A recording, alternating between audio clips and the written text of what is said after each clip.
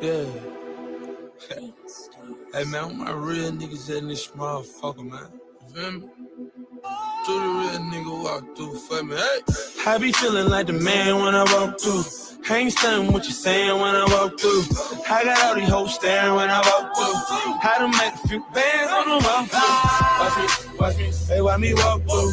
Watch me, hey, why me walk through? Watch me, hey, why me walk through? How to make a few bands on the walk through. Had to make a few bands on the road too. People don't know now, don't talk to.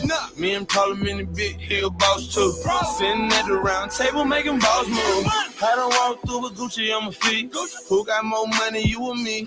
I'ma walk through usually with my nigga, better believe that I got the tool on me. I done snuck past security. What the fuck do you need glasses just to see? Me, when I'm coming full speed, got that V12 running. And I'ma jump the fence if I see 12 coming. Even if I were blind, I could still smell money. I can't trust no outside niggas, they could tell them. I'm the alphabet boy, cause I keep a L on me. I smoke good, throwing up my set in your hood, nigga. I be feeling like the man when I walk through. Can't stand what you're saying when I walk through. I got all these hoes staring when I walk through. How to make a few bands on the walk through. Watch me, hey, why me walk through? Watch me, hey, why me walk through? Watch me, hey, why me walk through? How to make a few bands on the walk through. Yeah, some of my niggas flamed up, but I'm all blue. I keep bands in my pants, and we all do. Yeah, flow seats, Hawks game, I'm about to. I put the Chevy on the road, but my dogs flew. Shawty sending DMs, let me call you. I told her get all of her friends, y'all fall through. Giuseppe shoes, Louis belt, bitch, I'm all new. A Cuban link gold rolling, and it's all true. Penthouse top level, look at y'all view. 50 bands on me, rich homie, when I saw you. They know who to talk to for the walkthrough. You want your city turned up, you gon' call who? I be feeling like the man when I walk through. Ain't stunned what you saying when I walk through. I got all these hoes staring when I walk through. How to make a few bands on the walk through. Watch me, hey, why me walk through? Watch me, hey, why me walk through? Watch me, hey, why me walk through?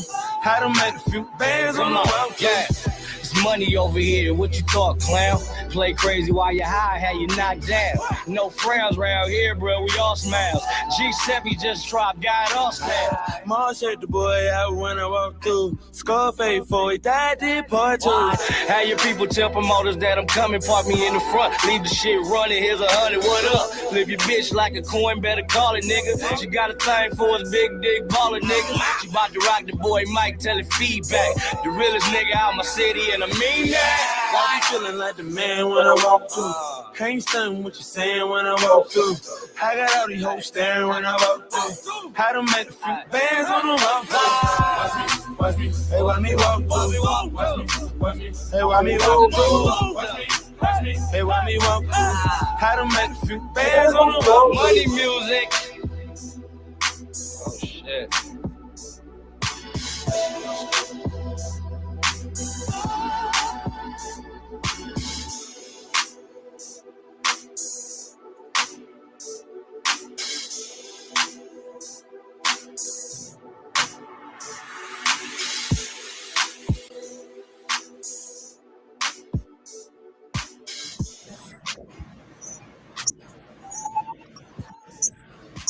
Yo, what it do? What's going on, Brody? Sunday, I figure everybody done ate and everything.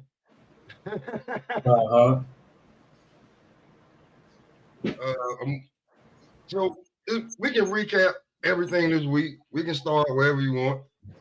The Ryan interview. Where I wanted to start was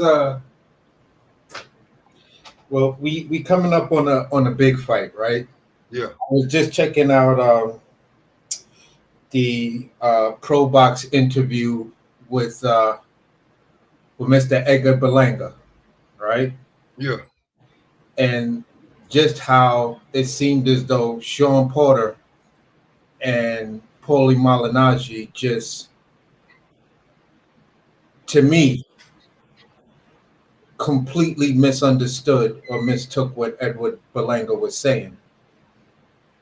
In the fact when he made the statement, you know, I'm not I'm not going in this fight like everybody else who he was saying they defeated themselves before they even got in the ring because they made Canelo bigger than what he was. He's not a machine. He's not, unbeatable. He's been beaten in the past. He's human just like the rest of us. They took that one part of where he said he's human like the rest of us and kept on trying to say, well, to them, Edward Berlanga was trying to convince himself that Canelo is, or he's trying to convince himself in a way to normalize Canelo Alvarez. And I'm like, what? I guess y'all don't really know like that Brooklyn joint, or you never heard that Biggie song. You niggas bleed just like us. He's saying the same thing because he basically said that. He was like, yeah, he bleed just like me. He bleed just like everybody else. Why would I put him on the whatever? I just know what I got to do because where I'm at, the whole entire world is against me on, pretty much on both sides, except the people that are really rocking with me. Because it's two arguments you're gonna hear.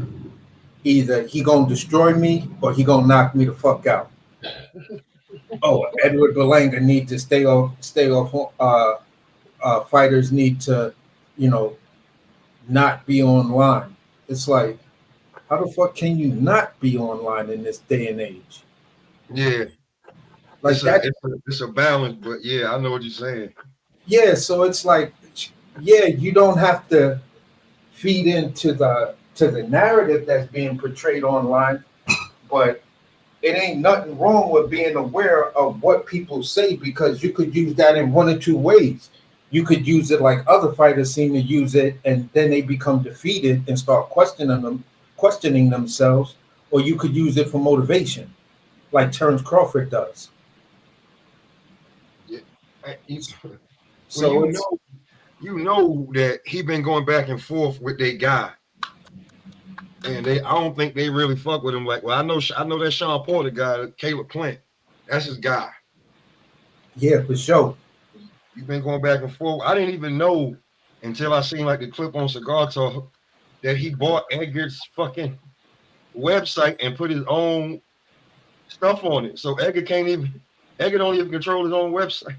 Oh, that's fucked up. He bought the rights to Edward Berlanga's name. He bought it to the website where Edgar would be right now, where Edgar would be shopping and trying to sell his memorabilia and anything for the fight. Yeah. Caleb bought the website and put all his shit up there. That's grimy. That's the second fighter he did it to. I forgot. He did it to Dave Benavidez. He did it. Who else he did it to? Did it to Dave Benavidez. No. He also did it. Who was the dude that he knocked out? Like the last dude he knocked out. Everybody was talking about he might get knockout of the year for that. That wasn't, huh? Anthony Durrell. Yeah, Anthony Durrell. He did it to Durrell too.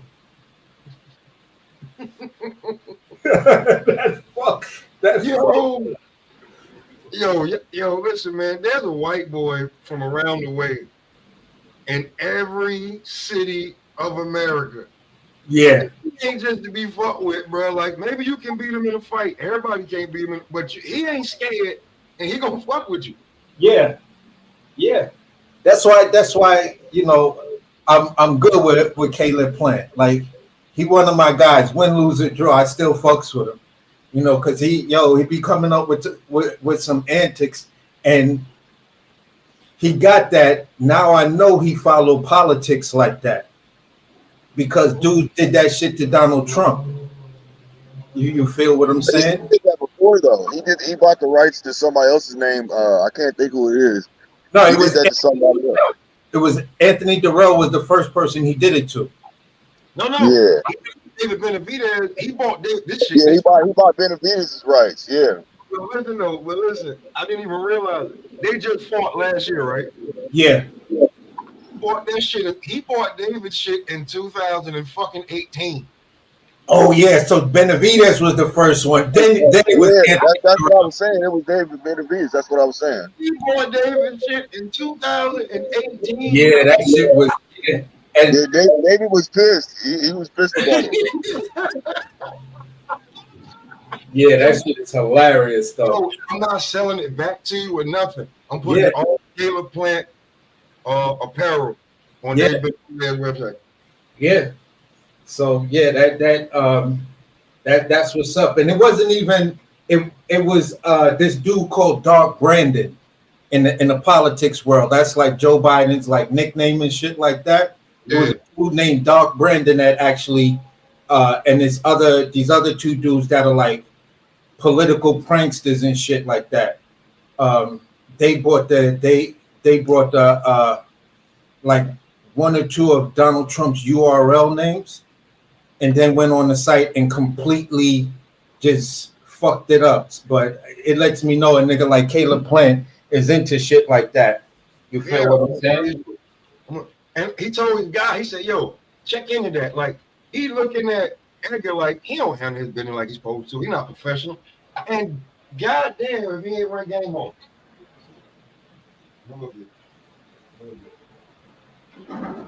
He ran game on that boy quick. Oh hell yeah. Hell yeah. But to land that plane on that situation, I just was like, wow, y'all dudes is just trying to, and he's speaking of the type of shit that y'all doing. He told you what it is, and then y'all turn around and do the shit that he was just saying is going on with him. Y'all turn around and do the shit to his face. I'm like, wow, that's fucking crazy. Like, you know, you just had a situation where, you know, if this man wins,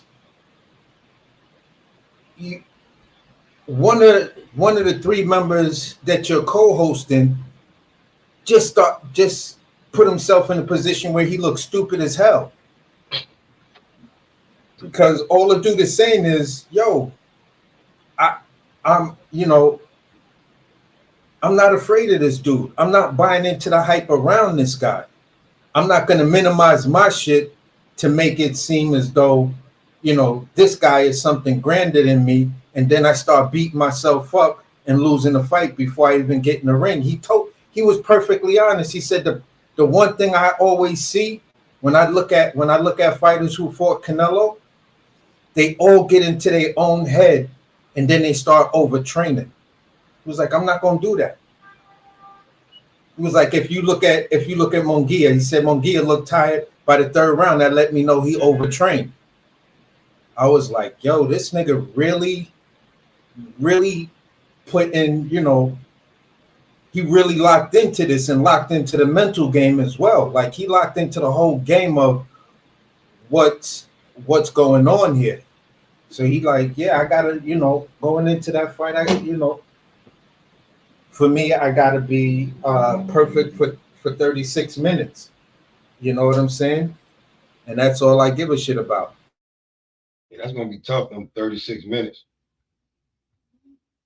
Them 36 minutes gonna be tough. He gotta go back and forth with Canelo. I mean, it's been done before. You seen with Primo do it. So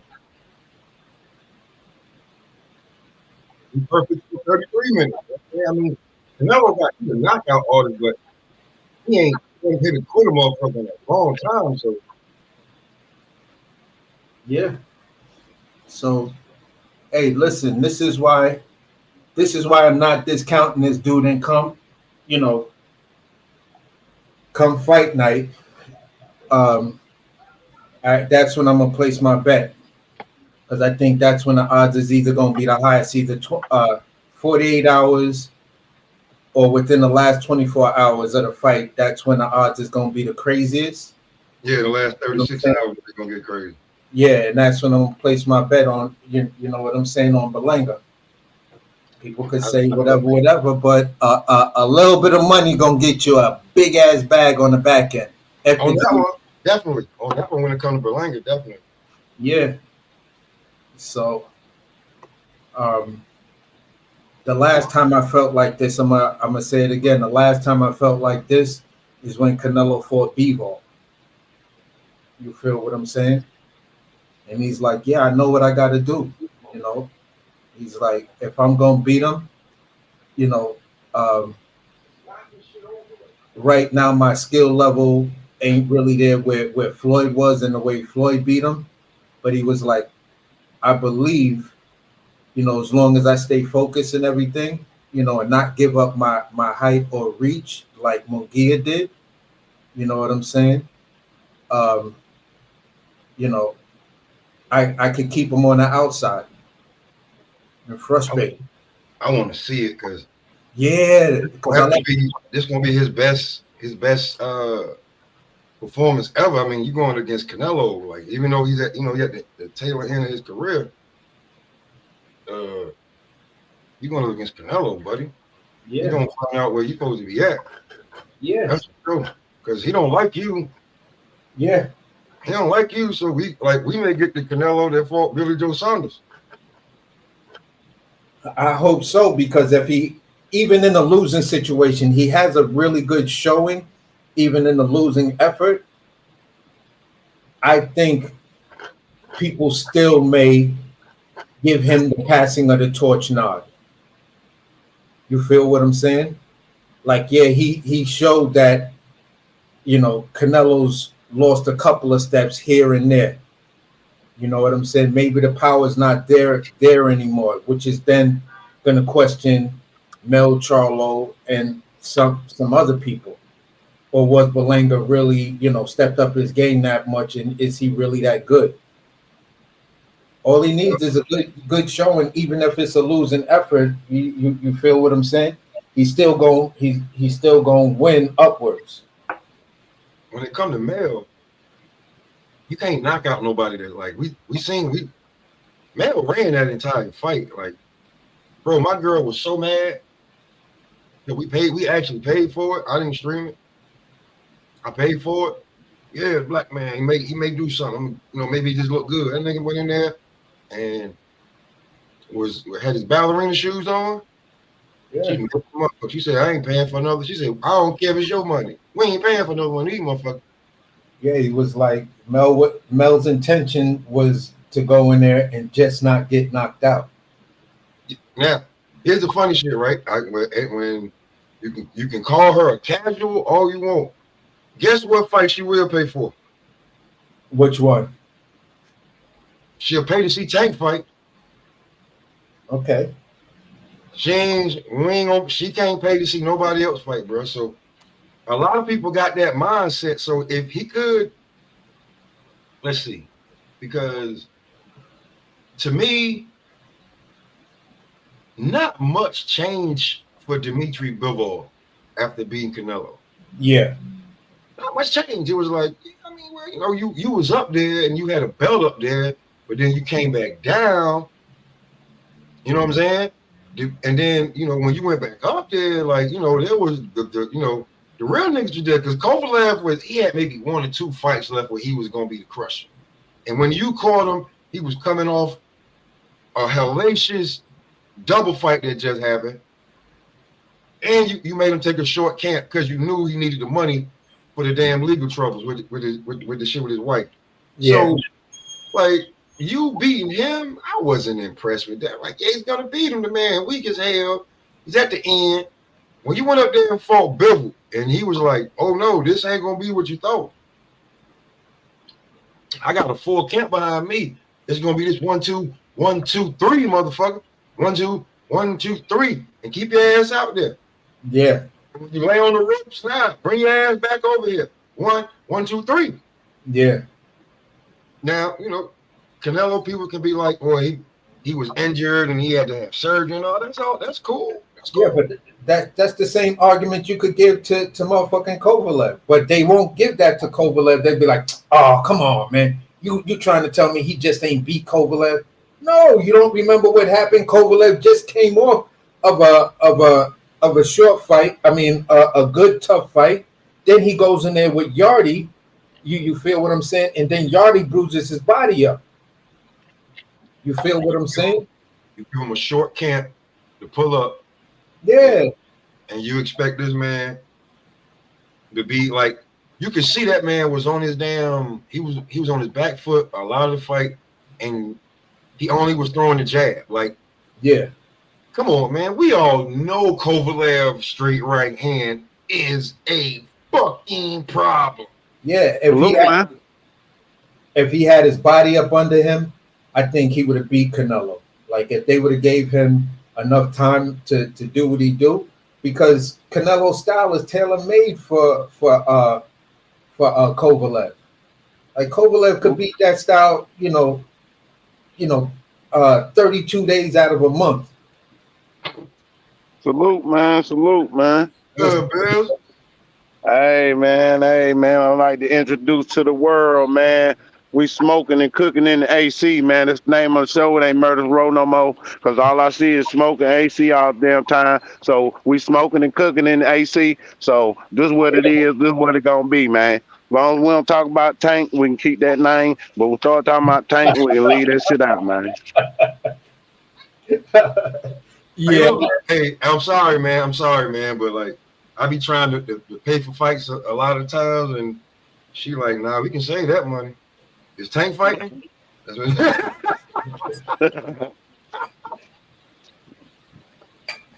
ain't gonna get nothing. Oh, another thing. Has anybody done any or has anybody heard anything else about this card that you gotta pay for Shakur and then watch Arthur for free? Yeah, but I think that Shakur fight gonna be the $15 fight. You know what I'm saying?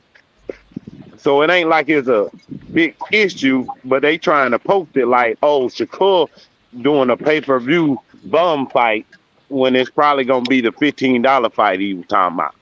You know what I'm saying? But they trying to make it seem like, oh, Shakur on pay-per-view with a bum. You know what I'm saying? Nah, I think this is gonna be the $15 fight. And yeah, I don't even want to get into the detail about that because it could have been Tank and Shakur. But we're gonna go ahead and let them boys do what they gotta do because they managers and let me ask you this. Let me ask you guys this question. It's a legitimate argument out there that, it looked like they trying to kind of shit on Shakur a little bit with the $15 first pay-per-view. It's either gonna go one of two ways. Either you're gonna get a lot of people watching it, or it ain't gonna be that many people watching it, even at a $15 price point. Because this is not a fight anybody's willing to, I guess, even pay $15 for, or even really want to see like that. You feel what I'm saying? So, being that y'all big Shakur fans, what you guys take on the price point of $15 for Shakur? I mean, I think if you a streamer, you gonna stream that motherfucker. No matter if it's Floyd or motherfucking Mike Tyson or motherfucking Tank or anybody, you just a streamer. You know what I'm saying? But if you the type that like to get everybody together for big fights, you gonna buy the fight. So it depends on what kind of watcher you are. If you a streamer and you just at home with your kids and your old lady and you just gonna stream that motherfucker anyway, you gonna stream it anyway, whether it's $15, motherfucking $2, motherfuckers act like they tight over anything. You know what I'm saying? So it's gonna be based off of if you that boxing fan that like to have fight parties or not. Cause at the end of the day, ain't nobody buying motherfucking fights unless that shit make the motherfucking needle move. And that's what I'm saying. Shakur versus Joe Cordina, does it make the needle move? Right. So I mean, but understand that shit, bro. I don't understand the whole business model of the shit. That shit don't sound right, bro. It's just to roll it out, man. Let's roll it out. Get people familiar with what I'm doing. It don't matter about the money or how much we make. It's just to get everything lined up and get the bugs out before we really do throw a big ass fight. Let's go ahead and get the bugs out now with this little bullshit fight. Hold on, Bills. But let's keep it a beam. Let's keep it a beam. You're on the undercard of Bivol versus Beterbiev. that is the fight everybody wants to see. That is the fight that the boxing community says, all right, this is not only a fight we want to see, but it's a mega relevant fight because, you know, it's been a minute since we've had undisputed at that weight class. And it's free. Right. And Right. it's free. But And now they switched it from, all right, that might have been the whole pay-per-view thing, but we're gonna just say, all right, this one we're gonna move to be free, covering the aspect of what you saying is, you know, covering the aspect of what you saying, getting eyes on it and locking everything in. But that's a big ass fight right there. But you gotta think though, you saying it's free, but you gotta have ESPN Plus, so it's not really free. Well, So I mean, goddamn, if you ain't got $10 for ESPN Plus, like I paid. I mean, a lot of people. I mean, but you gotta think though, like a lot of motherfuckers ain't trying to get another app. Shit, you know what I'm saying? So if you ain't got ESPN Plus and you a boxing fan, you a sucker. hey man, you know, I mean, if you a boxing fan and don't have ESPN Plus, you ain't add that extra $10 to your goddamn. Use a sucker. He's like, bro, like, come on, now that's the cheapest. That's the cheapest way to watch boxing. This before pro boxing and everything. So but you gotta think though. You gotta think though. Smoke. Everybody ain't boxing fan. Like it's boxing fans that locked into football or locked into basketball, and there's motherfucking boxing fans that locked into boxing. Locked into motherfuckers getting their head knocked out. Man, I know niggas. Listen, bro, I was at work and motherfuckers was making me feel bad because they had ESPN and ESPN Plus on their phone. Fuck the glasses out. Motherfucker, make sure he ain't missing no game. Motherfucker on the way home. Motherfucker on the way home watching the game in the car, park in the driveway, watch the game all the way till he walk onto the big goddamn screen and phone off. And his, man, motherfucker, man, ESPN is everywhere, bro. Like it's the world. If you got kids and you know they got the Hulu, motherfucking Disney, and motherfucking ESPN Plus shit together, so you should have ESPN Plus. That's what I got. All shit together. You know what I'm saying? I went through Hulu to get the whole package. You feel what I'm saying? Because I just didn't want to pay for all three as separate apps. So I was just like, you know what?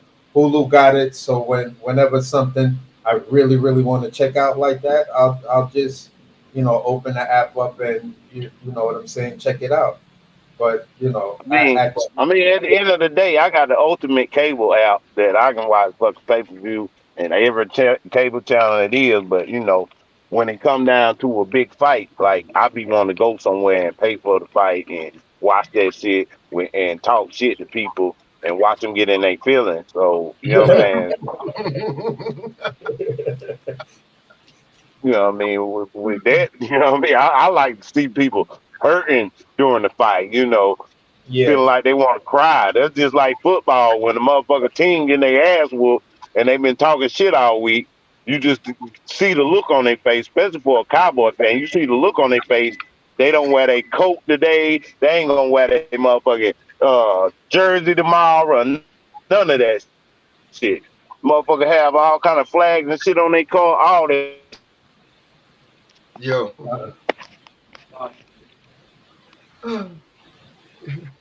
Body, what's good, man? Bro? Yeah.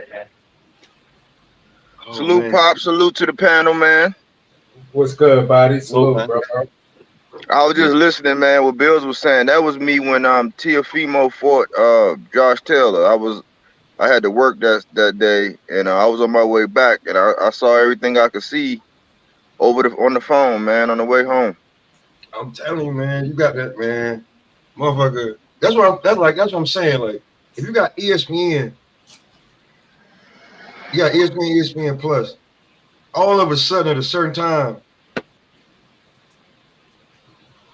the undisputed fight just come on, just that, nothing before it. They come on like after a game or in between. What's going on? Yeah. I haven't even went into the app yet to actually see the setup. Remember, we were just talking about this yesterday. I was like, man, when they get closer, I'll figure it out because it seems like stuff is changing, and I think they're just shooting from the hip with this. It's not.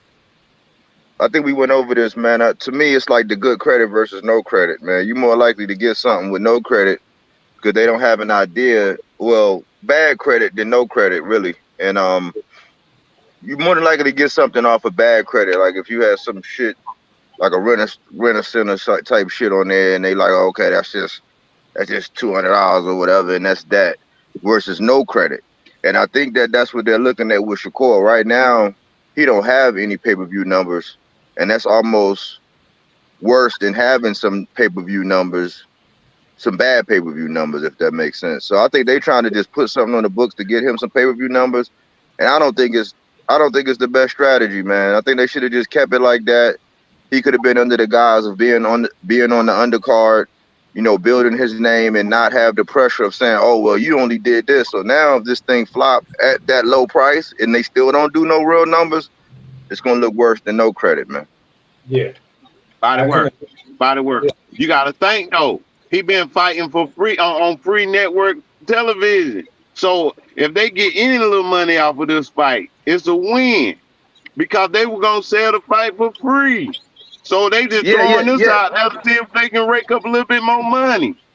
Yeah, now for them in their pockets, yes, I do get it. That's because I was thinking about that before I chimed in. Yes, for their pockets, they're gonna say, okay, well, it might not be a total loss based on the numbers that we get to actually, make some of that money back that we're paying out in contracts. That's one thing. But I think a stronger talking point is, oh well, Shakur was he was the highest viewed on free TV, or what 1.1 whatever million was watching at this time. That's a stronger talking point than when they say he did 18,000 pay-per-views at $20, and then they're gonna run, man. The Shakur haters, boy, they're gonna paint the city red, man, when that happens.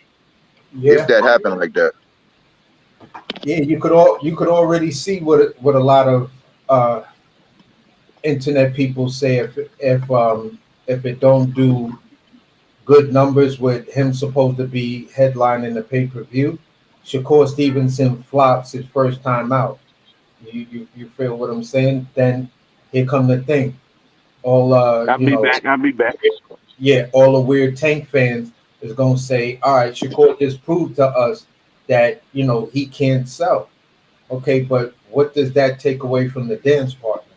Does it take the fact that he can't sell? Does that affect his ability to fight? No. So then why is that gonna matter? You feel for the bag. Well, listen, you just got to make a realistic adjustment on what he's asking for, or on the front end, and accept whatever the deal is on the back end. But if he feels he could beat the dude, I don't see where that makes that much of a difference in his ability to fight, his ability to sell. Like that argument right there, I don't co-sign that. Is if you want to see the fight, it don't matter what the fuck that nigga gonna sell, because Tank fought a lot of niggas who ain't got no pay-per-view numbers at all. Yeah, I think with that, I think that thing, man, is more based on on what Shakur wanted, what he won up front guarantee, and what he won on back end. That's the only reason why. But all they really going to do with this, man, I'm gonna be honest with you. All they're going to do is use the business of boxing to get away in the way of the fight, man. I seen this interview this morning, and to me it was kind of disgusting, man. You had this dude from YouTube trying to tell Brian Norman and them as if he's in the rooms or see the paperwork, as if he knows beyond a shadow of a doubt how it works. And I'm just speaking on that because the fight didn't happen between Norman and Senior, right? And we still talk about it, but they're still stuck on the business of boxing. You know what I'm saying? And they're going to use that to either further drive a wedge or make the fight make sense. And right now they're just using it to draw a further wedge. That's why I brought it up. They're going to use this to draw a further wedge. Oh, he's not ready. He's not this. He's not that. These guys are making and signing these contracts and doing these deals based on what they think is best for their career moves going forward. Because when they ass get knocked out or get sat on their ass bag and they stock go down, we gonna clown them. You know what I'm saying? Like as a whole, we're gonna pretty much clown them. If you rock with him, you can be like, oh no, he just had a bad night, and you're gonna keep it pushing. But they're just gonna keep using these things, the business of boxing, to get away in the fight, man. Yeah. I think it's this Shakur stuff. It's going to murky the waters to try to even get the Tank fight. That's why I said, man, we getting. I think we're starting to move further away from the fight because remember it was just, oh, Shakur just need to get in and have a better performance. Well, he got back in there and then he had a good performance, but it wasn't what people wanted. And now this thing is going. It's not somebody we want to see him against. And now we got this pay-per-view snafu. And when he could have just been on the undercard and bolstered that and showed out on the undercard and maybe lit the card. And they're going to just use this to get in the way of the fight. Yeah. I mean, especially, look, I'm going to say this. If Shakur, even though, you know, the boxing purists who see the fight have no issues with the fight, they think there was nothing wrong with his performance.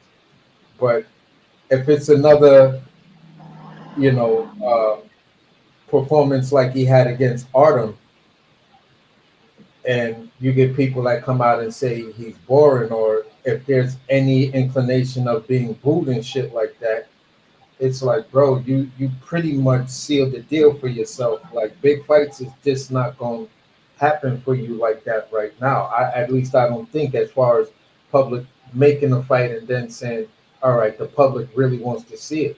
If you do that, then in my opinion, your next fight, I mean, all the Zapata fans will be looking to watch the fight because they'll be thinking Zapata gonna beat the shit out you. You feel what I'm saying? So you might get lucky with the Zapata fight, but after that, where do you go next? It's whatever. It's Eddie. You know, this this will we go back to Eddie, man, and how they gonna put him in place him because didn't you say this is more like a Turkey Sheik thing with this Zapata? Ain't Zapata? Yeah. Taking the reins, yeah. So Zapata's pretty much taking the reins over this Zapata stuff. So we don't know what's gonna happen, man. I think his performance, man. I think, you know, a good win, a good dominating win, a stoppage, whatever. If that's what it was lined up for, that's what's gonna cure everything. Oh, he's back. You know, oh, he's back, but okay, he done showed now. You know, and they're gonna run with that. So he got to perform, man. He really got. Now he put a lot of pressure on him because. Like the guy Cordino, when you look at his interview, he said, man, no problem, fam. He's like, I have nothing to lose. He's like, so he's going in there playing with the house's money, and he's going to go all out. He's going to sell out, and nobody expected him to win. That's the same thing I was saying about Frank when he was getting ready to go up against Shakur. Frank should have just took the fight because nobody expected him to win. You know, and I said, you're just gonna avoid Shakur to go get knocked out by Tank, and that's what happened. So Cordino going in this fight like, man, look, I'm playing with the house's money. Nobody expects for me to win. I'm coming off a bad performance. More pressure is on him. So it's a lot of pressure on Shakur, whether or not, you know, the fans want to say it, whether he want to realize it or not. But it's a lot of pressure on him. Yeah, tons of pressure on him right now because that's what I'm talking about. It's like you gotta, like, right now, your stock is still viable, you feel what I'm saying, but it's questionable right now over the next couple of quarters. If I'm gonna talk like on some stock market shit, you feel what I'm saying? Your year to date is really questionable because we're seeing a dip in the trend. So you got to win back public perception. If he could win back public perception and, you know, get in the news cycle for a good 72 hours or even a week, and everybody's like, yeah, that Shakur win was crazy. You feel what I'm saying? Like you know, get a good solid victory in the stoppage like he did with the Asian kid when he first got up to 35, when he finally could make that one fight, then people are gonna give a hand clap. Then people like Blue Hustle Man will be like, yeah, I told y'all Shakur is back. I told y'all this and that about you. You feel what I'm saying? You take a shot, but fuck it, go ahead. But you know, I just think that's what he's got to do. And look, even though this is our last quarter, this is really the last quarter. This is the last quarter of this year, but fiscally, this is going to be the beginning of the first quarter. So these numbers that people do right here, like the last 3 months, October, November, December, that's really the first quarter of most businesses, the way they look at it. So that's going to set the tone for budgets and a lot of things going forward. So those last 3 months when people fight in there, it put a lot of pressure on you based on what you do. It Yeah. set the tone for the next year. Yeah. Yeah. That's So, that's why I be saying,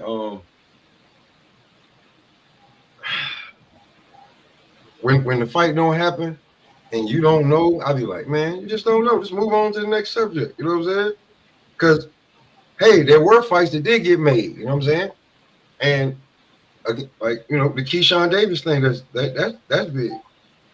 And Keyshawn fighting Gustav Lemos, that's big. Yeah, people need to get over. Like people need to now that we didn't get it and we did our little back and forth with the Normans and the Boots. They need to get over that shit and start jumping on it and building up the fight for Norfolk. That's big for Norfolk. That's big for a guy that's taking on some real solid smoke. For a guy to have a champion on his undercard, it could be perceived as a good thing now. Yeah. You know what I'm saying? That card could be lit. It's in Norfolk, man. There's a lot of black folks that's gonna be watching. That's part of our fan base, and quiet as kept, man. That's something that's going right with boxing. The fact that Keyshawn is headlining, he's at home. I think Keon is debuting. Of course, Kelvin going to be on there.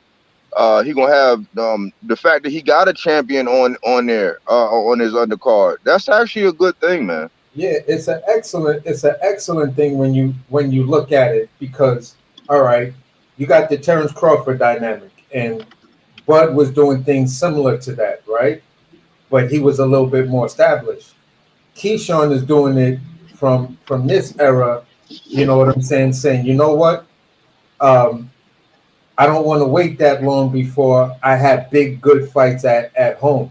So I'm gonna throw this card on, just like what's the name mentioned. He was like, look who came out for their press conference.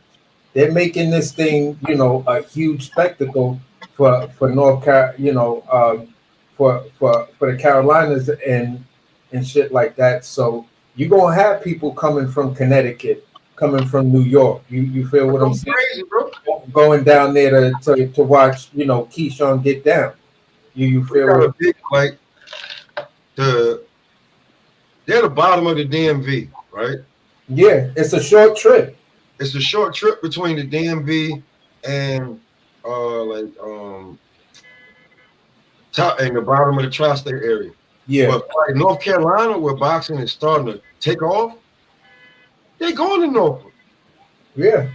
2 hours in a car. Yeah. We going.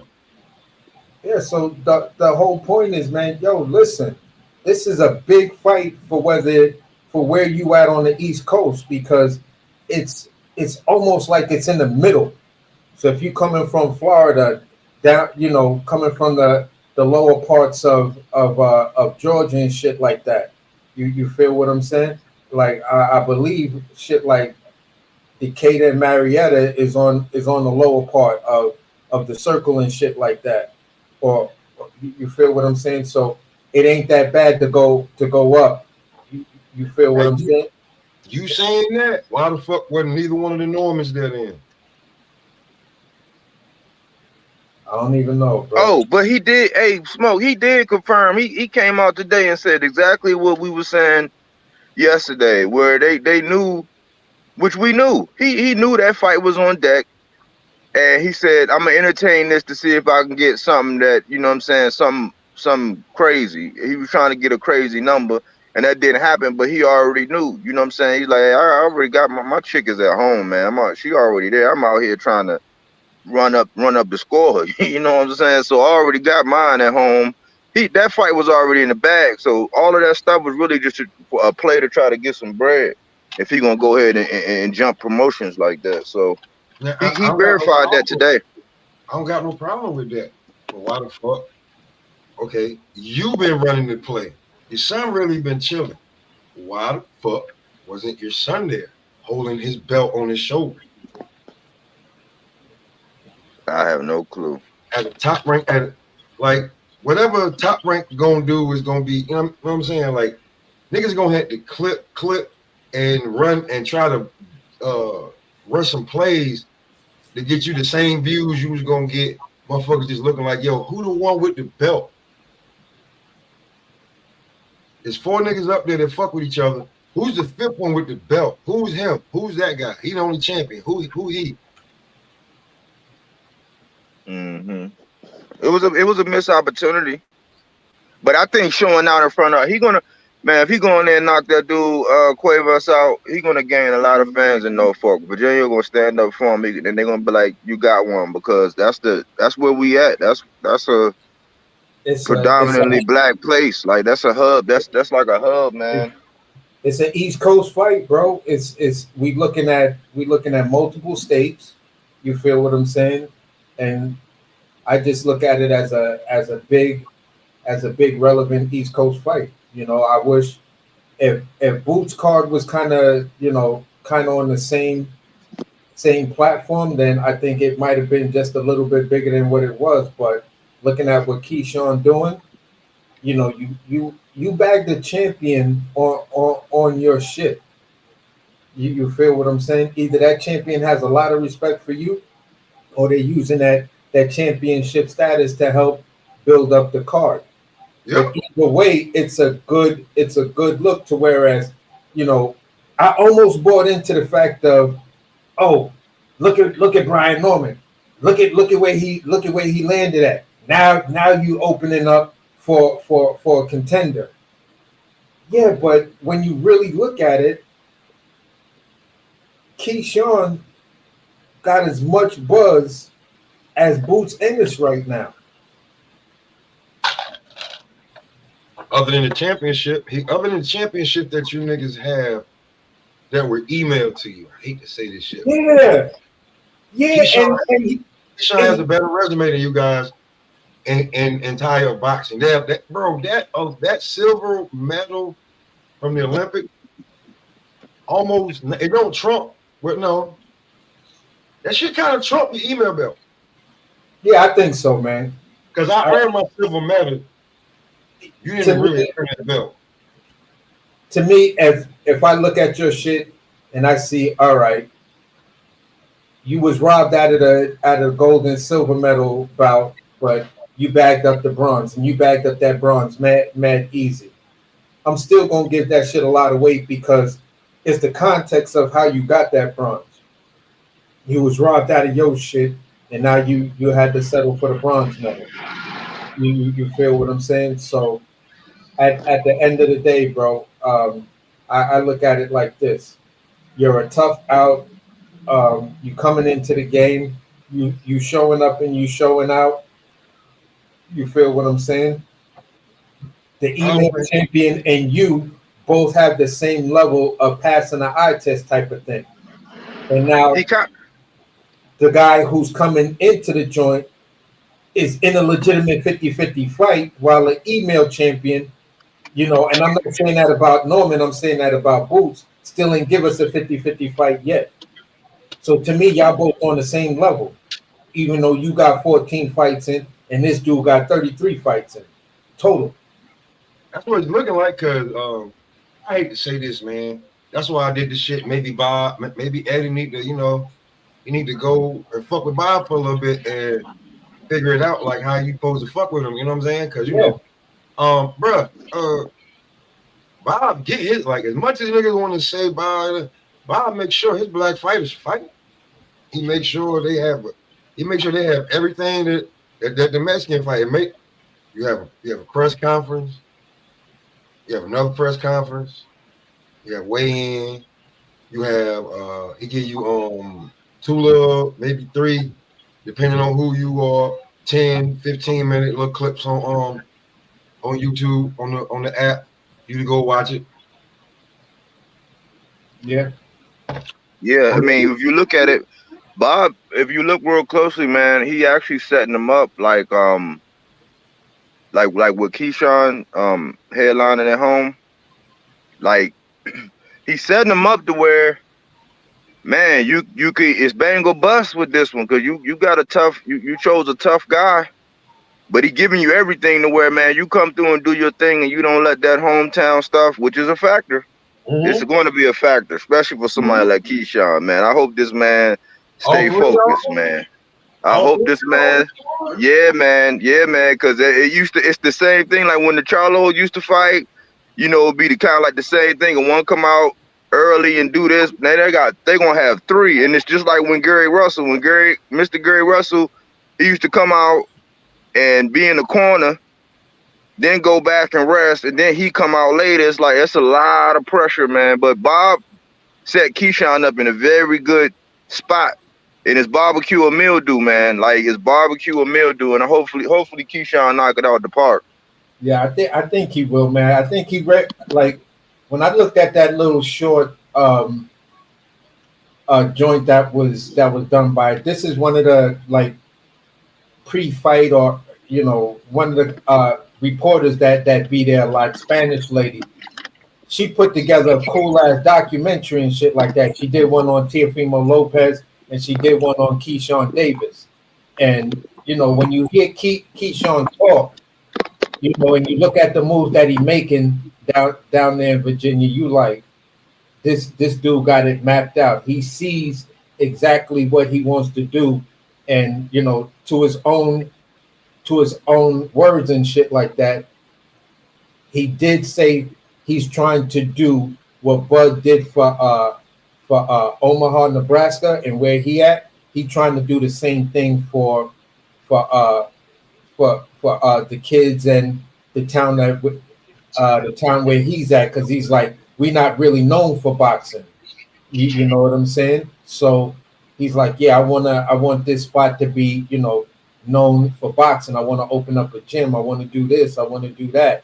And I'm like, yeah, when you that focus on knowing what your goals are, and all you trying to do is put yourself in position to where you can accomplish, you get the good fight, you get it at home, now you could check this off because now you're building up the whole home fight resume, like what they did with Shakur and what they did for Boots. Now it's Keyshawn's turn. Okay, hold on.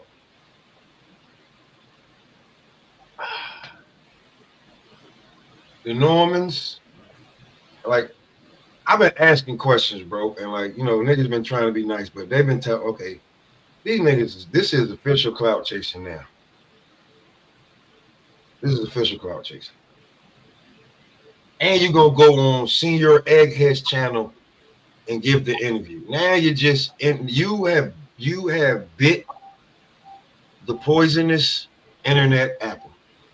Uh-oh. What did Norman Senior do?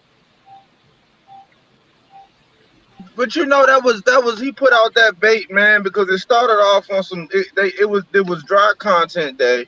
They didn't have shit going on, no creativity, no pause, no nothing.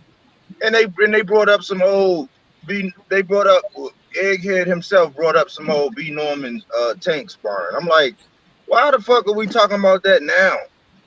And Brian, I guess Brian was watching. Senior was watching. He got on, and then Egghead act like he was oblivious as to what was all going on and playing dumb, because you can play dumb, but you can't play smart. And Brian gave him everything he wanted. And I saw some of the dumb shit that was going on in the comments. I was like, man, boxing fans, man, I feel bad for us sometimes, because we kind of down bad, man, a little bit. But that's what that was, Smoke Pop. I ain't even listen. This morning, I didn't even watch a lot of football. Like I'm like, you know what?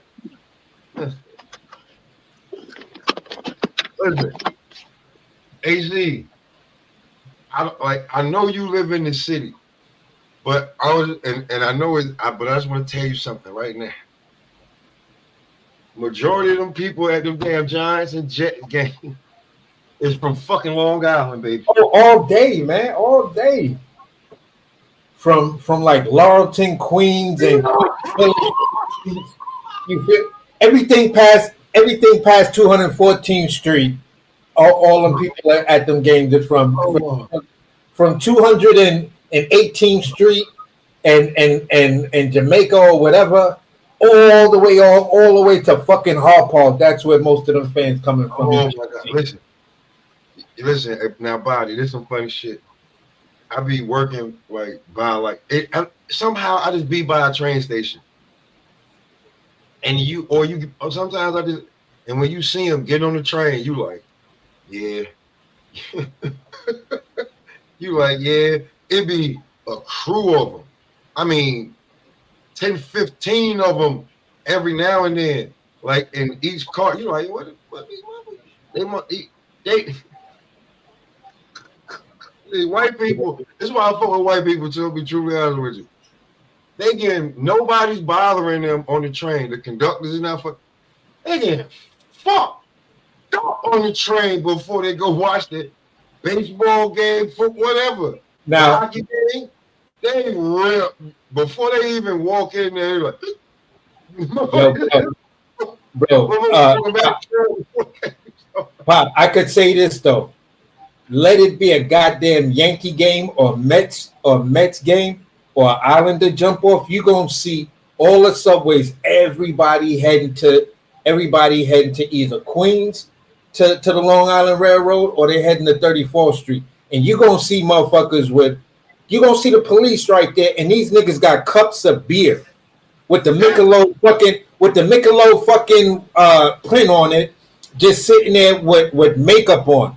Like they'll have New York Yankee, half their face is blue, half the other half is white, and they got the N that's white and the Y that's blue on their face with the baseball hat backwards, just drinking. And the crazy shit is, you know why people don't fuck with them? Because half them niggas is police. Yep. No, half of them niggas is police and firefighters. Yep. And they know they're like, all right. Normally, when we get somebody on the subway drinking like that, they either police or firemen because they ain't gonna get the ticket. They just gonna pull out their badge or their card and just be like, all right, go ahead. This is what you get. You get it. Yeah, you just get the head nod. Them motherfuckers, them niggas stole street nigga shit. Just head nodded, nigga. Yeah. You just our shit. All right, well, fuck. You know what? When you got it, cool. You got it. We don't want no problem. Yeah, I used to always see that shit on the weekends and whatever. But boxing. Hold on, wait. Before you go back, right? I say that to say this. The niggas from the island that drove to the game or drove to a certain point to the train station, them motherfuckers is hurt right now. Yeah. Niggas lost 6-28. Saquon Barkley scored 3 touchdowns.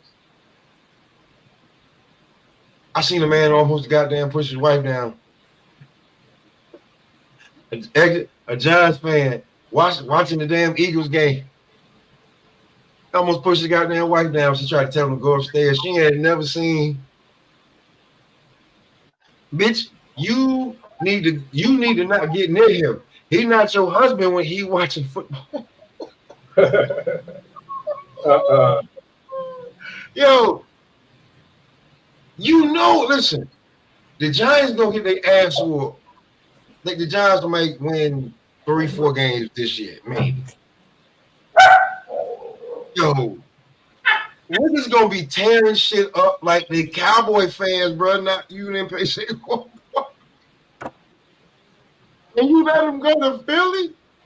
Holy shit.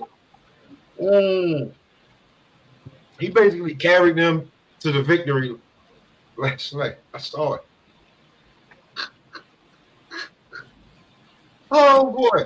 There's gonna be some hurt New Yorkers, bro. I'm telling you. You know what I'm saying? Because bro, these niggas on the island, because I'm from North Carolina. I'm like, I can't believe you niggas. Why you niggas don't like Buffalo? That ain't New York. All right.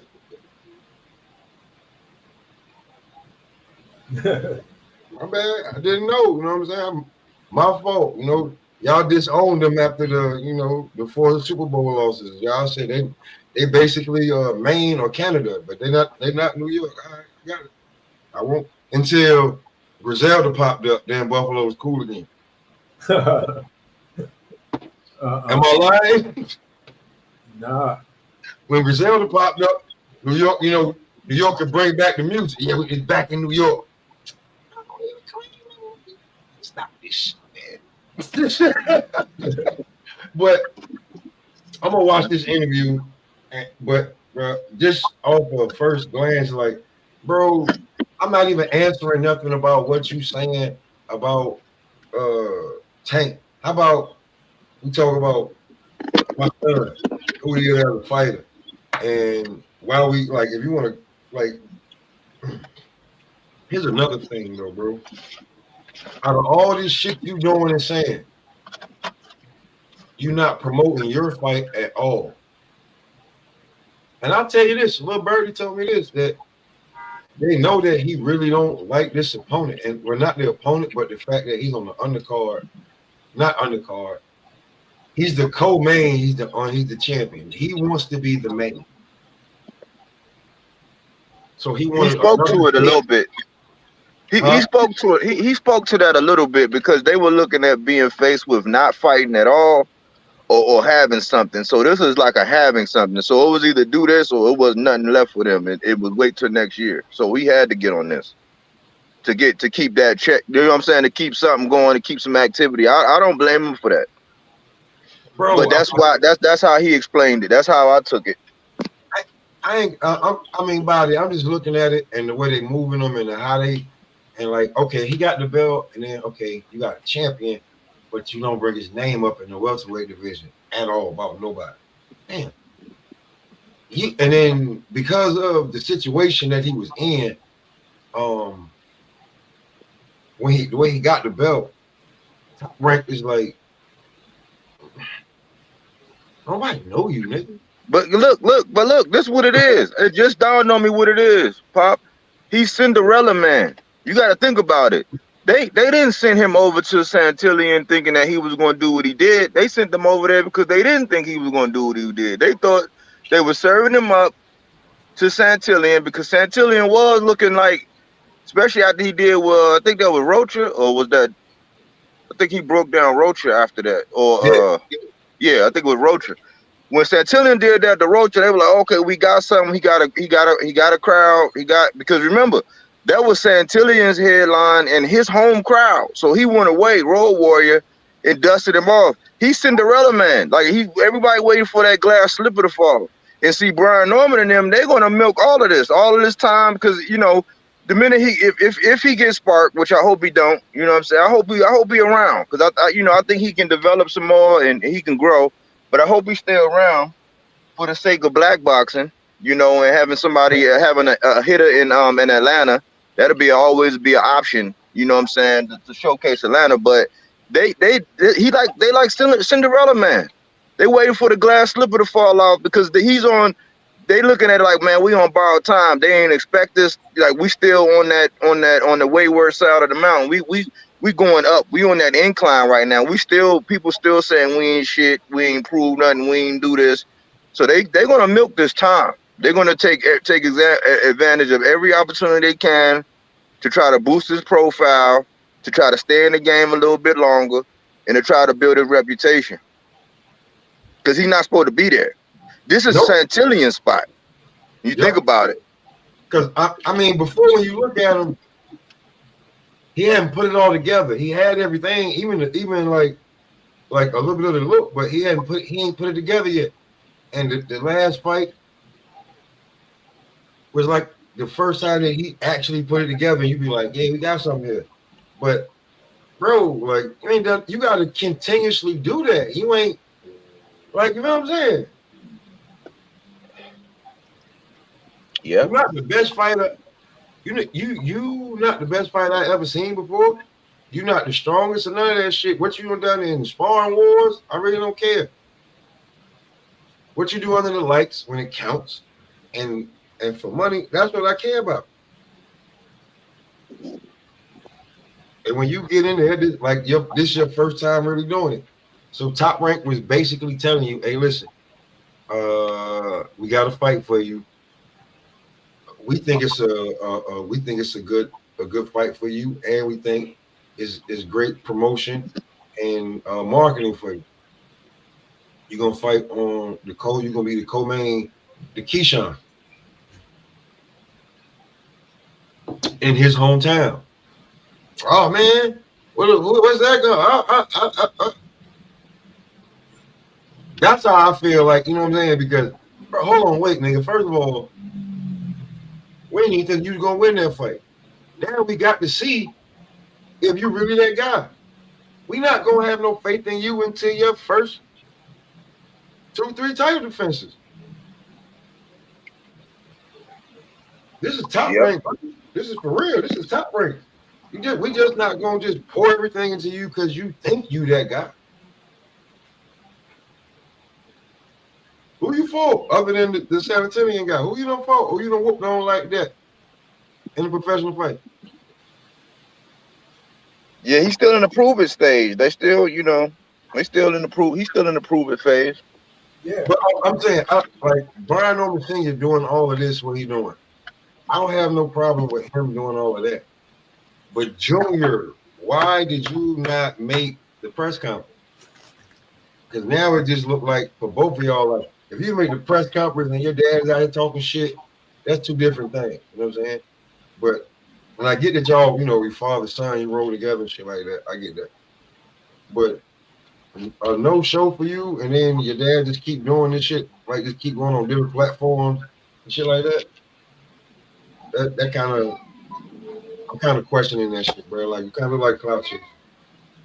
Well, I'm gonna say this. It might be what I'll just call the Bill Haney playbook. I think these dudes looked at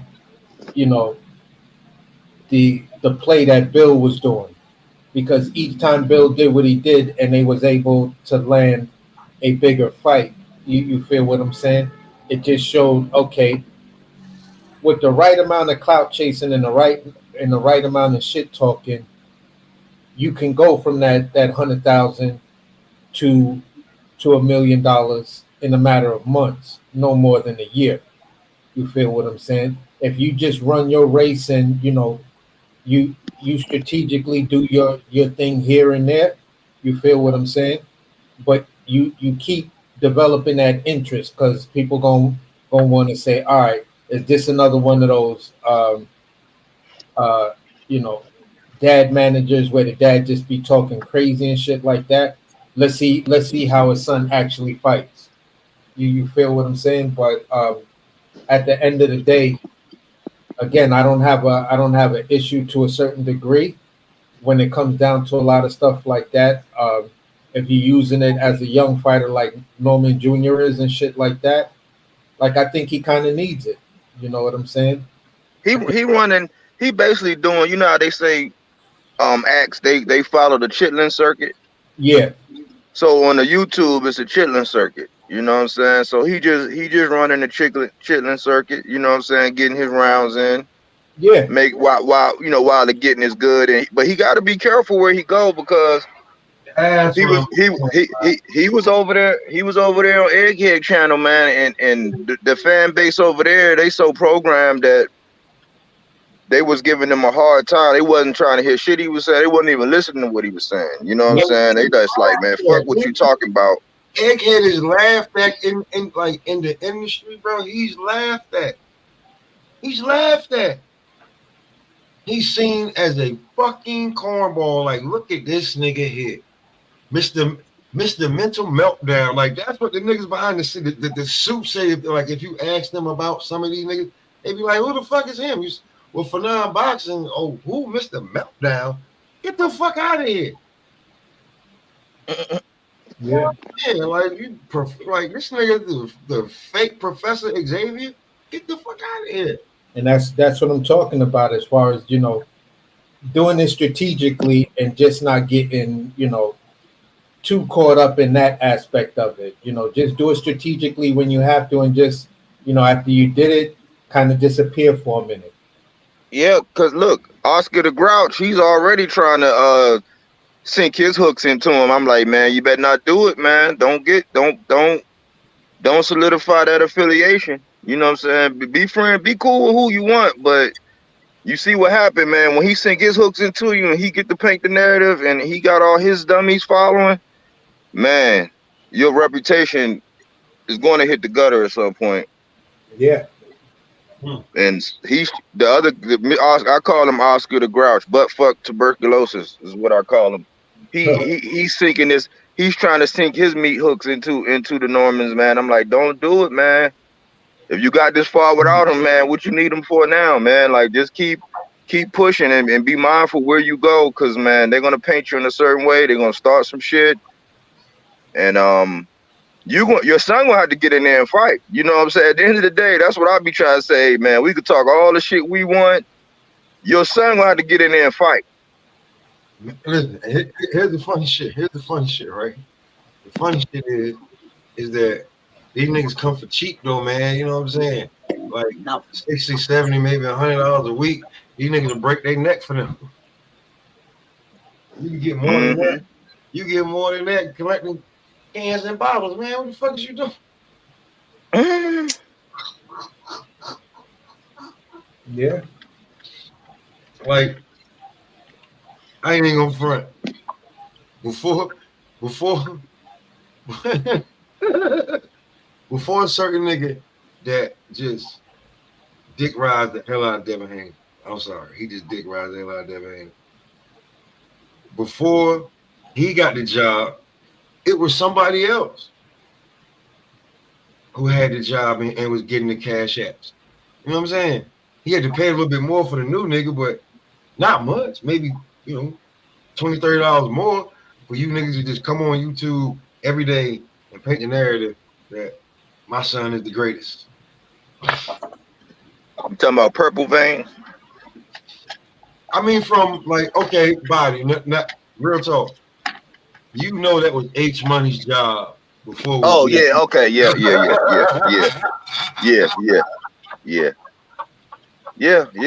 It was a real no shit. lies told, man. But H Money, he built between him and Eddie Hearn, man. H Money and Eddie Hearn built Devin, man. That's a fact, man. They blew him up. Every day. I was like, yo, is he? And then that shit happened, and he got mad. And he was like, hold on, y'all scared of Shakur. After that, you know what I'm saying? He either quit or he quit and Bill fired him at the same goddamn time. You know what I'm saying? So I think Bill owed unemployment.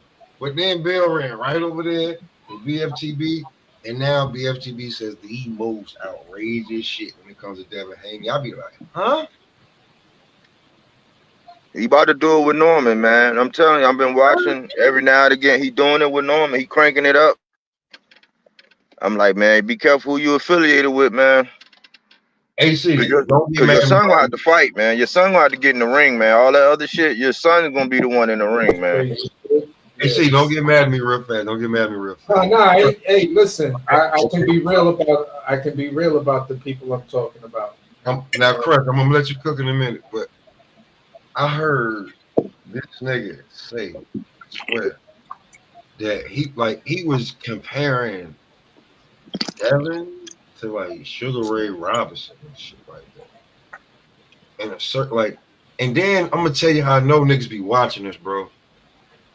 Nobody else, I haven't heard in boxing, and when niggas do like terminology and try to mix the shit, nobody's been mixing this shit with basketball and boxing like me. Nobody. No, nobody has been doing that but me like that. So when I heard the nigga try to say that, when he said when Devin fought Ryan, he was Steph, Clay, and Draymond and KD. But he said when Ryan fought Tank, he was only Steph. I was like, yo, if you're gonna steal my shit, at least know what the fuck you doing, my nigga. What the hell? If you're gonna steal my shit, at least know what you're doing. I'm different, nigga. Like, boxing is my first love, then football. But bro, when it comes to like when I see numbers, that's basketball. So when you try to if you gonna steal my shit, nigga, at least know what the fuck you doing. And I'm saying that shit here. So go ahead, Chris. Salute to everybody. What's up, AC? What's good, bro? Body work. What's going on with y'all, man? What's going on, Crush? I'm chilling, man. Man, woman got me disgusted right now. But anyways, ain't nothing that deep, but you know how it is. Brian Norman. All this noise I keep hearing about this dude. And I'm like, here we go again. Here we go again.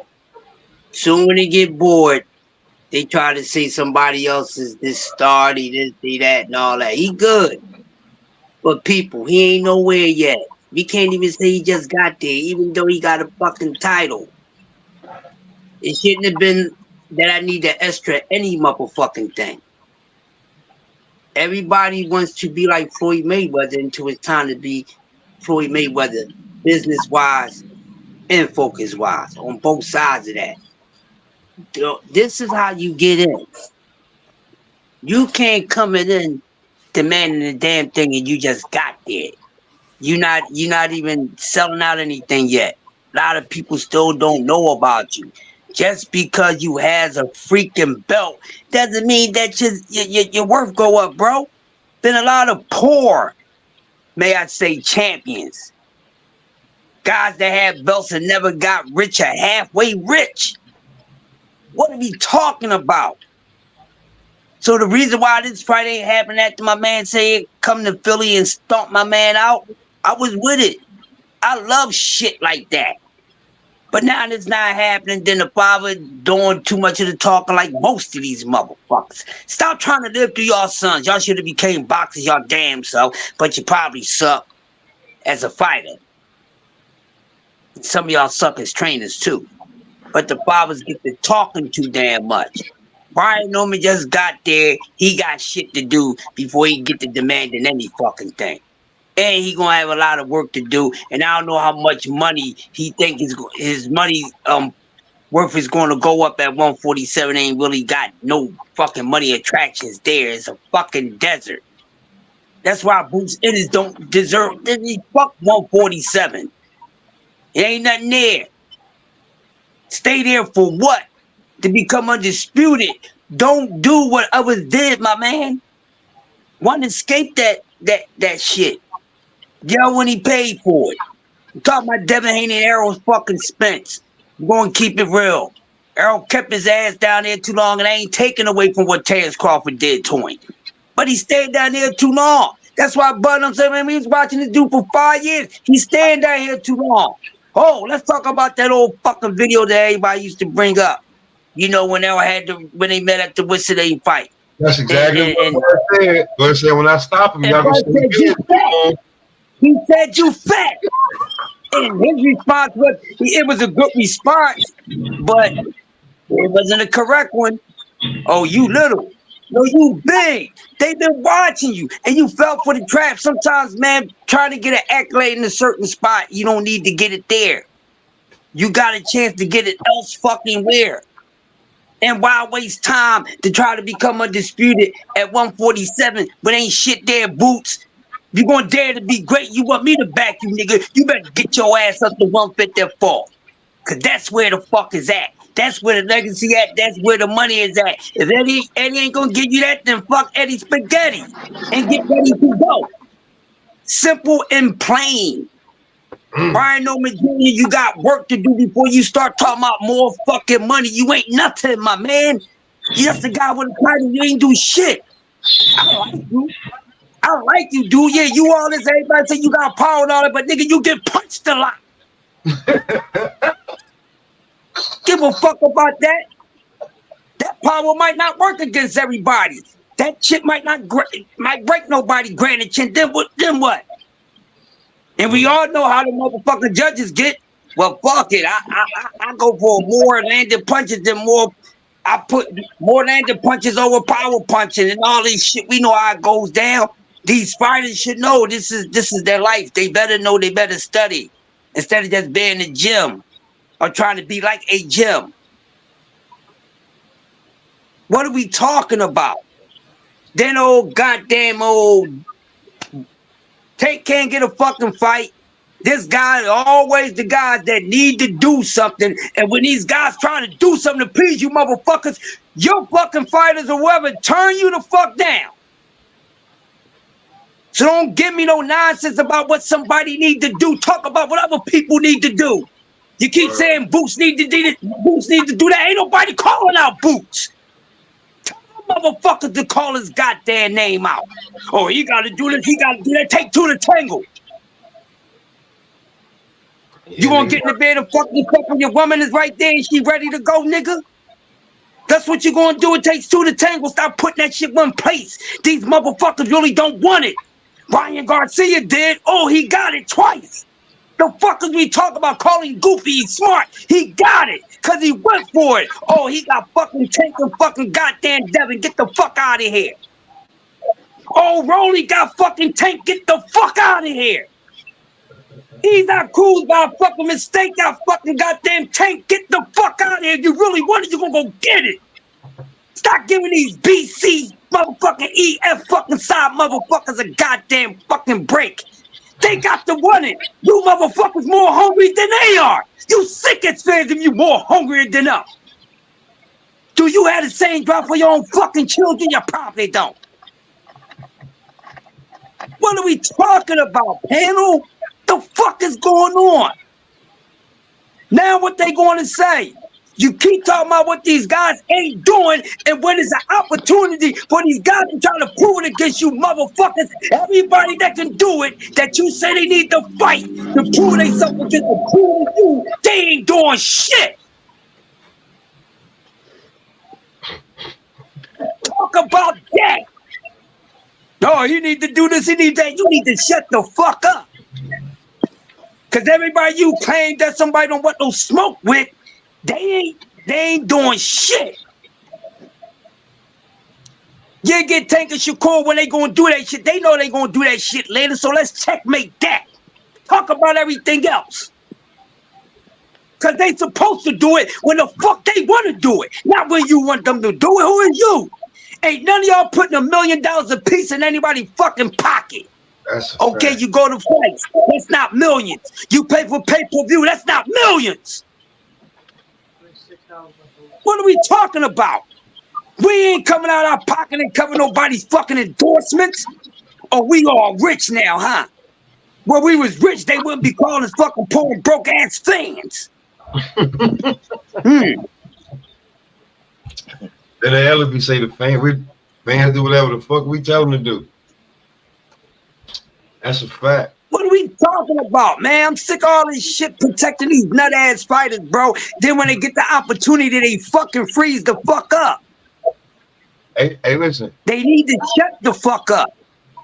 Bills came up here and said, because shit I've been trying to tell him since I met him. I've been trying to tell him, hey man, yo, that man is not fully in control of his career like he say he is. The ones who are, you see how they move. He jumped up here and said, man, I ain't about to be blaming Tank like that no more, man. Listen to these damn promoters. These damn promoters moving Tank in a way that if you got to fight the promoter to get a fight, why the hell? Like, what the fuck is you my promoter for? Exactly. But, you know, when it come down to it, like, you know, you got to try to figure that shit out. That's what it be to me. I mean, I think Crush had alluded to it. He came around to it when he said the whole thing with Eddie, man. When I look at the whole situation, man, and I look at Boots and them, and I look at Norman and them in that situation, Eddie. I look at Eddie. When I look at the fact that Shakur decided to go over there, he signed with Eddie. You know, and yeah, you got a right to sign where you sign, but when you fast forward and you look at this offer that they made supposedly with Conwell, they saying them numbers was low. It's like you can't have it both ways where people saying nobody won't fight them and then you putting out peanuts. Ain't nobody, these fighters is too, I mean, unfortunately we're in the era now where the O is everything. And these fighters are not going to put on the line to get hit upside the head for peanuts. And that's, we ain't just hear this with, this is not the first case with Boots. We heard a lot of this low ball offer shit with Devin. We heard a lot of this shit with and think about Triple G and Canelo and Andre. He didn't get those fights. So it's some of it's the handlers, man, the people that got control over these guys, and behind the scenes, these boxers know when they gonna fight, man. I've been trying to tell everybody that for the longer time. I said, don't us as fans don't get played because the suits, they already know what's going on. They already got to understand it. You already know right now when you're not hearing from Shakur right now with all this stuff going on. Normally you hear him. He'll come out. He'll be firing off on people. You don't hear it because they know it's best laid plans. Like these guys already know what's going on. They know well before us. They play us and have us in this motherfucker arguing and degrading each other, knowing damn well they ain't gonna fight. But these niggas got to cough up some money, man. But I'm just going to piggyback off of that. When Eddie Hearn came out again, when he first signed Boots, he said, you know, he was running with the narrative that people is ducking Boots and it's so hard to get a fight for Boots and shit like that. You feel what I'm saying?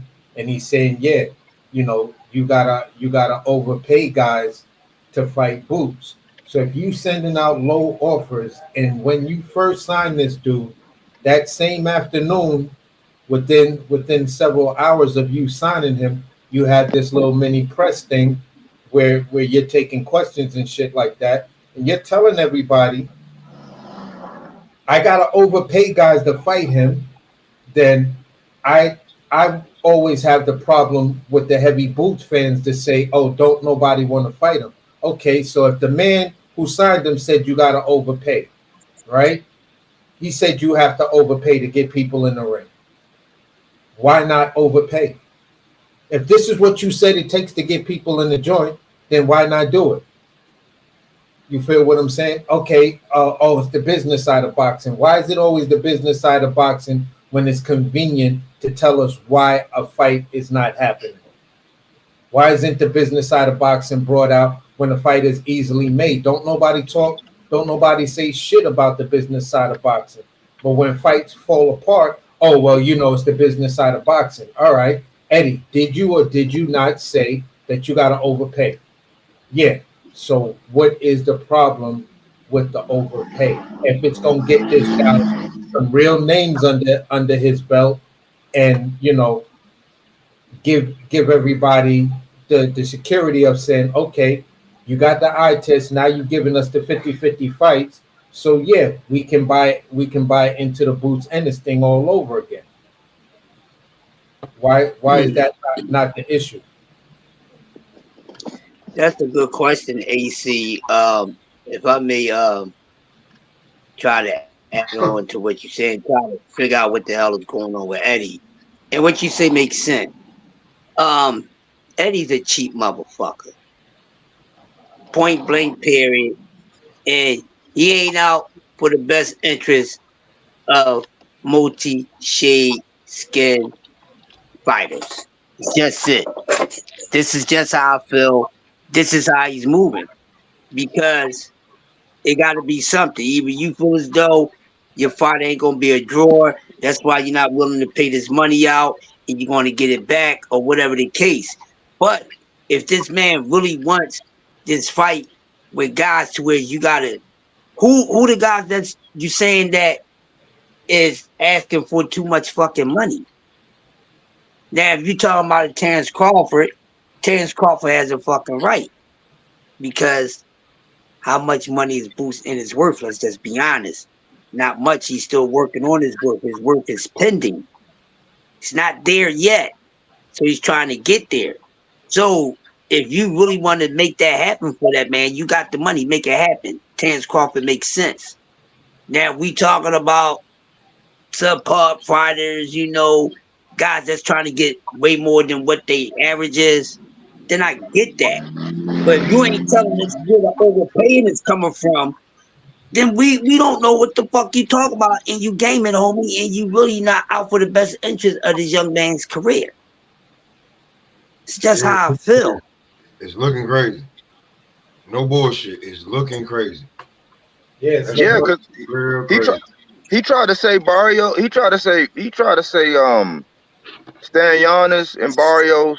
And then Stan Giannis came on and did an interview about it, and he said, man, he had said he signed up for that smoke a long time ago. This was pre Eddie. He said he signed up and said yes, never heard back. Eddie came back and tried to say them other guys with the belt, they all turned it down. And I'm like, well, it go back to what AC was saying. Well, if you know that it's gonna cost this much to do this, then when you sign him, you got to take that into account. And see me, it's data to actually prove what you said as far as the skin color and the people he represent, because I've been drawing these parallels for a long time now. Like when Sabril signed up, he had names. They said it was a 5-fight contract, and he had Regis on there, Liam Poirot, I think Richardson Hitchens was on there. He has some names, but those are all defenses, and that was nothing to say a unification. Devin Haney wasn't on the hook, right? When he signed Jaleel Hackett. Jaleel Hackett came out and got Pete Dobb. He from New York, common opponent with Conor Ben. He got him, but Richardson Hitchens, he had been calling Devin for the longest time. He went up, fought that eliminator for the IBF with Gustavo Lemos. He didn't even get Montana Love, who he wanted first, and he wanted Devin. So he didn't get his title shot. So when you sign up with Eddie, you got to consider that Eddie is acquiring talent from over here, but it's to build up them people from across the pond. Because who are we getting? We almost got Cody Crowley with Boots, but we didn't get it. We got Albanesian.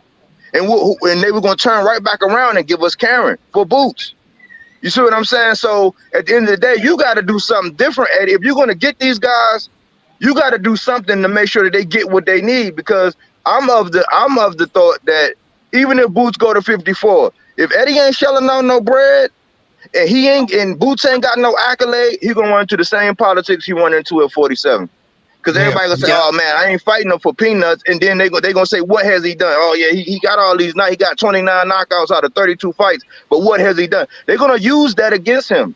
So I'm like, Eddie, it's up to. I put the onus on Eddie. Eddie, get this man an accolade or something so that people, and then pay these people.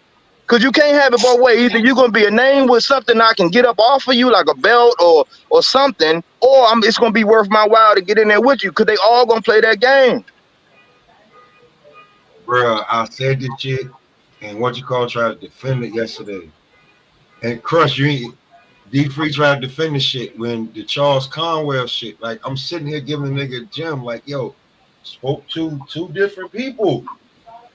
One spoke to Charles. As a matter of fact, two spoke to Charles.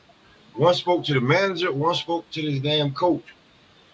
Bruh, the shit they offered him, he could have made double fighting Virgil. So, like, yo, what are you offering? You out?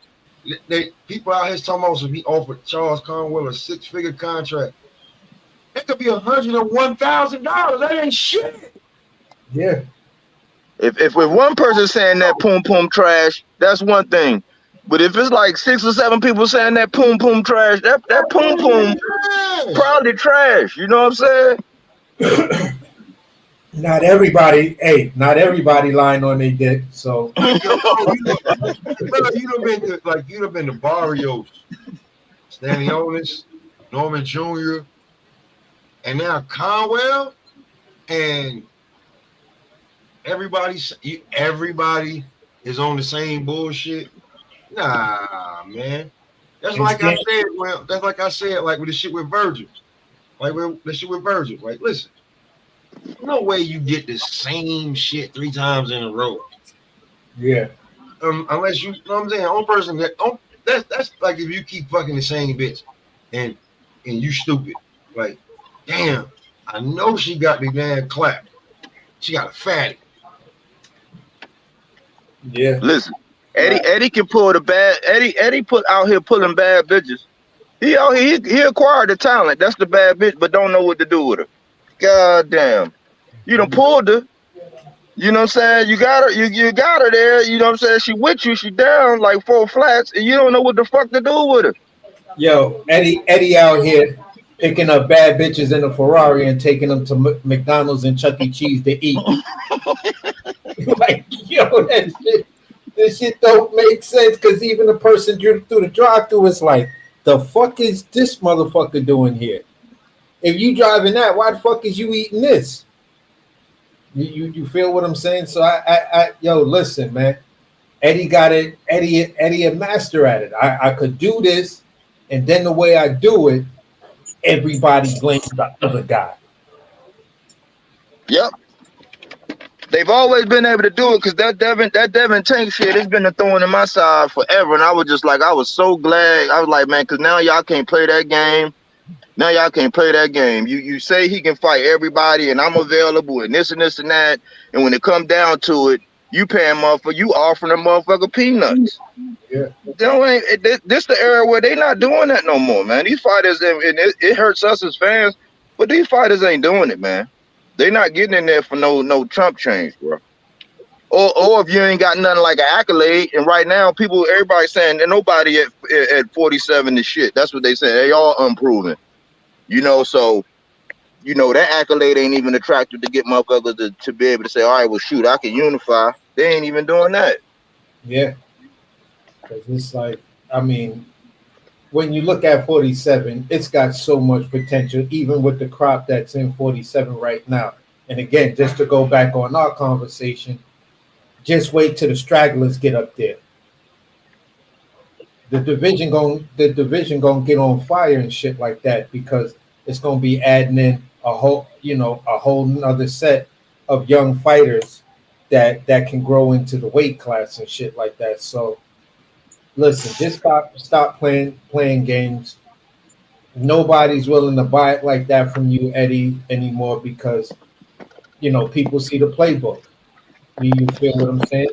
You know, like they say, you better call a plumber because look like you got a leak somewhere because we starting to figure this shit out on our own. It's always been like that, bro. That's why I did the damn before I had Blair on. I was like, yo, man, come on, man. Come on, man. You need to go holler at Bob, bro. You don't know what to do. You don't know what you do, nigga. You fucking up. Real talk. Ain't trying to act like being mean or nothing to you, but nigga, you fuck up. You be fucking up the party. Like you do something good, 1-2 times, or like because I'll say last year you was getting it in. You was doing what you doing what you're supposed to be doing, but like this year starting off, bro, like I don't know how you do that with Boots. I don't know how you put this card on Shakur. That is crazy. It's not a plan. It's not. He didn't set him up for success, man. They set him up for failure, man. And everybody be thinking, oh, I'm gonna go get this bag. I'm gonna go do this. It's like, one, if this dude give you any kind of problems, it's gonna look bad. Two, if your pay-per-view numbers are bad, it's gonna look bad. It's just bad all the way around. So you gotta blame you can't blame the promoter but so much when these guys sign over to him, and that's what I be trying to say. I mean, you a tough out. Look at all the talent Eddie has acquired, and then look at look at the fights that's been birthed out of him acquiring those talents. It don't match up to me. You know what I'm saying? We not getting what we not seeing him up against the people we want to see him up against. Yeah, that part right there. Coach, what up, Coach? Hey, now, what we on right now? What we talking about, man? I'm late to the You about to party, bring man. that back. Talk about You whatever running you that want. back. You bring that back on him. I'll be real with you. I'll be real with you.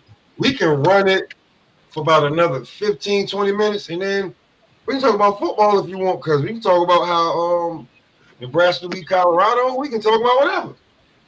I'm gonna be quiet though. Go ahead. I ain't gonna say nothing. Go ahead. Well, see, I don't even know because I don't know if we got any Buffalo fans on the Buffalo fans on the panel, so I don't even want to talk about them. Yo, listen. In high school, I was a big Buffalo fan, bro. You feel what I'm saying? So you know the rival, so you already know what the rival is, then, fam. Hey, we brought it back. I'm just saying, I'm like the coach rule. We'll talk boxing. Let me talk boxing right now. Yeah, go ahead. You got. I'll give it to the 2-hour mark, and then we can talk about whatever anybody wants. Okay, we're gonna talk boxing because I got words for you, fam. Go ahead. Because you can be the contact. We're not coming back down to 147. So all the bull, I'm just relaying something. We're not coming back down to 147. All the bullshit, come up to where you want to come up to where we at. Talk your shit, send the money then. But we're not coming back down to 147. So if y'all feel that my guy's a coward for not coming back down, well, that's what y'all feel. But right now, he's where he's at. He's comfortable. If he goes up, who knows? But right now, he's comfortable trying to go undisputed. Where did you get that from? That we don't know that Bud not come back down on 147. Like we know that. Oh, I'm just saying, y'all heard Joe. You know when we talking to Blair was like he got to come down to 147 to fight. I'm just like, yeah, no. Listen, man. When I had Blair on here, listen, I had Blair here 4 times. Blair been talking to Bud about shit 4 times. You know my Bud fan. Go ahead, Blair, talk your shit. Do I think Blair can beat Bud? No. Do I think I fuck with Blair? No. I think he can beat Bud. No, I don't think he can beat Bud. But to see the fight and watch that man jump up and down and act a fool and sell that fight, and then Bud get in there and beat him, yeah. Do I think he can beat a lot of these other guys?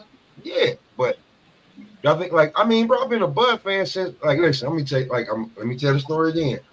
When Bud fought Gamboa, I was like, why they doing that to that black boy like that, man? He look cool. He got boots coming out with him. They put him up against the little Cuban Mike Tyson. Why they doing that? And he beat the shit out of him. After that, I was sold. I ain't think nobody else could beat that nigga. I said he was the best nigga I seen since Floyd. I'm gonna leave it right there. That's how much of a Bud fan I am. Now, I said, if you go watch the highlights of when Bud fought Bootsy, you have to get the original. When Bud fought Gamboa, you have to get the original fight and watch everything because they try to cut Bootsy out of every damn clip of that shit. So the fact that I know that Bootsy walked him out, that wasn't a clip. That was Webby. That was Webby. Webby walked him out Gamboa, bro. Man, I seen Bootsy there. No, that was Webby. Trust me. Made me go look, man. I seen the nigga. I'm gonna tell you, that was Webby because Webby betted 50 million on the fight. No, $1 million on the fight. It was $1 million on the fight. That was Webby, fam. Webby walked him out that night. I seen him. Well, you know what? I'm not gonna argue with you, Goop. I'm just letting you know who walked him out that night. Gamboa. I'm not gonna argue with you, Goop. Gamboa was Webby. I can bring it to you, fam. So who was Bootsy then? You said who was Bootsy? Yeah, who was Bootsy? Bootsy is Webby. Yeah, No, I'm saying so when did Bootsy walk him out to the fight? Bootsy walked him out in Dongo. That was in Dongo fight? That was in Dongo fight. Yeah, it was. I think. Yeah, I want to say that was in Dongo fight. He walked him out. I'm high right now, so I'm gonna give you that one until I go fact check. Yeah. The walked out for that one. I do believe because he only had a few walkouts, and it's been Webby, Bootsy, and M. I don't know where else. I don't know no other else that walked him out. He ain't need nobody else to walk him out. He only have stars. That's what I'm saying. But anything else you want to say about boxing? Anything you can talk about. Now we're gonna talk the talk. Let's talk the talk. Let's talk the talk. Let me walk the walk real quick. The best promoters started it. The best promoter in boxing came out in 2024. Oh shit. Who is that? The best promoter came out in boxing in 2024. I ain't gonna say 20, but he made it known in 2024 that I'm about to be the best promoter in boxing. He let these guys play.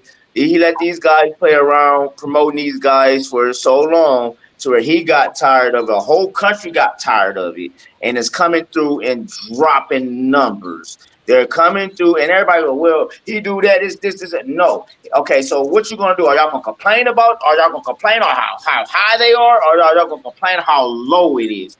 If y'all been fucking with me for the longest, if y'all been fucking with this boxing you and apostles, we've been telling y'all over there they get quarterly 760 million a quarter, fam. That's including all sports. That's entertainment. But do you understand? Shit, probably 250 million to 300 million to 400 million of that he could put into boxing. Like, that's the best. That is about to be the best promoter in boxing, fam. He's dropping numbers. He's dropping paper for the fans. He's the best promoter for it. He's working for the boxers and the fans. Can I ask you something real quick? You can try. I can try to answer. I mean, Do you think they may try to out Heyman him, or do you think he's made enough friends that they won't try to out Heyman? oh, Turk. So that's what I'm saying, bro. Like not everybody loves Turk. Like, you know, as a boxing fan, you do, but like when you look at, you know, Okay, hold on. Turk just sat down. Hold on. Within the last month, fam, you didn't see Eddie Hearn. You didn't see goddamn De La Hoya. Shit, Bob got a toe in the grave, bro. So he a toe out the grave, bro. So Bob don't even need to talk to yo, Turk man, if he don't stop want talking to. about Bob, man. Stop talking about Bob, man. Bob, I'm listen, just, Bob good, man. Stop talking about Bob like that, man. I'm Bob just saying. like me, man. My name is Bob, man. I'm just saying. That Bob is short like for like I never took Bob, but that man name is Robert. That's my name, man. I smoke weed. I know what he doing. I know when he said that Earl Smith needs to stay away from Terrence Crawford, he wasn't fucking playing. You know when I start. This is when me and Bob had issues. You got issues with Bob Arrow. Stop fucking with Robert Arrow, man. Old ass white man from And 16 he's one picky. You heard what I said? He's one picky toe out the grave. He got all the body but that picky toe. He got that one hanging, bro. The whole body in the grave but that one little pinky toe. And he holding on with his greedy ass. But let me tell you what happened with Bob, me and Bob. Not I'm just saying, like, when somebody is loyal to you and loyal to you to the extent to where he's losing fans because he's loyal to you. And then when he wants to make a better decision because he's seeing that you're not trying to make the fights that I keep asking you to make, and then you go and knowing I ain't about to leave your ass, so you go and say, "Well, Terrence Crawford, I lose money." Hold on, fam. If you would have promoted him like you were supposed to, like the promoter was supposed to, everybody need to quit talking about what Bud need to do this, and that. Because when Bud started talking, y'all started listening. He just didn't go the route. He didn't go the bad man route y'all wanted him to go. I'm just saying certain fans and certain people that hate Bud. Old white man alone, man. The old white man. Mm-mm.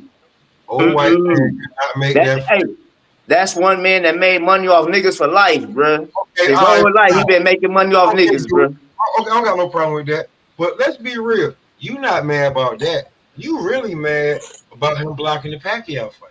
Let's be real.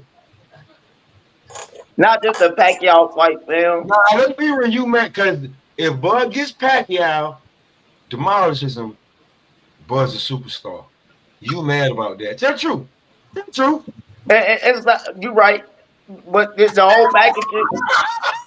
I'm gonna say it just like this. That was part of the package deal. But the whole thing is he didn't promote Bud as the superstar that he was, fam. Bud had to become basically independent, start doing his thing. You know what I'm saying? Once he started doing his own thing, he was in Creed 3. That jumped it off. Then you fight Earl. You know what I'm saying? Shit. Motherfuckers was talking shit. And guess what? You know what's my hey, Pablo Smoke? What's my phrase of the year? Nip it in the bud. And he been nipping everything these niggas been hating on him about in the fucking bud. Okay, all right. But if you Where am I lying at? You're not lying, but listen though, here's the thing. If you've been watching boxing for years and you know shit, every one of Bob's great talent, damn near 90%, 95% left him. Okay. So if you can look and see Bud and be like, he ain't doing like he's supposed to, like if as a Bud fan, you gotta know, like, yo, man, but what I eat don't make Bud shit though. So when Bud goes back to Bob and says, hey, listen, only way I can stay with you is if I'm getting no less than this every fight. And if Bob pays that, like, I can't be mad at Bud. But like what could you have done? I can't say what you could have done. What he could have done? Before Okay, let me say it like this. Let me say it like this, Pop. What he could have done, Pop? Mhm. What he could have done was simple fact of the matter. He could have had what's up, Goop? What he could have done was simple fact. You seen how Turk promoted the fight against Majramov? Yes, I did. What happened if he would have promoted Gamboa the same way? Do you know to get during the Gamboa fight? Guess who they was promoting, fam? It didn't want the Gamboa fight. Okay, let's. Guess who they was promoting? They was promoting Lomachenko. During Goop, Terrence Bud Crawford fight, you were promoting Lomachenko's fight. Come on, fam. Wait. Who saw the Terrence Bud Crawford Gamboa fight live? Who saw that fight on the panel? That's the one I didn't see. That's the one I didn't see live. So you gotta fall back on this one. Who saw that fight live on this panel? I watched the Anybody? You caught it, Chris? I watched the live broadcast of it. But no, I'm saying you saw it live though. Like, what you mean? The fight. You mean went to the fight? Go. No, not went to the fight. You saw it on TV live. Like I was. Oh yeah, every fight he do, I watch it live. So then did you hear the commentator say that Top Rank didn't even want Bud to fight Gamboa first off the being Ricky Bones? Bud made that fight happen. He said, "No, give me Gamboa." Now let's look at that playbook. Let's look at this. But now the script thing got messed up. Why? Because I do apologize, but playbook was Boots stay away, just like how they said stay away from Pacquiao. Boots stay away from Bud. That's what that when his advisor when they sent the contract twice. Who was their advisor? Cameron Duncan, who was Terrence Bud's manager and advisor for the longest. Once again, them are facts. So do y'all see when them contracts were sent twice? Why didn't Cameron Duncan say, well, come on. Why didn't Cameron Duncan just talk to his boy Steve and make that fight happen? Because he knew what the fuck was about to happen with motherfucking Boots. Now the shit with Pacquiao was their golden cow. Him getting beat by Timothy Bradley wasn't, that fucked him up. Then Floyd too. So that wasn't looking good. So now you come in. That's what two black fighters. Now you about to come in against a Terrence Bud Crawford and get demolished. Because I do know he was going to demolish Pacquiao.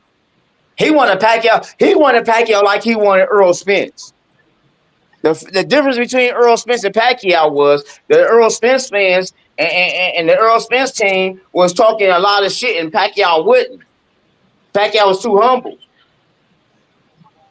But the team, Bob Arum, what he did was he kept his golden goose away from Terrence Bud Crawford. That's what happened.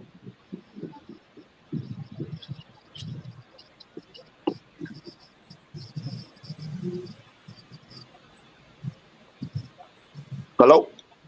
What up? Yeah, we here. AC, you real quiet, so I must be cooking real swell. Because if I wasn't, AC, hold on, Gooch. Yeah, I guess I'm spitting that. So, Pop, let me ask you this. Would you say Cameron Duncan advised that man to stay away, and they sticking to that script of Eddie Hearn half-asses? I don't know what. Oh, I just got a headache. Oh, y'all seen it. As soon as I said the nigga name, Eddie Hearn. Can I speak on him real quick? The bullshitter of the bullshitters. Okay, so is it true that Boost did drop the IBF? Not just yet. I don't know. Word is he's supposed to be dropping the IBF soon and moving up to 154. Okay. Okay. Here's a message to Blair before I go into that rant right there. Message to Blair Cobbs: take over undisputed, go down undisputed, and I mean try to do undisputed at 147 if you can. That's the best advice I can tell you. Stay away from the Candyman. Keep Terrence Bud Crawford and the bitch, all that bitch shit, all out in the mouth, bro. As a fan, you're a cool dude, but being from the home team, bro, keep that bitch shit out your mouth, bro. Or move up to 154 so we can show you where the bitch is. I'm just saying, move up. Don't ask us to come down because we know we're not coming down. Move up. You doing what Boots supposed to be doing. Boots won't call him that. You will though. Your crazy ass will. But Boots won't call him. Boots ain't calling Bud no kind of bitch or nothing, bro. And that's facts. We know this. But can the panel also say that Eddie Hearn is about to get Boots' ass straight spanked trying to move him up to 154? Because I'm gonna tell you, I see he have a real problem with Madrimov alone. If he get that Madrimov fight, that's basically gonna be that one that's either gonna be that loss, a draw, but it's gonna be a stain on Boots because he didn't. Who got him fight Madrimal? I want to know who has him fight Madrimal. Where's this spectacular Madrimal fight coming from? From Eddie Hearn. Eddie Hearn dropped Eddie Hearn. Yeah. Did you not hear Eddie Hearn say it was Madrimov? I can't pronounce the other guy's name. But he said it was Madrimov and the other chick, other dude. Dropped it. He dropped it in a tweet off of his official account where he said Boots they're looking to drop the IBF and move up to 154 to either fight Madrimov or the guy that just was robbed that fought Ortiz. Then a couple of days after that happened, in the mix of all of that, it got overshadowed with the Brian Norman Jr. fight, because all of that happened in like that 72-hour period to where people just completely forgot about it. But there were plenty of people that did cook on it when it dropped like late at night. The tweet dropped late at night, so if people were online at like 11:30, 12, 1, 2 o'clock in the morning, leading all the way up into that morning, you would have saw like a lot of people, cooking on it, like is Boots going up to 54 to fight Madrimov? What do you think about him moving up to 54? And when you look at the comments, nobody in the comments was like Boots gonna win that fight. If it was 100 comments, probably like 4, no more than 6 was saying Boots was gonna win. The rest, the other 94, the 96 was like Boots ain't got no chance at beating Madrimov. Leave that fight alone. Y'all about to just destroy that boy.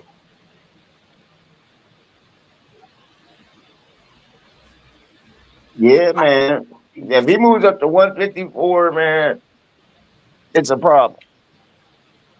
It's a problem. Then here I go, Eddie. Here I go to you, Eddie Hearn. Let me say this. Why don't I just go fight Conor Ben? He been calling y'all out. He good now, ain't he? He can fight now. Go fight Conor. I don't know if he can fight in the goddamn UK. He got to fight in America. So come over and fight in Vegas. Come fight. Hey, you been talking that shit. Conor Ben been talking shit about Boots. Come fight him in Philly. Come fight him in Philly because you had to. If you didn't have that suspension over there, we have to come fight you over there. Let's keep this shit 1,000 now. Shit, Conor Ben come fight Boots over here in goddamn Philly. You in Vegas right now? Fighting Vegas or Philly? Bro, the fact that that's not the fight that he was trying to make immediately instead of even going outside of. Bro, I'm understanding that part, the politic part of it, but what I'm saying, what I'm leading into is stop playing these games with Brian Norman and sending contracts to motherfuckers that ain't even talking about Boots and sending a contract to the motherfucker that's talking about Boots. Well, hold on, wait. Here's some real shit. Like, Who did you guys say that they said that Boots could possibly fight? He could fight the guy that got robbed by Ortiz and Mazimov, right? Yeah, That's what Eddie Hearn said, right? yeah. Yeah, that's what Eddie Hearns was screaming. Which, why I don't know, bro. Okay, It's but bullshit. You got Charles Conwell team actually saying that they sent an offer so low that if the the offer that they sent was so low that the offer that he didn't even take because it was a little low for him to fight Virgil was double what the fuck they offered. So you saying that you sent a 6-figure contract to Charles Conwell don't mean shit. None at all, fam. 6-figure None at contract. all. So what the fuck are you really doing with Boots? Are you burying this nigga? Because we know you know how to bury a black fighter. Are you burying him? Or are you just like holding for ransom? What the fuck are you doing? I was trying to tell y'all what he was doing in plain sight, man. He gets the talent, brings them over to build up the other talent across the pond, because that's where he make his bread. It's not in his best interest. Like it would be in his best interest if he did right by the fans, like what he did with Boots at home. But again, we didn't get Boots against somebody we wanted to see. We almost got the Crowley. That was Canada. You know what I'm saying? What he's doing is he can't do the Conor Ben over there. So he there. I don't know. Somebody said that's like indefinite. That thing that's going on with Conor Ben. He ain't trying to do that because he can't make no money over there because he can't fight Conor Ben over there. Conor Ben can't fight over there. He has to come over to the States. So he trying to preserve them. And the fact that when he first got over there, we talked about this. We would have known. We would have sworn that Ben was going to be on the menu somehow, some way. I don't care how many fights it was. We would have sworn that Ben was going to be on it. The fact that he wasn't, just like Devin wasn't on the menu for Matias when he signed. The fact that he wasn't, Eddie had no intentions on doing that. He's getting these talent to put him up against his guys to where if his guys, because his guys across the pond are not expected to beat these guys. But if he do it, he's going to do it in a manner to where when they fight, that belt can stay across the pond. Mm-hmm. He's doing it in plain sight. Mm-hmm. We see it. We see it, man.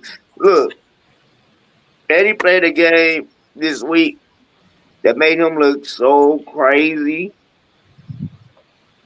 to where nigga like that's why I came on and said shout out to 2024's greatest promoter of the year. It's about to be Turk, bro. Look at the fights he's putting on for us, man. These other men, like shit. Nobody else. You gotta fuck with Turk to put on a great fight. Period. You can't even look, nigga. They can't even put on. They can't put on great fights no more. He set the level high. The level set so goddamn high, bro.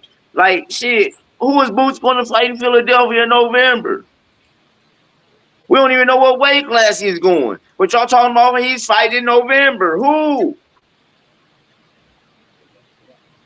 That is it. Brian Norman, he's on Keyshawn's undercard. Yeah, he's a champion. Yeah, Keyshawn's you know what I'm saying, a contender now. But shit, his accolades is looking good. So yeah. I'm saying though, bro, he cloud chasing right now, man, because you bouncing around from guys that you think like who cloud chasing? Brian Norman, Senior. Man, look. He's doing what the rest of the dads is doing, though, man. That ain't cool. Jahai Tucker dad don't do that. Bro, okay, so you're saying Bozy and Devin, Bozy and Bill don't do it though? Like Bozy is not hey, as bad. Listen, look at it. Listen what you're talking about.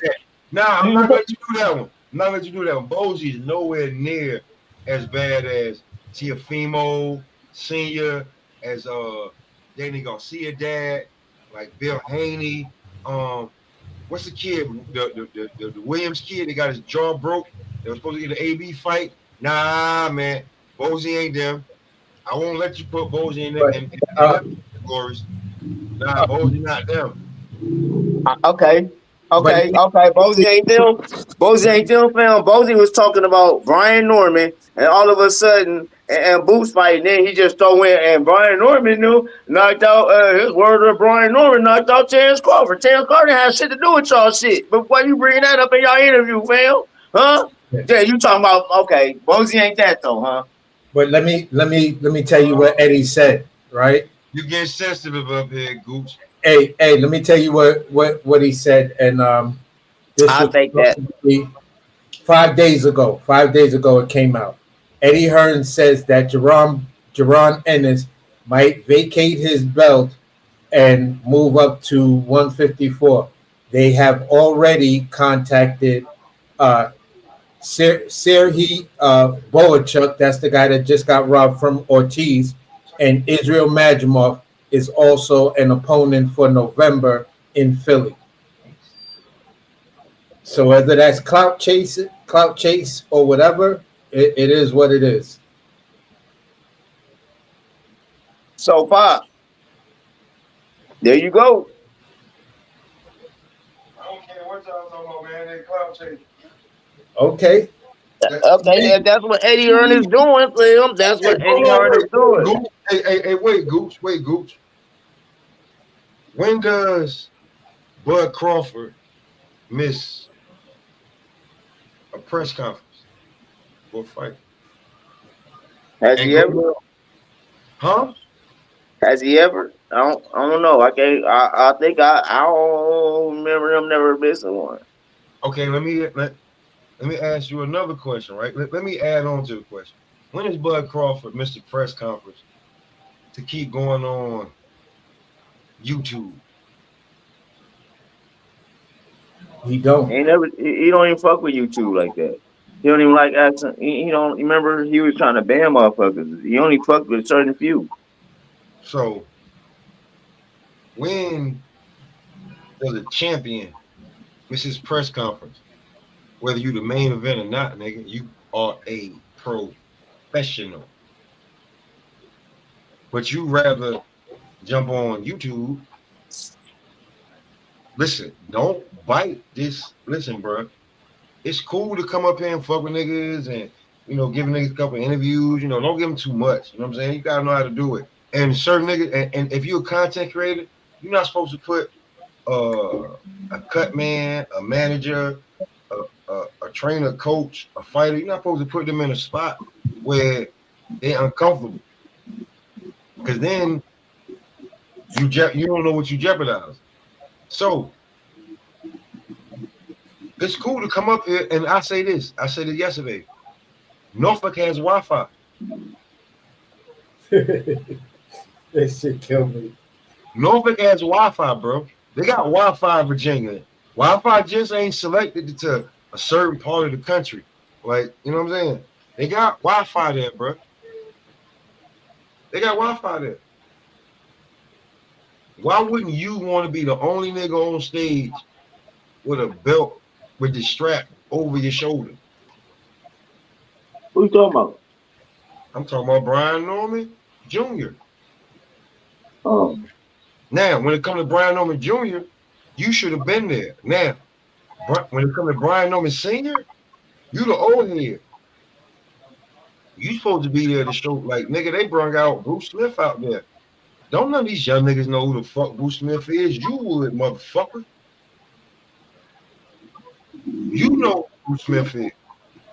Like, you feel what I'm saying? Like niggas don't know. Like, Bruce Smith just as ruthless as Reggie White was, as whatever pass rusher you ever seen in your life. Bruce Smith ain't second class and none of them niggas.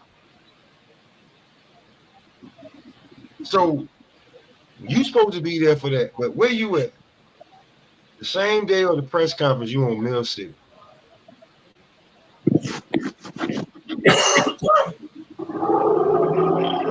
I say this again. Norfolk has Wi-Fi. They got hotels. You mean to tell me you just turned down your comp hotel, probably your comp ride, you comp everything. You turn all that down to go on fucking Pearl City and for non-box. Here's the thing you don't know, Brian on the scene. For non-boxing makes 25 cents a year off a non-boxing channel, unless the cash app comes in. That's why he started his new Martin Blackwell channel. They can grow that up and scam you niggas off of super chats. But anybody can, go ahead and, because I try to be nice, but fuck these niggas. This is Sunday. Murderers Row. Anybody else want to tune in? Anybody want to chime in real fast? I'm sorry. You know what I'm saying? But if you think that you can get more promotion for you and your son over here on YouTube instead of being in another state, another city, trying to earn and get more physical fans, then by all means, bro, do what you're doing. By all means, do what you do. But when it backfires in your face, right? And I keep spitting these certain fighters out, that niggas that came to YouTube and believe and just did this shit. Don't end up like Deontay Wilder and Earl Spence, Devin Haney, and a few other motherfuckers that came over here and acted like that, and see what happened to you. Don't bite that bullet, man, of thinking that you damn bigger than you think you is, bro. You not him yet. You ain't nowhere near being right. And some real shit. Like, if this was the 90s, nigga, you barely alright. But it's 2024 shit, like, oh, we got the belt. Nigga, you got email that shit. That shit came in an Amazon box. Your world heavyweight, your 147-pound world heavyweight, your championship, welterweight championship came in an Amazon box. You ain't the fucking champ, nigga. You didn't take it off the champ. If you lose, nigga, whoop you, no matter how you got it, he the real champ. I'm gonna land it right there. Y'all go ahead, man. Yeah, that's a tough call right there, bro. Just saying, like, you really ain't built like that, bro. Like, and then, all right, you knew you had a date. This is like Bodywork saying, like me and Bodywork be saying, you knew you had, like, you already know that you basically got a certain chick booked for the prom, but you trying to get the prettiest chick in town to go. And she telling you this, that, and the third. And you like, you know what I'm saying? After a while, you like, you know what? You really don't even really want to go with her. You just, you know what I'm saying, making the other bitch jealous so she makes sure that she look fly when y'all really go to prom. That's what the fuck this nigga did, man. We seen this shit before. You ain't that goddamn. Listen, your son had one fight where we can say he put all the talents that y'all say and everything in Spawn Wars and shit. He put this shit together in one fight. That fight ends up putting him, as Goop said, Bud not coming back down to 147. So after a while, you get elevated. So your belt came in a box. Your belt came in a box. Straight box. And then for you guys to fucking petition it within fucking 30 days of Bud having a belt, that's fucking sick. They don't talk about that. These niggas petitioned for the belt after he had it for 30 days. Well, bro, when you look at 147, right, they knew that one, Earl probably wasn't going to take that fight at 147 again. Two, we're in position to grab these belts, and we know that you're really not going to stay here. We know you're going up.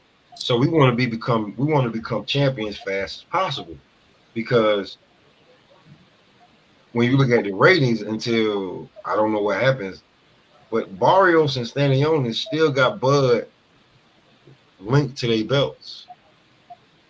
Boots and Brian Norman don't.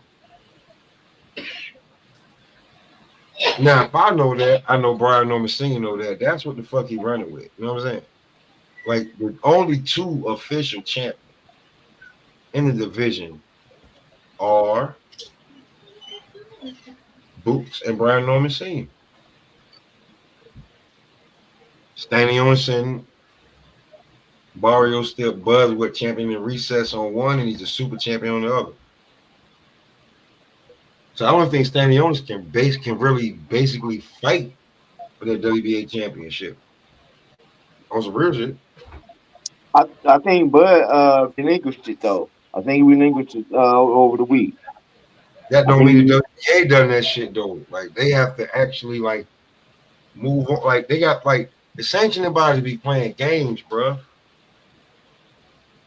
Yeah, that's another thing we gotta look at. Go ahead, Bobby. Go ahead, cook on that because they be playing games. Go ahead.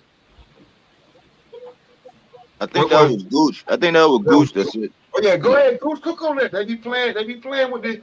Like, oh, give me the money. You know what I'm saying? Only one. Okay, this is how I look when you say they be playing. Yeah, because me personally, why do y'all gotta get money for champions? You know what I'm saying? To fight that don't make sense to me. But that's here nor there. But out of all of them, the WBO to me, which is not is not on the level of the WBC, IBF as they say, but the WBO to me, the way they got their shit set up, that's one of the best ways to have it set up, bro. You would think. Because you got 1, 2, or 3 can challenge. So number 1 don't want to fight the champion. Number 2 don't want to fight the champion. You still got the 3 that can fight the champion. Then they also got the super champion like Bud. Bud been defending the WBO for over what 10 years now. That's one belt he has had and has not been stripped. That's why he is super champion. He can challenge damn near any champion that has that belt.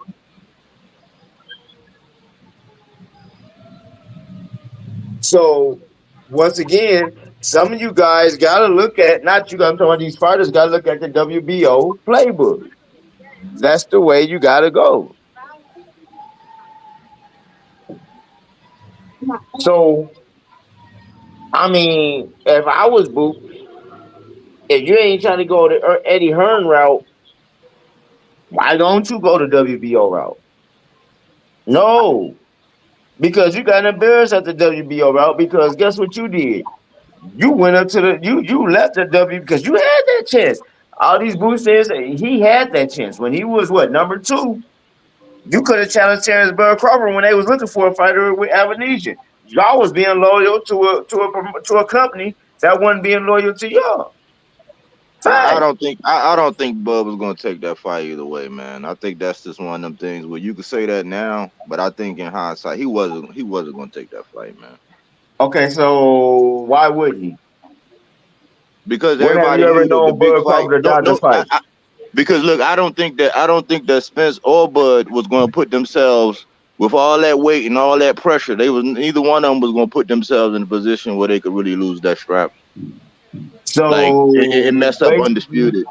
So basically, you ain't understanding no fam. Bud ain't losing to nobody. No, I'm saying they was not gonna. They were not going to. Hey, he's so confident that Boots can't beat him, bro. I'm guaranteed that wasn't no problem. So when y'all say Bud don't want that, no, Bud is not running. When I'm telling you guys, Bud do not run. When he say he's not running from a fight, and somebody when he tell them guys, I want to fight, it's the team that's running from that shit. Y'all seen since he been independent, he's getting what the fuck he want. All right, well let me use. Only thing y'all gotta do is y'all gotta do y'all part. Well, let me use Earl then, because I'm not. I think you missing it.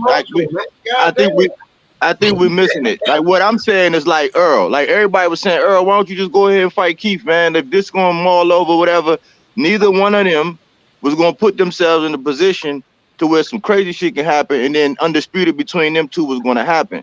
We can say it in hindsight because a lot of people have been saying, oh man, Boosie have just stayed there, he would have got it. It's like no, because undisputed was gonna have to go down, and after that they was gonna move. I don't think Bud was gonna stay there. So I don't think Boots was going to get it either way for either one of them. I don't think Earl was going to give him a shot. I don't think Bud was. And it's not saying either one of them are scared. I'm just saying the business of boxing. That's what I'm saying. During Avenesian, before Avenesian, they wanted Boots, bro. They sent the deal to Boots. What did Steven Espinosa and them said? I mean, you could say he didn't want it, but what did Stephen F? They sent the contract to him. They called them niggas. They was like, "What do y'all want to do?" They would let me talk to Steve. Steve was like, "No." When they could have just for that fight, they could have paid that little bit of money, just like how the shit with Brian Norman was explained. They could have paid that little bit of money. Gave it to Showtime and went and fought Bud. But they didn't. They didn't. Do anybody else on the panel? Let me ask this. Exact words was they was loyal to Showtime, fam.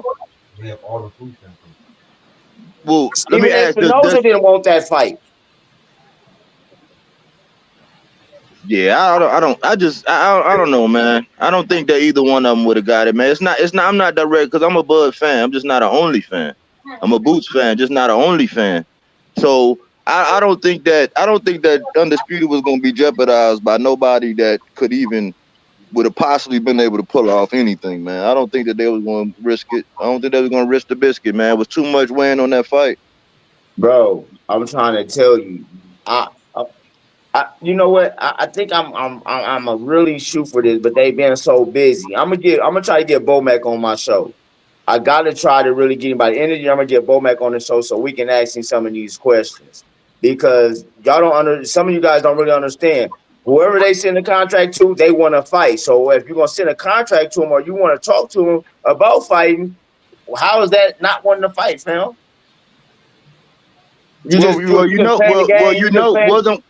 Wasn't we just talk about Eddie though? Wasn't we just talking about Eddie and the moves he make? Where, yeah, you can say, yeah, I said Conwell. But I'm just saying, this is an example. I'm just saying, I know. See, you got your Bud hat. Just take off. We just talking about take the Bud hat off and just look at.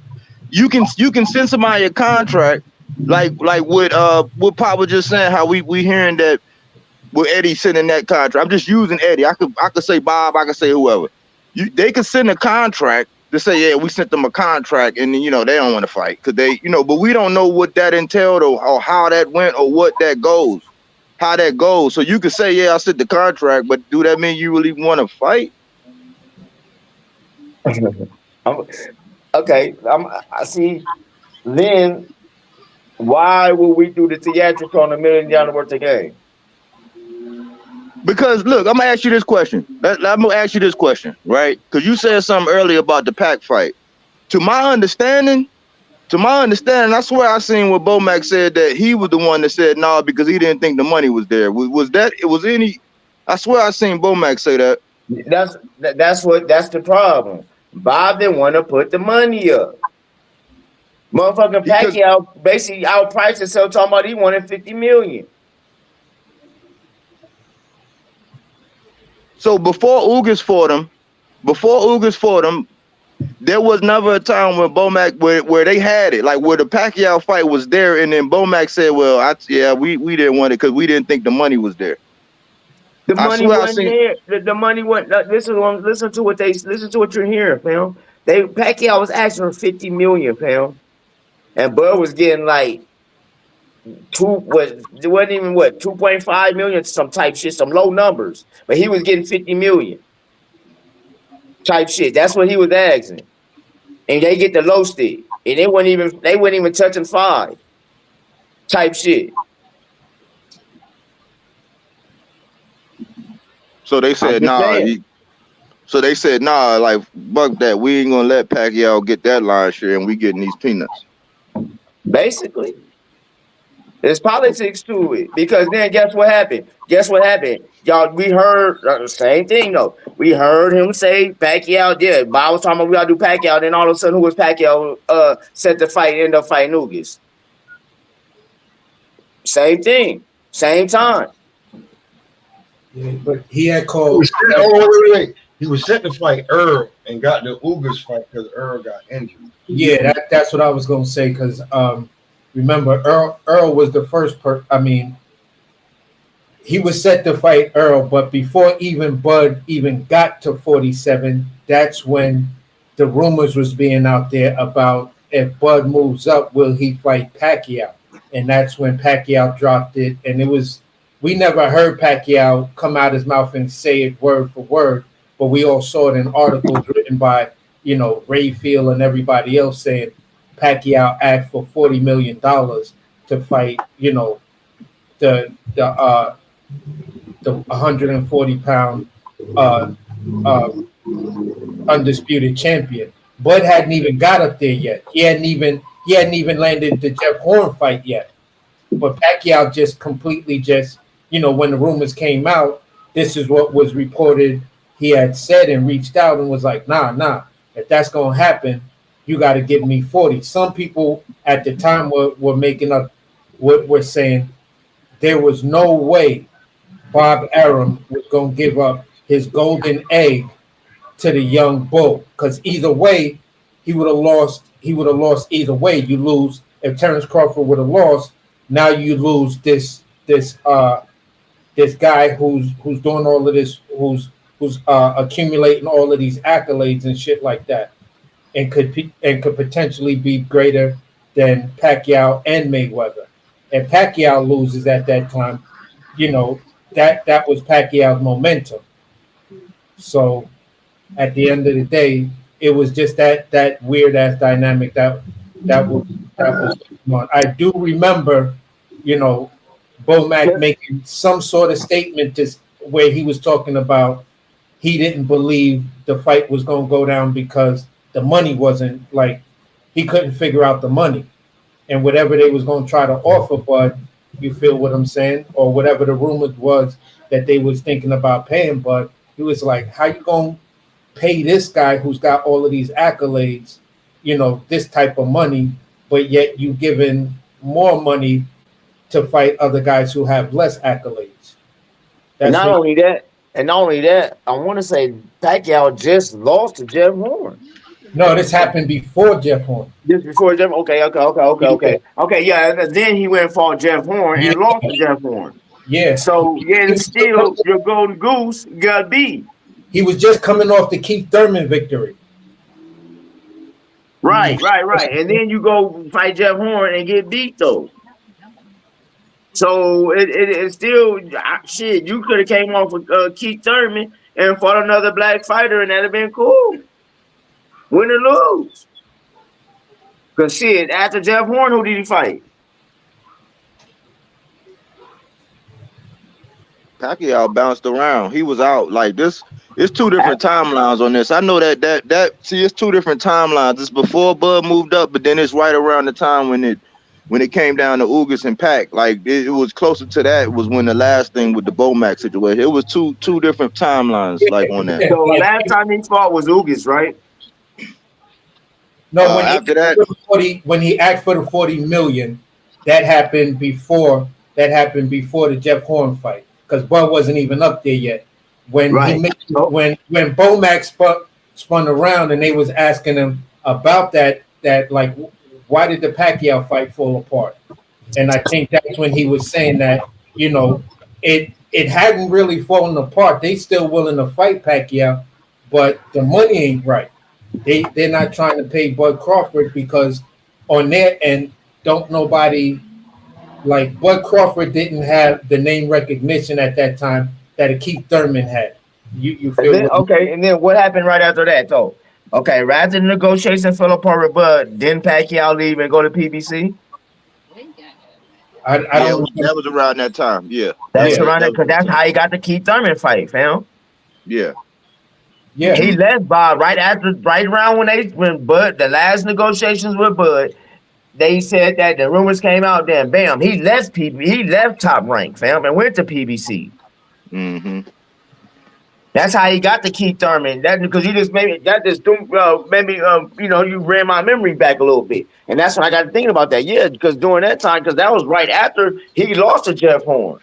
Then they was going to give him Bud, and that's when them negotiations. And then he sat back, listened to it, and left and went. And that's when he went and fought Keith because he was on PBC then. Yeah, that's after the second time. But the initial part where he asked for the 40 million, Bud wasn't even up there yet. Bud was talking about coming up there because he just came off of his undisputed victory, and that's when he was like, "Yeah, when I go up there," that's when Bud did the interview. When I go up there, I'm looking to fight the Keith Thurmans, the Pacquiaos. You feel what I'm saying? And he even mentioned a fight with Kell Brook. Mm-hmm. You feel what I'm saying? So Bud wasn't even up there yet, and Pacquiao just jumped out the window immediately and said, "Well, if you want me to fight Bud Crawford, you got to pay me 40 million." And people were like, "Whoa!" That was during the time. I'm telling you, that was during the time when Spence, and then it went right back around. Spence just, and then because we were like, "Whoa, you want 40 million?" Then that's when he started. Then that's when they said, "Well, Spence and Pacquiao is going to fight." Yeah. Now all of that starting to. Now the timeline is we filling in the holes, and then then all of this other stuff happens, and then Spence got hurt, and that's how Ugas got the fight. Yes. Yep. Yeah. But basically what I'm getting at though, Cameron Duncan, same thing though. They keep fighters away from certain fighters, fam. That's all I'm saying. That's what I jumped off with. They keep fighters like with Boots. But now, like I said, because you see the Boots script got messed up. Because you know what I'm saying, nobody expected Cameron Duncan to die so soon. So when Cameron Duncan died, it went haywire because now nobody knows the script because he died with the script. But I do know. I will say this in my heart of hearts, in my opinion, I feel the script was stay away from Terrence Crawford as much as you can, unless you accumulate as much as you can. And right now, Boots has not accumulated enough to get there. Even if he moves up now, we go to Eddie Hearn route. He moves up, go 154. I really see him having a problem. Like I said, in order for you to beat Madrim off my guy, you have to knock him out. Because like I said, Joe Diaz and them has a game plan for you switch hitters. Point blank, y'all gotta understand that it's just not Madrim. He's listening to a great trainer, my guys. And that trainer, like, hey, if he got Terrence figured out, guaranteed he got Boots figured out. So with Boots moving up, man, I don't know, man. That just, like I said, that's the Eddie Hearn script. And we was talking to Cameron Duncan. I feel was still alive. It'd be let's go undisputed at 147. Let's take all the belts and then move up with these accolades and let's see what you can do. That's my play. That's the play I say because I'm like, man, we always seeing the low ball stuff. So what they're gonna do, man? People about to get Brian Norman all over the place now. Like now it's gonna get ugly because when Conwell people get on and they get to talking, it's gonna disrupt that fan base and they don't have no plans. They're not gonna spend enough bread, man. It's either look, they're gonna spend some bread and get some big names and some competition on the line, or they're not gonna get the fights. And all he's going to do is fight people to where if he lose that belt staying across the pond. So at Boots and them, they got to be very careful on how they move and what they allow Eddie to do with them, man, because it don't look like a foolproof plan, man. It looks kind of foolish. I don't think he should move just yet because the same politics that he's facing at 47 right now, he's going to be facing at 47 because he don't have it. They're going to say, well, what do you have? What do you have to offer? If the pay ain't right, and you don't have nothing I can win off of you, they're going to treat you the same way. That's why I say you need to just get locked down this 47 and then move. Because unless Eddie come up off them purse strings, you're going to be looking at it's going to be Groundhog Day. Every weekend we're going to be doing this. Okay. And I'm glad you said that because in fact of what I'm piggybacking off what you just said because Eddie is real life messing it, like you said, because Brian Norman said the same thing. Eddie's messing it up for him to get undisputed at 147. Well, fam, if he do, word is he's about to drop the belt. Damn, you ain't even got to defend.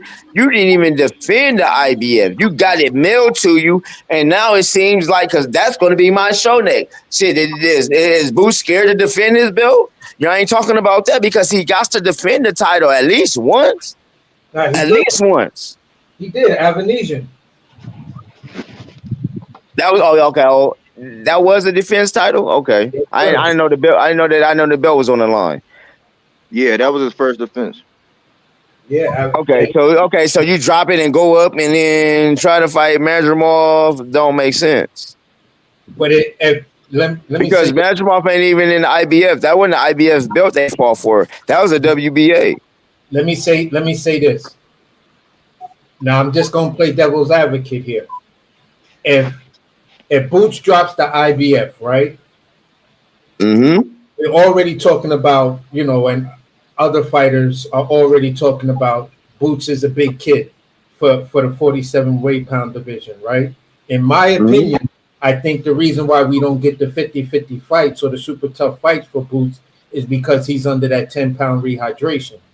And he knows later in there, if he's in with a solid puncher that's got conditioning and a ring IQ, there's a hell of a chance you lose.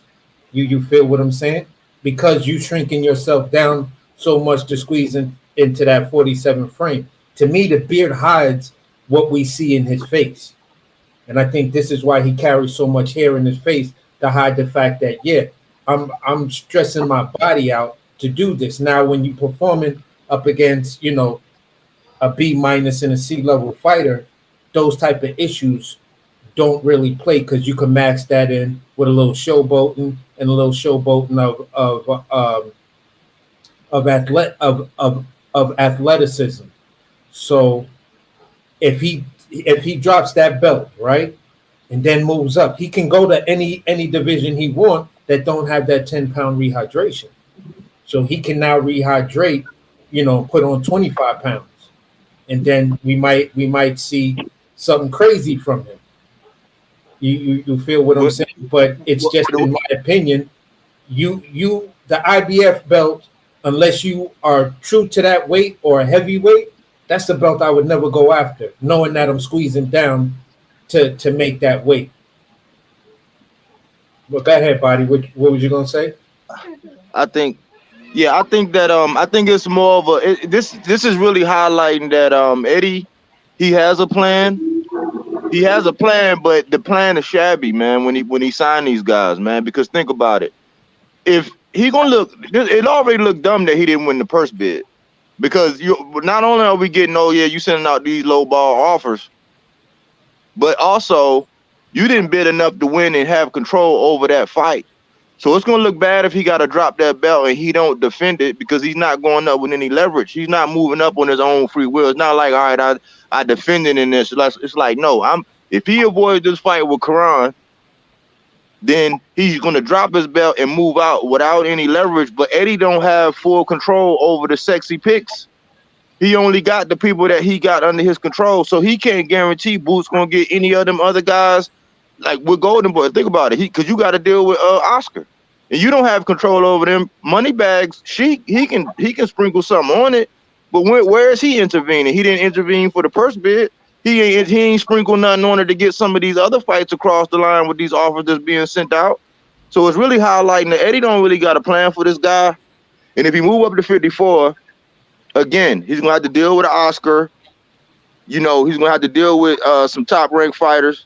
Because outside of who you said, because Boachuk, Madrimov is Turkey's guy. Boachuk is, who was Boachuk with? Cause he fought with Golden Boy, but he not Golden Boy though. I guess he's what? Matchroom?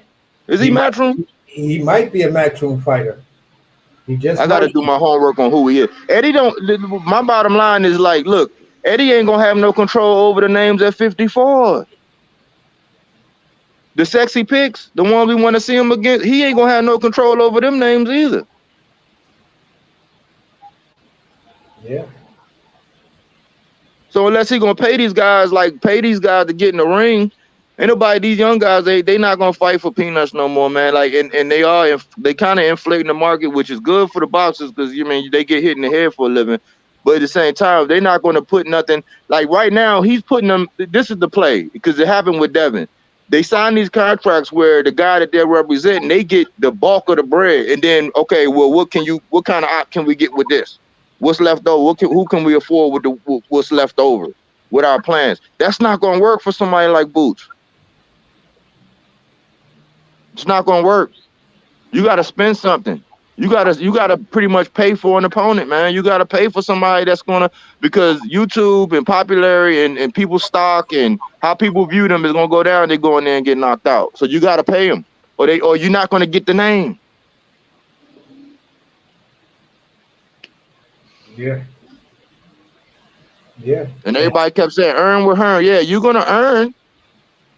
But if he don't fight this fight with Karan, then he ain't going to earn nothing. And then it's going to be another negotiation he's going to have to enter into, or a last minute thing, almost like what Shakur got going on. That's why I thought that move was bad too, because if you're talking about fighting in November, all of the promotion, all of the attention, everybody getting one track minded about who's fighting who, it already need to be established. Shit, we 2 months out? That shit got to be established to where you got to have a rollout, you got to have screen time, shoulder promotion, like whatever all of that stuff got to be. We still talking about that, and we don't know for sure who these guys fight in November. It ain't going to do that well. You got to market that shit out 6 months out, and people got to know so you can build it up to where they know who you fighting, what's going on, what's the plan. They don't have it. This is bootstrap promotions. Flying by the seat of your pants. He ain't fighting this year. That's the way it's looking. Boots ain't gonna fight this year. Y'all held that day down for no reason. I'm with you on that one because you really don't got a partner. And like you said, it takes what? So here we are. Now we about to be in the mid-September, and it's still you gonna promote this in 3 months without the Turk money? No, Eddie, you can't do it. I don't see Matchroom doing it. And people don't want to see Karan. You gotta convince people why.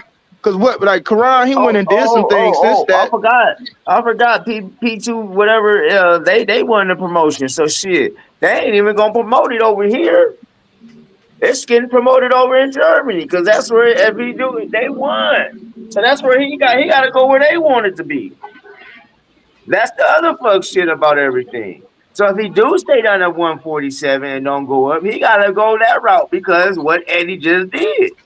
And here it is. It was pennies, fam. It was pennies. Pennies. But at that, at the end of the day, man, like we said, the fans are starting to, at least some of the smart ones are starting to realize what's really going on. And, it's gonna be crazy that if Boots leave 47 without by trying to say, oh, we couldn't get fights, and okay, here it is. You got two guys chasing you right off the rip. And then you made these comments about how all these other fighters were supposed to duck you, and they all immediately saying, nope, don't you believe that bullshit. That offer was so fucking low, it's ridiculous. It's like, come on, man. And then on top of that, you got Eddie Hearn's own words.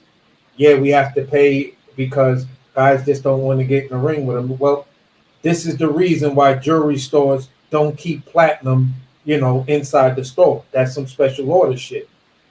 You got to pay for that. So if you trying to convince us that Boots is platinum, then the fuck's the problem, bro? Hey, but go ahead. But think about this too, AC. When you look at the timeline of this whole thing in this purse bid and all that, Eddie already knew. They already knew with that thing being on the verge of purse bid and how and all the red tape that was around that unless somebody said, all right, I'm gonna take this order, unless I'm just gonna say, all right, I got it, and then sign it and send it right back, that shit wasn't gonna happen. Eddie knew what he was doing. He knew that shit was getting ready to be up in purse bid, and it was deadlines and timelines on that. Yeah. And he knew that if it was gonna be any kind of negotiation, I could say, hey, I sent out a contract. These dudes didn't sign it. and I'm moving on. He knew And that. I'm not taking a side. I'm not even taking a Norman side or a boot side. I'm just looking at it from the outside, looking in and like, okay, cool. You a sly fox because you already knew you was gonna be in red tape with this. So how serious was the like? You knew today if it was any kind of negotiation, if they say, all right, nah, well let's do this, or I want this. If it was any kind of back, like how negotiations go, instead of somebody just say, all right, I'm just gonna sign and take whatever. Unless that was gonna happen, you knew that wasn't gonna get pushed through. So then to lose the purse bid on top of that, that's a bad look. Yeah, but here's what makes that look even worse. If we just go back and look at the timeline, like when did Eddie, like they asked these questions in these congressional hearings, when did Eddie know? You feel what I'm saying? And how long did Eddie know what he knows? So Eddie knew this from the time Cameron Duncan had passed away. I mean, yeah, from the time Cameron Duncan had passed away, because remember they had called, they was calling for him and what's the name that might have gone into a purse bid. Who? Karan, I mean not Cody Crowley. Yeah. And then you get the Avanesian fight, and right, and before the Avanesian fight, they're telling you that Quran is your mandatory. So you Yeah. knew That's this. what I'm saying. So you knew it was in the pipeline. You already knew. That's why I said when we start going at each other and saying, man, fuck this and fuck that, it's like the handlers, man. You got to look at the handlers, man. They know. They know. Eddie knew. You Yeah, know what I'm saying? That's marketing. So you can't really blame either side for getting on and popping their shit and doing whatever, because at the end of the day, they know, they already knew, man, that wasn't gonna happen. They was putting out feelers, man. yeah. It's dropping. It's the music industry. You putting out a hot freestyle to see how the crowd responds to it, because you're thinking about letting the nigga drop it on the verse of a remix with Alicia Keys or somebody. You feel what I'm saying? So yeah, these niggas knew what the fuck was going on, and I'm just gonna stand 10 toes down on that, because I got a memory. I remember watching this shit. I remember listening to what Eddie Hearn said. I remember what the sanctioning bodies were saying. You feel what I'm saying? That's why I have brought up the comment, and then I was corrected on it, of why didn't they just, you know, who's ever managing Avanesian, that had, put him in that sanctioning body, he could have easily been elevated to the mandatory, and now you satisfied your mandatory. So now any big fight you want to make in November, you got the freedom to make it, and you got the budget to make it, because it's not something that's under pressure. But Eddie liked to keep these mandatories, knowing what he know. He liked to keep them in his back pocket. You feel what I'm saying, or up his sleeve. And when you playing cards, he reading everybody. Then he throw out his bluff. And then when people don't buy the bluff, he's like, yeah, oh yeah, I forgot to tell y'all, here's that mandatory card I was going to play, but I decided to hold on to it and then play it at the right time. So yeah, I'm sorry about all this bullshit, but we still got a mandatory to deal with. And he gonna make that same argument he makes constantly. If anybody knows anything about boxing, you just can't get away from a mandatory. Yes, the fuck you can, Eddie. Undisputed unification trumped the mandatories. So what are you talking about? You can't get around them. In the last interview, when he was outside, when he was saying, "Oh, I'm about to fucking go off and fucking tear into these guys and all these fucking YouTubers that don't know shit about boxing, don't understand that a mandatory trumps everything." You just lied to everybody, Eddie. You just fucking lied to everybody. So yeah, you knew what was going on, and now you're trying to tell everybody some weird, goofy shit that mandatories trump everything. Only if you want them to. It's up to you and your fighter to put the importance on the mandatory, especially when you have unification or undisputed in front of you. So that's where I'm gonna land that plane right there.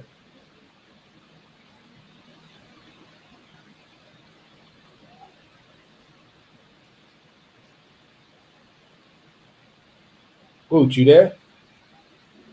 Well, good stuff, man. Good stuff. I'm listening. I'm Oh, getting all ready to right. get back to the. I'm getting ready to get back to the crib. I don't know how long y'all gonna be on. Oh, okay. But you know, it's basically just saying that, man. It's we got to stop falling for Eddie's tricks and start blaming, start looking for for like the big styrofoam or foam finger to start pointing it at all these different people and all these different whatever. When people are playing a mandatory game, if that's how you want to call it. You feel what I'm saying? It's like weird ass dudes that constantly want to drop the race card. Okay, you want to drop the race card, but I'm gonna drop the Mando card. So that's just the weird shit of boxing to me, bro. You know, that's just the weird ass shit of boxing to me.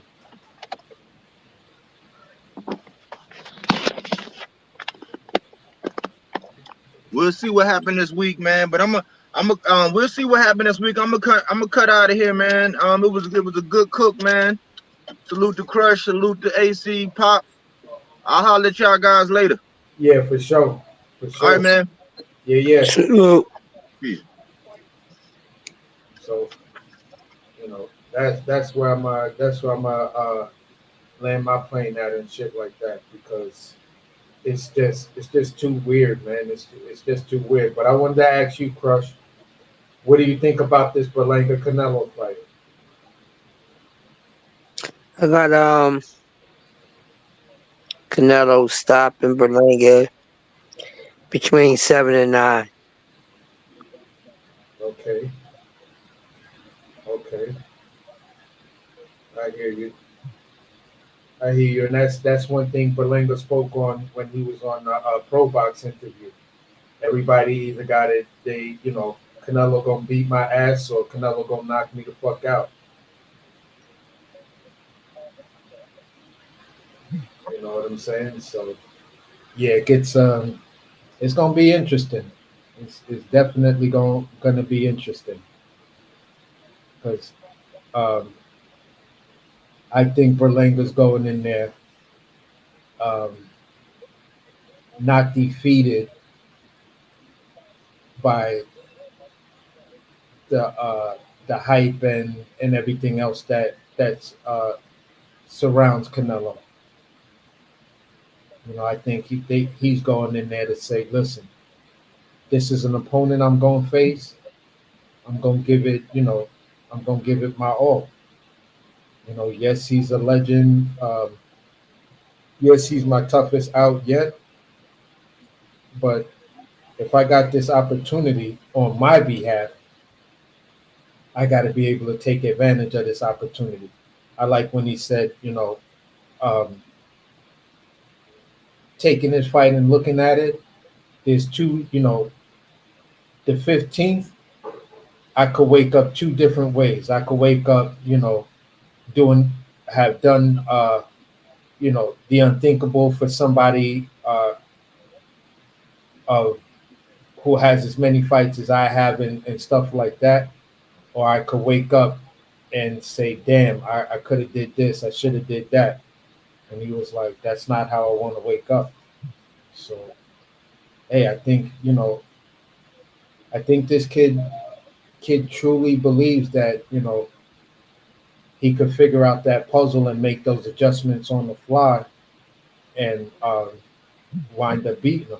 I don't think he's got in his mind he's gonna knock him out or anything like that. But I think he may have on his mind that I could outpoint this nigga. I've seen the two ways he lost, and you feel what I'm saying? Neither one of them was a knockout, so I think I could outpoint this guy. And if that's how he feels, we just got to see how that fight goes, bro. I think it's going to be interesting and everything. I like the way Berlanga's talking. I'm going to watch the Canelo interview a little bit later to see how, to see what he's saying.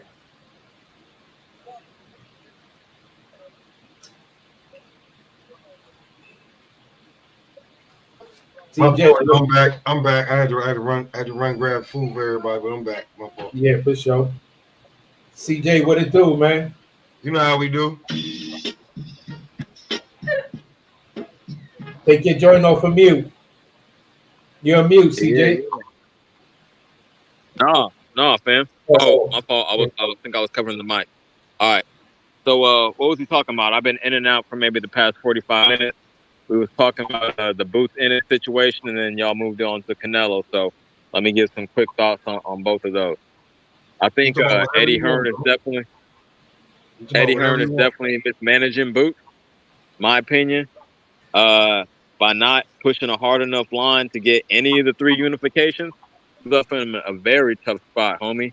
Now he got to take a lesser opponent, or he got to move up. His hands are tied, and that's not a good look when you first sign a fighter. He had one defense at 147 against Avanesian, and then now you put him in like I said, a tough spot, man. That's not a good look. I wish he would have handled him more like he did Joshua, making the moves he needed to make, making the offers to get them big fights.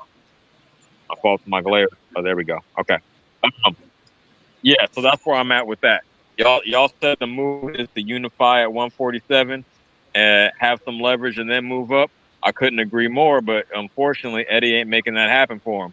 Maybe he'll circle back and make some revised offers to all the fighters, especially Stanionis and Barrios, because I know him and Booth went back and forth forever. So that's probably dead for at least a few months. But other two champs, they right there for the picking. And I actually am more confident in Booth beating both of them than I would be in a Norman fight. Now, as far as goddamn, I just said it. Oh, you said Canelo Berlanga. Prediction for that? Hey, I already made the bet with Bud Stops Canelo, and let me reiterate, I fucking hate Canelo. I hate how he moves. I don't hate him as a person. I hate how he moves. I can do what I want. It don't matter. I am the cash cow, whatever the fuck you got to say. I don't like that shit. I don't like the arrogance and just thinking that the fans shouldn't expect nothing from you, that we don't deserve that. One, patting your pockets and making you the quote unquote cash cow. But all that said, I'm seeing 4-7. I might even make a bet through that on that. A stoppage in 4 through 7, but definitely a Canelo stoppage. Sorry to say. Now that said, once that's all said and done, what the fuck he got left at 168? He got to move up and challenge either. Man, that's tough to say because I think there is a rematch clause in the Bivol versus Beterbiev. Depending on how old. If Beterbiev got old overnight, then he might just retire and not even take that rematch. But he got to fight one of the big Bs, the three Bs, the killer Bs at 175, because they're in the damn thing left for him at 168. They didn't milk that cow dry, and that's where I'm at with that. It's true. Yeah, true. But I seen something about. I think that he despises the Benavidez so much for all the shit they was talking that they were talking about that he was gonna jump Benavidez and try to freeze them out. Try to freeze them out. That's cool if you got other options, but I don't see too many other options.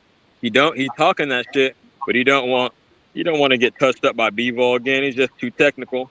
For Canelo at this age with his short, great counter puncher, hey, great power, but not the footwork and not the combination punching to deal with a dude like Bivol, who is obviously naturally bigger. So I don't see that. And I damn sure don't see him putting hands on Beterbiev. So you could talk that shit for now, but he might have to hang him up or go the Jake Paul route, man. I'm tired of this nigga. You could tell, but that's it. No, okay. So let me ask y'all. Let's open it up to the panel. If he is going to stay true to his word and duck / freeze out Benavidez, what is his next move after Berlanga? Okay, Cinco de Mayo next year. Who is he fighting? On Cinco de Mayo? Well, that's where he typically do his fights, right? Cinco de Mayo, Mexican Independence Day. So I'm just putting that out there. But yeah, his next fight, basically. He looking at like a court. If we go by the last thing he said, if we just go by that, he like Bud Crawford could be next after Berlanga. Like, Yeah, okay, great answer. I mean, I don't know how I overlooked that because that's been the talk of the town for a little while now, and I would love to see Bud move up and embarrass him. But okay, I got you. Maybe that's it. I don't know if it was like gonna be like one of my last fights and I want to make some money off of it, I gotta go Dave Benavidez. But after watching how Oscar stopped Julio Cesar Chavez, I think he has a fear of that. I really think he has a fear of that. Interesting. I think Canelo could be just as valuable from a money standpoint, man. He built his name. He gonna have at least one other fight in the meantime. So maybe that could be the bag. And from Canelo's perspective, a lower risk because Crawford probably can't knock him out. He could definitely outbox him, but I don't know if he could knock him out since Canelo don't even really get dropped like that unless he shows vulnerability in this Berlanga fight. Maybe that's the lower risk. Oh yeah, I lost, but all my losses were by decision, so no one could really dominate me, and this is a great note to out on. Maybe that's it, because he definitely don't want to get dropped by the younger man and say, "Oh, this is the new Mexican icon." You dig? I think that's what he's most afraid of.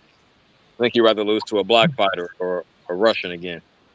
I don't think he's ready to pass the torch just to David Benavidez, man. No. I don't think he's ready to because if you look at for somehow that shit came across my timeline or my algorithm on Facebook, not Facebook or Instagram, and I was like, oh, he beat the shit out of Julio, bro. Yeah, Julio leaking in the first round. How old was Julio when that fight took place, though? I don't even know if he was really that old, but he had been through so many wars and had so many fights. And then you coming in here and you fighting this. Like, Oscar was bigger than him, but not the mismatch that David has over Canelo when it comes to height and reach and weight. Right. And he beat the fucking shit out of Julio, bro. There's nothing Julio could do with Oscar, bro. Nothing. They stopped it in the fourth round. They was like, nah, it's a wrap, bro. We're not even gonna let you do. I don't think Canelo want to go out like that, bro. I'm gonna be real with you. And if I do, it's gonna cost you $200 million. 200 is crazy. Yeah, but you're exactly right. I'm on the same page with you. Maybe that's why he pumping up the price. Not for sure why he pumping up the price so high, in my opinion. But yeah, he don't want to pass the torch, man. He don't want to get embarrassed like that. He don't want to get stopped.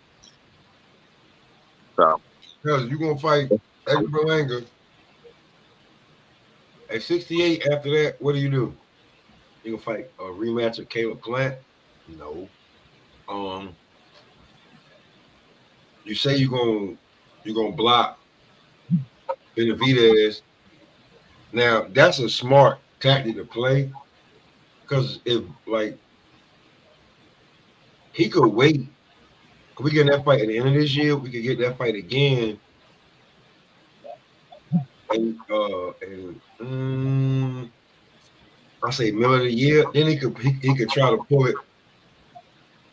He can try to pull that fight off in the right around what he doing now in September. But if he fights Bivol or Beterbiev after 2 fights, I'll be real with you. Whoever wins those fights, I feel like I got a great chance against them because them motherfuckers is coming off 2 wars, and then I get to fight them fresh. Oh, I feel like I can beat either one of them whoever win that fight. No, that's definite. Yeah, but Benavidez is going. If he gets one of them, he gonna be fighting. I believe he gonna be fighting a unified champion instead of undisputed champion because again, Oh, there's that. don't put that energy out there. But go ahead. I know what Well, you're gonna say. Go I'm ahead. just telling you. I'm just telling you what the rankings say right now, and it's this Michael, whatever elite or whatever the dude name is. He right there. So again, we already know how these dudes move, especially when it comes to an undisputed champion. Yeah, So yeah. if, Unfortunately. if you get a fight sometime towards the end of the year, December, maybe January, no later than February, of this dude that's sitting at that number one spot fighting somebody else. You feel what I'm saying? For that interim belt, then you know what it is. And I think if it's going to be somebody, who knows, it might be Anthony Yardy because he's sitting there at the number three spot. You saying that's who would get elevated, or No, have a chance to fight for it? I'm saying this that the Michael dude versus Yardy is probably going to be at that. If we're going to hear anything, I think you'll hear it December or or January. You feel what I'm saying? No later than February. That fight is pretty much sealed, done did, and I don't know what card or whatever that fight comes up on or anything like that, but these niggas gonna wind up fighting for that interim belt, and that's gonna let you know, yeah, they about to strip. They're about to strip, one of the Bivol or Beterbiev, the winner of that fight. You feel what I'm saying? They're about to strip that nigga. Especially if the rematch clause, like I've been hearing, is in place. I think you're right. Unfortunately, I just Yeah, hope I wouldn't be hella mad at that. My California slang coming out. I wouldn't be hella mad at that. But as long as they don't elevate him like they did Dubois, and I got nothing against Dubois, but I hate the elevation. I hate the email, man. So yeah, fighting for an interim, that ain't terrible. But man, just let undisputed be undisputed. I wish you could get back to them days. yeah, But yeah. Well, you know what? When it comes to Dubois, that's the least they could do as making him a champion after getting robbed on the Usyk fight. why couldn't they? I mean, it's going to be him and Joshua for the IBF. Why couldn't they just make it for the vacant? Why you got to elevate him? It doesn't make no sense to me. Because you robbed him on the Usyk fight. I get what you're So saying. They was trying to get rid of that bad karma, but Word. no, I feel you. Either way, the result gonna be the same. Whoever win the fight gonna be the new IBF or the so you still the saying that? IBF. So what's being said right now is Dubois actually has the IBF belt, and Anthony Yeah. Joshua is the challenger. Yeah. Wow, that's crazy. Yeah. That's right. That's right. That's how I heard it build. I see an official tissue commercial, and that's it. He is the IBF champ. Wow, that's wow. And when you go check the new artwork, Dubois But has the belt on his shoulder, and that's kind of bananas because prior to that, they were supposed to be fighting for that interim slot. Yeah, yeah. Mhm. But you know how shit changes. That's crazy. when they Wow. officially strip, when they officially strip Usyk. Usyk, they was like, well, if you fighting Dubois, he like, I got a rematch clause. All right, well, we stripping you. We're gonna elevate Dubois because his last fight against who was it? Big Baby. Yeah. That was for that. Wow. That's life, bro. Well, You no, got like, his last fight wasn't Big Baby. He got Ergovich after that. yeah, that fight. Yeah, the Yeah, yeah. Ergovich fight. Wow, that's Ergovich crazy. fight. Whatever fight was his last fight. I'm glad. I'm glad. You know what? You drop bombs when you drop gems like that. You know what I'm saying? Hergovich, the last fight against Hergovich, for some reason, I don't know why, but the last fight against Hergovich got him the IBF interim shit, and then as soon as they stripped Usyk, he became the champ. Like not soon as, but like they carried it on until like the fight coming on. And when you see all the new artwork and you look it up, Come here. type in Dubois versus Joshua, he has the belt across his shoulder. Yeah, you did right.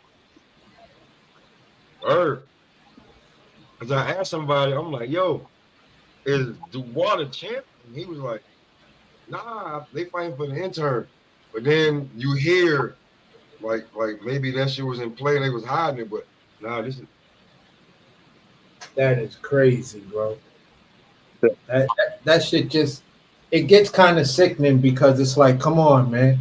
If there's a rematch for undisputed, then let the rematch go. Like it's no different than the two guys fighting for undisputed in the first place. IBF be pulling. They be like, man, we just as important as the WBC and the motherfucking WBA. WBO later, motherfucker. You know. Yeah, but it's like they forcing it. It's not like it's being generic. It's like you seriously forcing your hand to say, we're gonna run boxing. We're gonna run this era in boxing. Anytime we have an undisputed, if we don't like the arrogance that the champion get, we're gonna put the play in to strip that champion and give it to a guy that we think might be a little bit more gracious and just want to go down the line and fight the guys that are in our sanctioning body, because we're not going to let you hold up the thing and become a diva. We made our mistake with, it's like we made our mistake with Canelo, and that's just something we just not going to be willing to do again. Well, one thing I be noticing is, right, and the fighters, like when whoever becomes unified or undisputed when you get all the belts, right? I'll be real with you, even though sometimes the competition that you got to fight in that sanctioning body be either weak or strong as hell, the IBF be wanting you to them give them one of their title defenses first or second as you get these belts. They want a title defense in between unification and all that other shit, undisputed.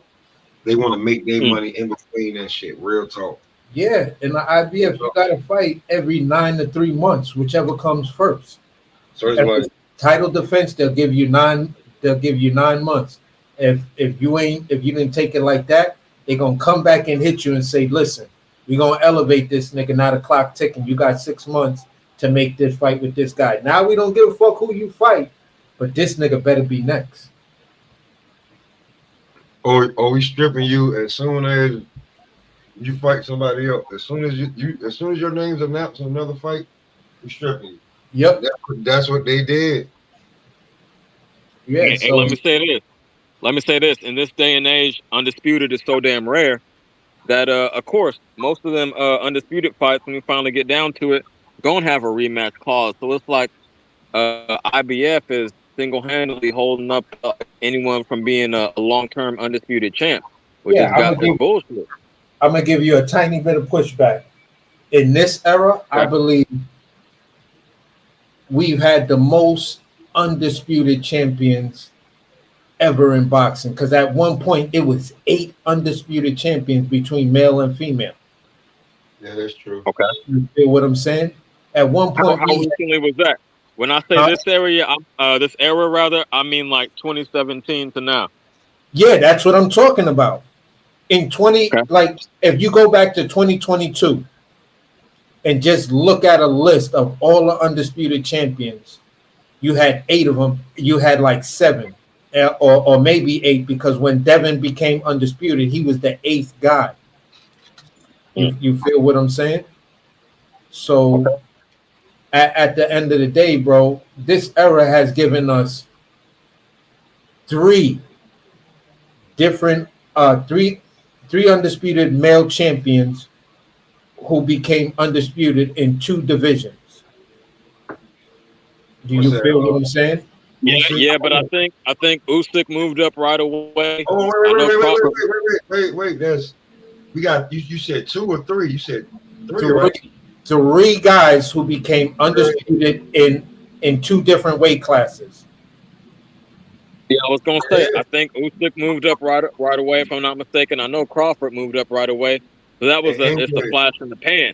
I'm talking about being able to maintain an undisputed status. I do feel what you're saying, though. I think the Yeah, truth is somewhere in the middle.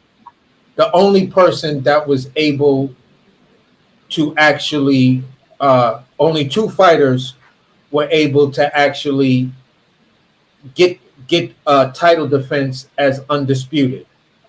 You Was feel what I'm Devin saying? and anyway. Devin and anyway. Devin, Yeah, I was gonna say Devin. Okay. in a way, make it 3, and Canelo. Yeah, Canelo. Okay. You feel what I'm saying? Everybody else, you were in a position to where either you got the rematch clause, so you're gonna be stuck in the rematch clause, and they're not gonna let you turn around and get and get that new fight off. You feel what I'm saying? Devin satisfied his because he did the 2 with Cambosis, and then you feel what I'm saying? He actually was the only guy that literally uh, was kind of him and Canelo was the only 2 that were literally able to get in at least 2 real title defenses against with their undisputed status. So at the end of the day, when you look at this era, a lot of great things happen, but it's a flash in the pans. Yeah, I was talking about specifically about Yeah. maintaining undisputed Oh, status. okay. Yeah, we have had a lot of undisputed champions. I give you that, but you can't hold on to it because IBF gonna pull some fuck shit. Only one Yeah. who got done dirtier than Usyk in recent memory was Crawford, because not only was he locked into the rematch clause, so he couldn't, I can't defend the title against your Mando or your number 1, but he didn't even get the goddamn fight. He didn't even get the rematch. So that was double bullshit. Nah, like I love, but the last undisputed champion that got done the worst is Jermell Charlo. He got slaughtered. All his belts ripped away from him the night of the fight. Like, think about it. I keep saying it. The night he fought Canelo, they ripped the WBO away from him. The night that Tim Tszyu fought Fundora, they ripped away the WBC. Yeah. Those fights whenever Madrimov, whoever he fought, they ripped the WBA from him.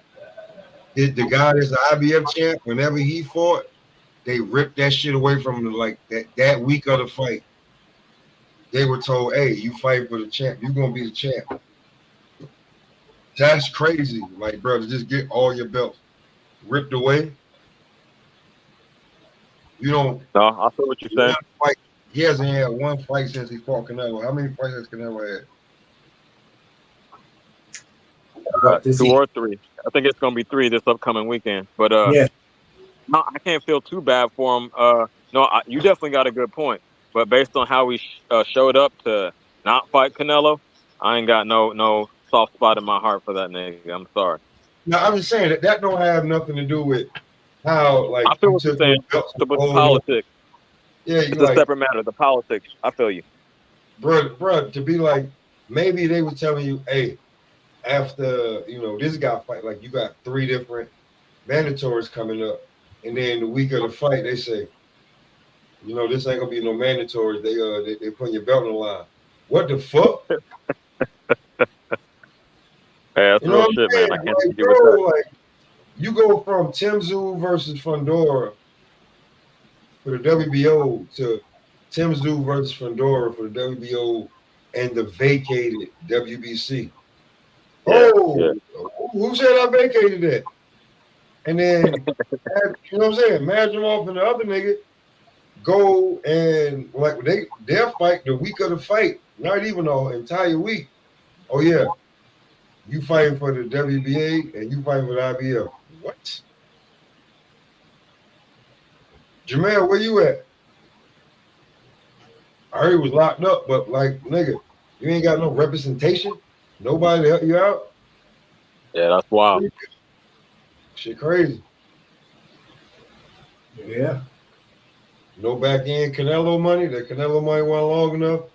You get a lawyer to be like, hey, my client is fine. He's only going to be in here, blah, blah, blah. He can make this fight. He can make this fight.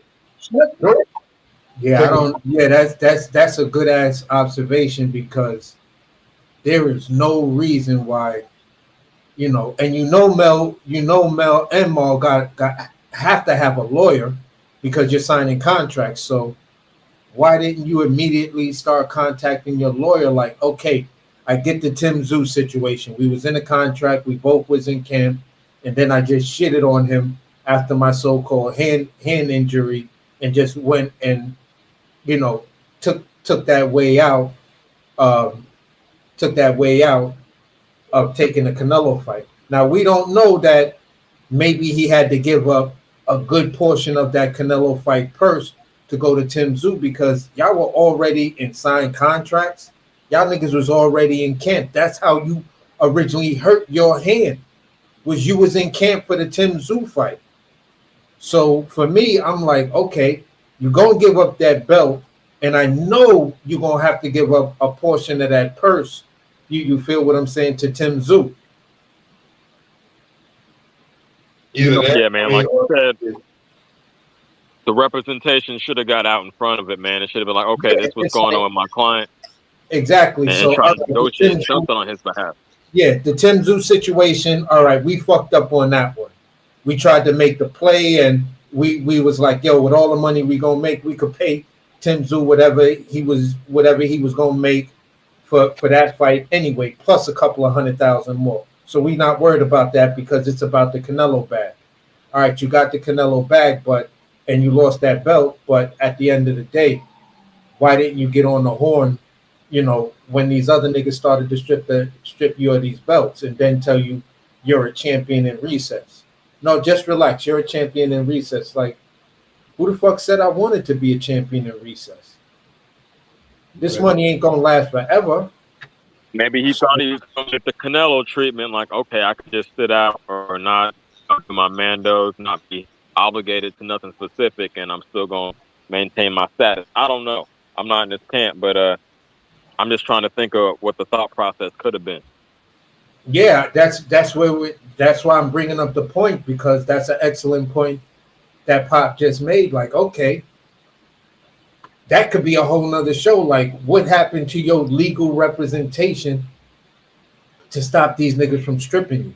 And even if they strip you, to say, all right, if you're gonna strip me of this, at least give me the chance to make the fight so I could fight for the belt, fight for these belts. So for me, it's 3 fights that I got lined up. You feel what I'm saying? But you stripping me in the middle of my promotional company, going through their issues and shit like that, where they're gonna land their plane at, and where they're gonna find a possible network or whatever. So the company I work for is shopping for a network, and y'all niggas is gonna strip me.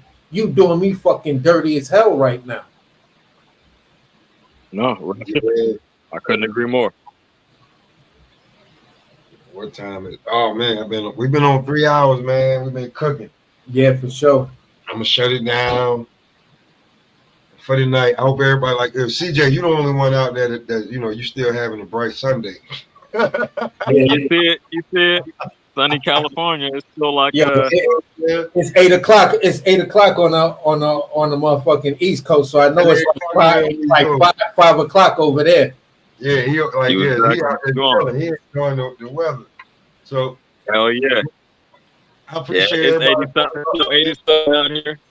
Chilling. It's feeling nice out here. So yeah, we're relaxing out here.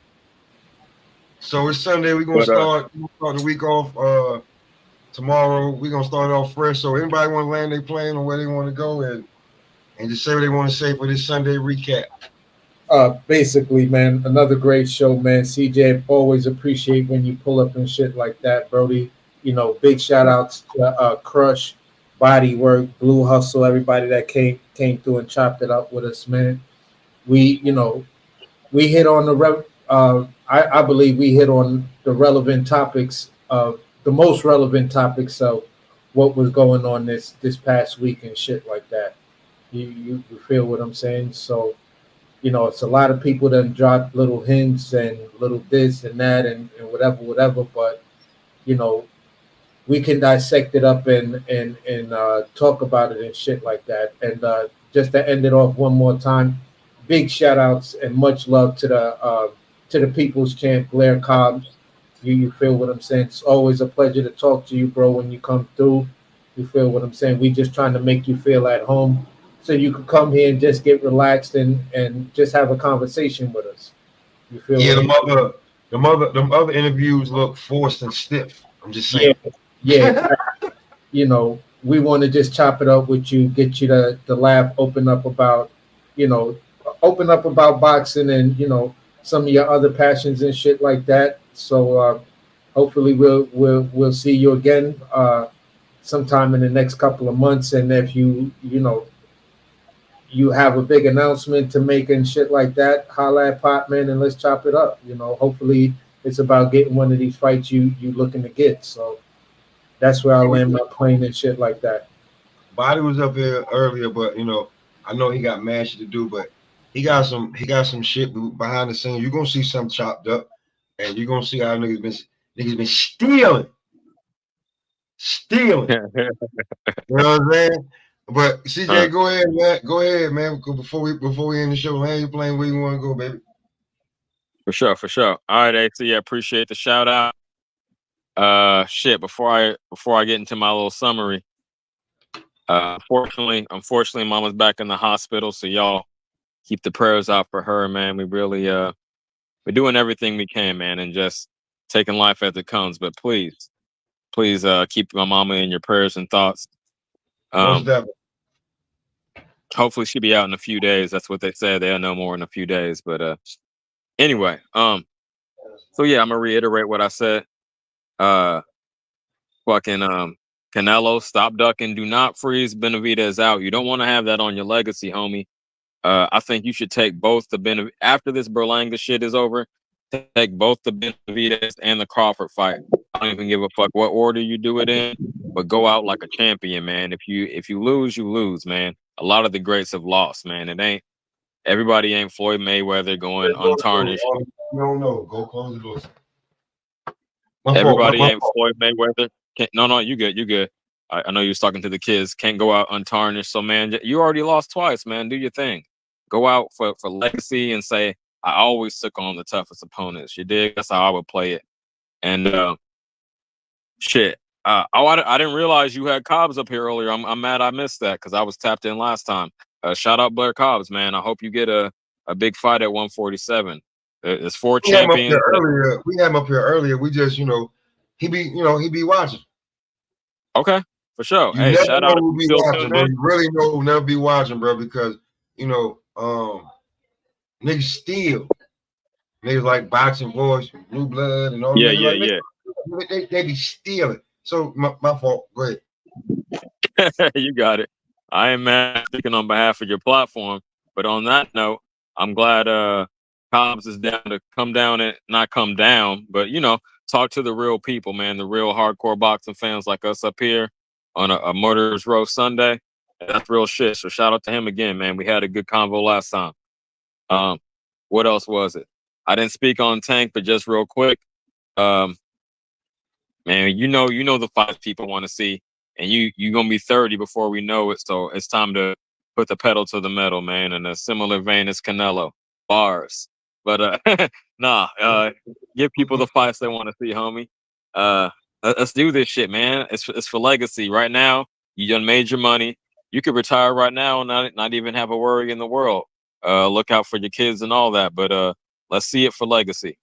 And what's the other? Oh, I want to touch on Joshua and Dubois real quick. I know I mentioned it quickly earlier, but hey, Pop, let's just have a quick. You got another 5 minutes? Let's have a quick back and forth.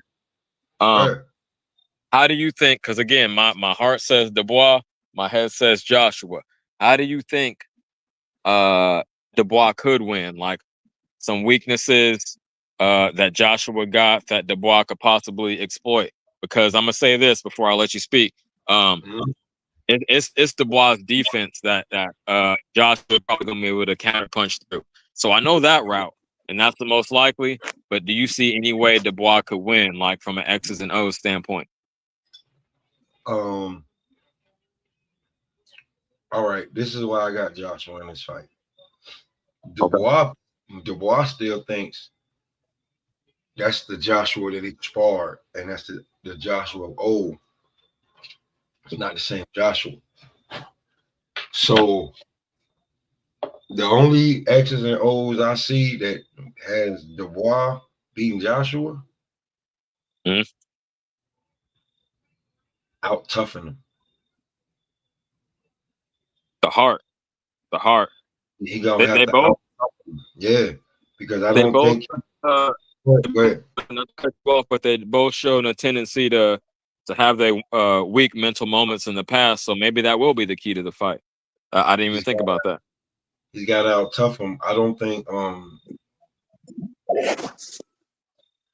Dubois got a good resume, but as much shit as people talk about Joshua,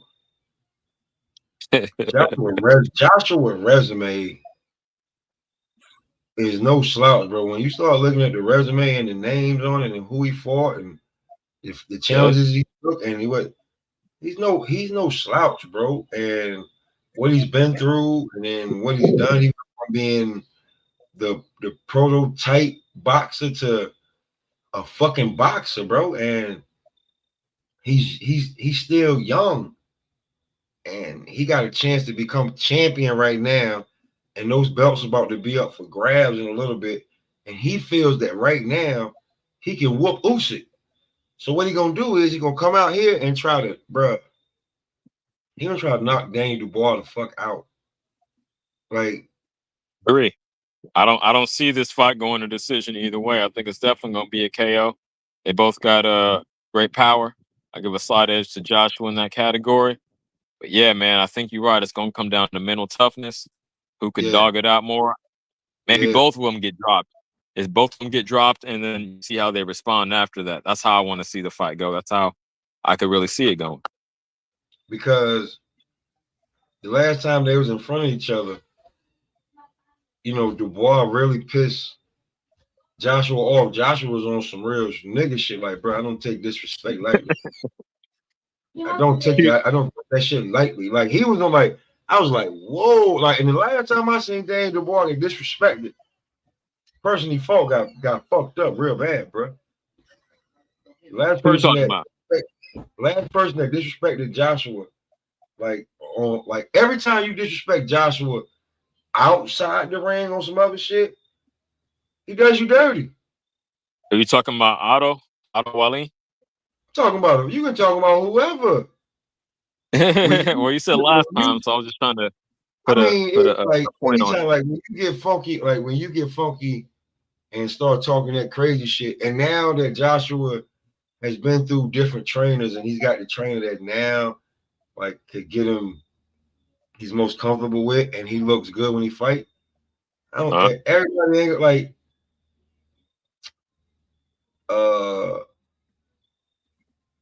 maybe around between 8 and 10. I got Joshua taking him out. Okay. That's reasonable. That's a good prediction. Okay, but you did tell me answer the question. You said if it's gonna be an X factor, it's gonna be the heart. It's gonna be the dog. It's gonna be the dog. You know what I'm saying? That another Negro spiritual that I'm gonna iterate to any of the young boys who listening. It ain't the size. You know what I'm saying? It ain't the size of the dog in the fight. It's the size of the fight and the dog, nigga. Make sure you understand that. It ain't the size of the fight. It ain't the size of the dog. It's the size of the fight and the dog. You know what I'm saying? So, right. You fucking. What's that you just showed me? What's that, a German Shepherd? No, he pit bull lab mix. That's German Shepherd. Anyway, now look. That's the brindle coat. That ain't the German Shepherd like black and brown. It's all mixed brindle coat. Okay. So like he just a run. Yeah, listen. Here's the thing. He just a mutt, but yeah. Listen. I'm from around the way. The must be more loyal, Yeah. more Hell yeah. respectful. And listen, you fuck around and get the right mutt, it'll whoop every damn dog in the it'll whoop every pure blood in the neighborhood. I'll take it back to the first blade. It whoop you're not even a pure blood. Whoop all y'all ass out here. Whoop all Real y'all system. ass out here. You know what I'm saying? So a mutt, like, man, like, don't tell me about nothing about no damn mutt. I carry a mutt around with me, and then if something happen, that mutt gonna fight to the death for you. Hell yeah. That pure blood will tuck his damn tail when he fuck around and figure out he can't win. So I tell you what, for you young niggas that try to get you to understand, a mutt is Goku, a pure blood is Vegeta. Which one you want to be? You're a fool. You're a fool, man.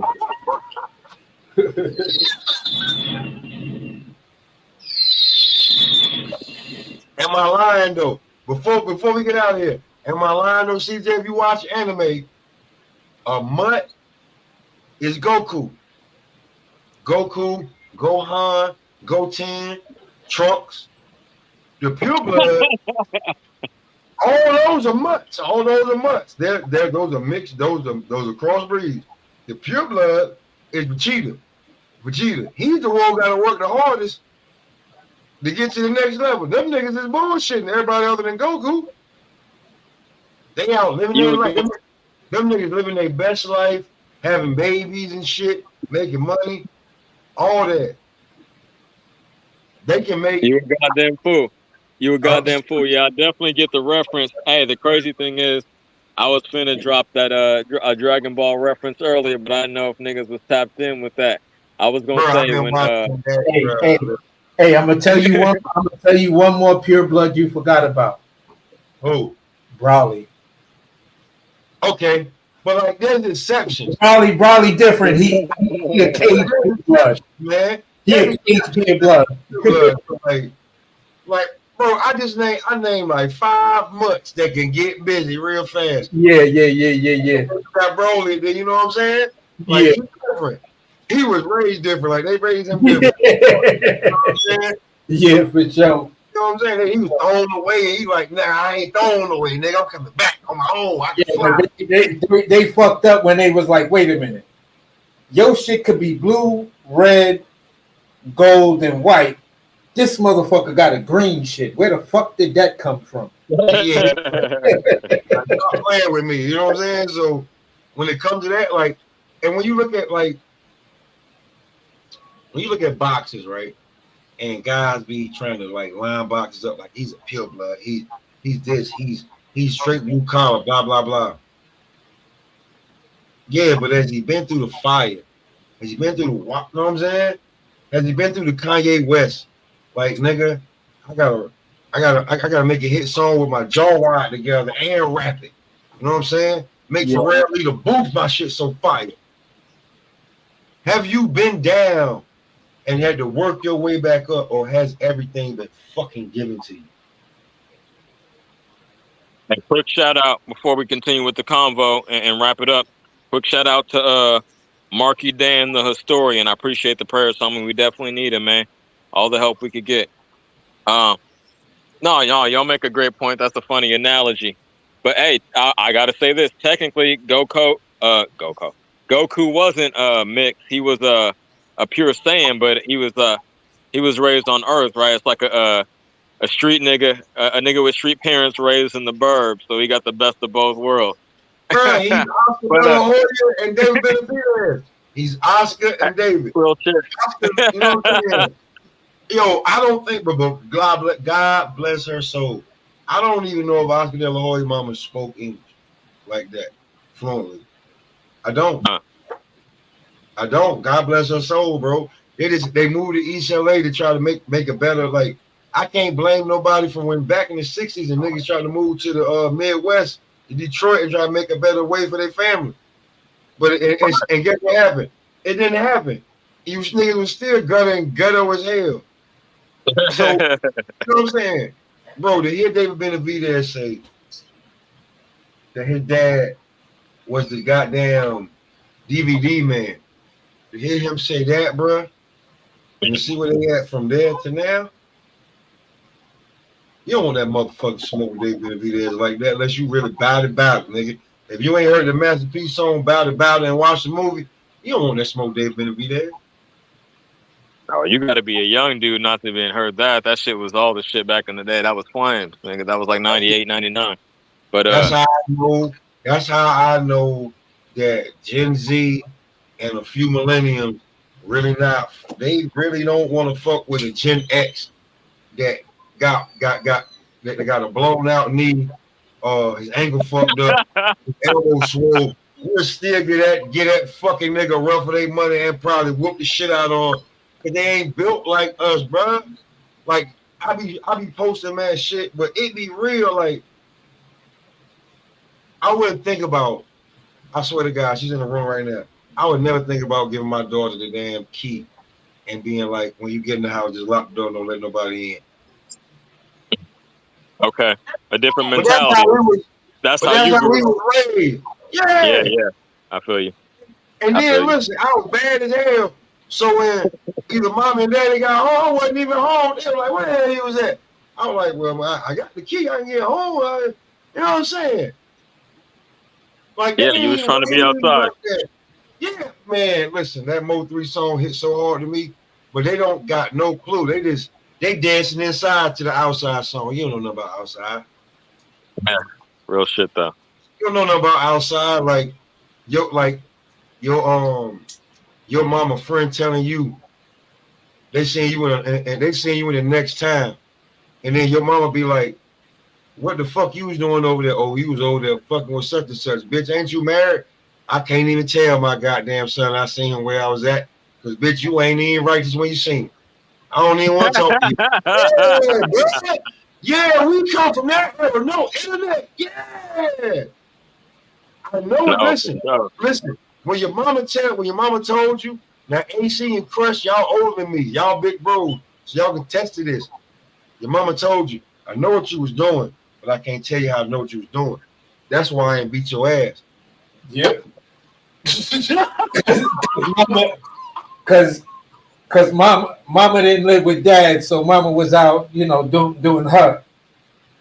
I know what you was doing, but I can't tell you what you was doing. But I know what you was doing, but I can't tell you how I know. That's the only reason you didn't get your ass whooped. Yep. Because if I beat you, I'm supposed to beat you for what I saw you doing, you're gonna tell your daddy. And if your daddy figure out where the fuck you are, it's a motherfucking problem. Yeah. Because I'm supposed to be over there. Yep. We come from that era.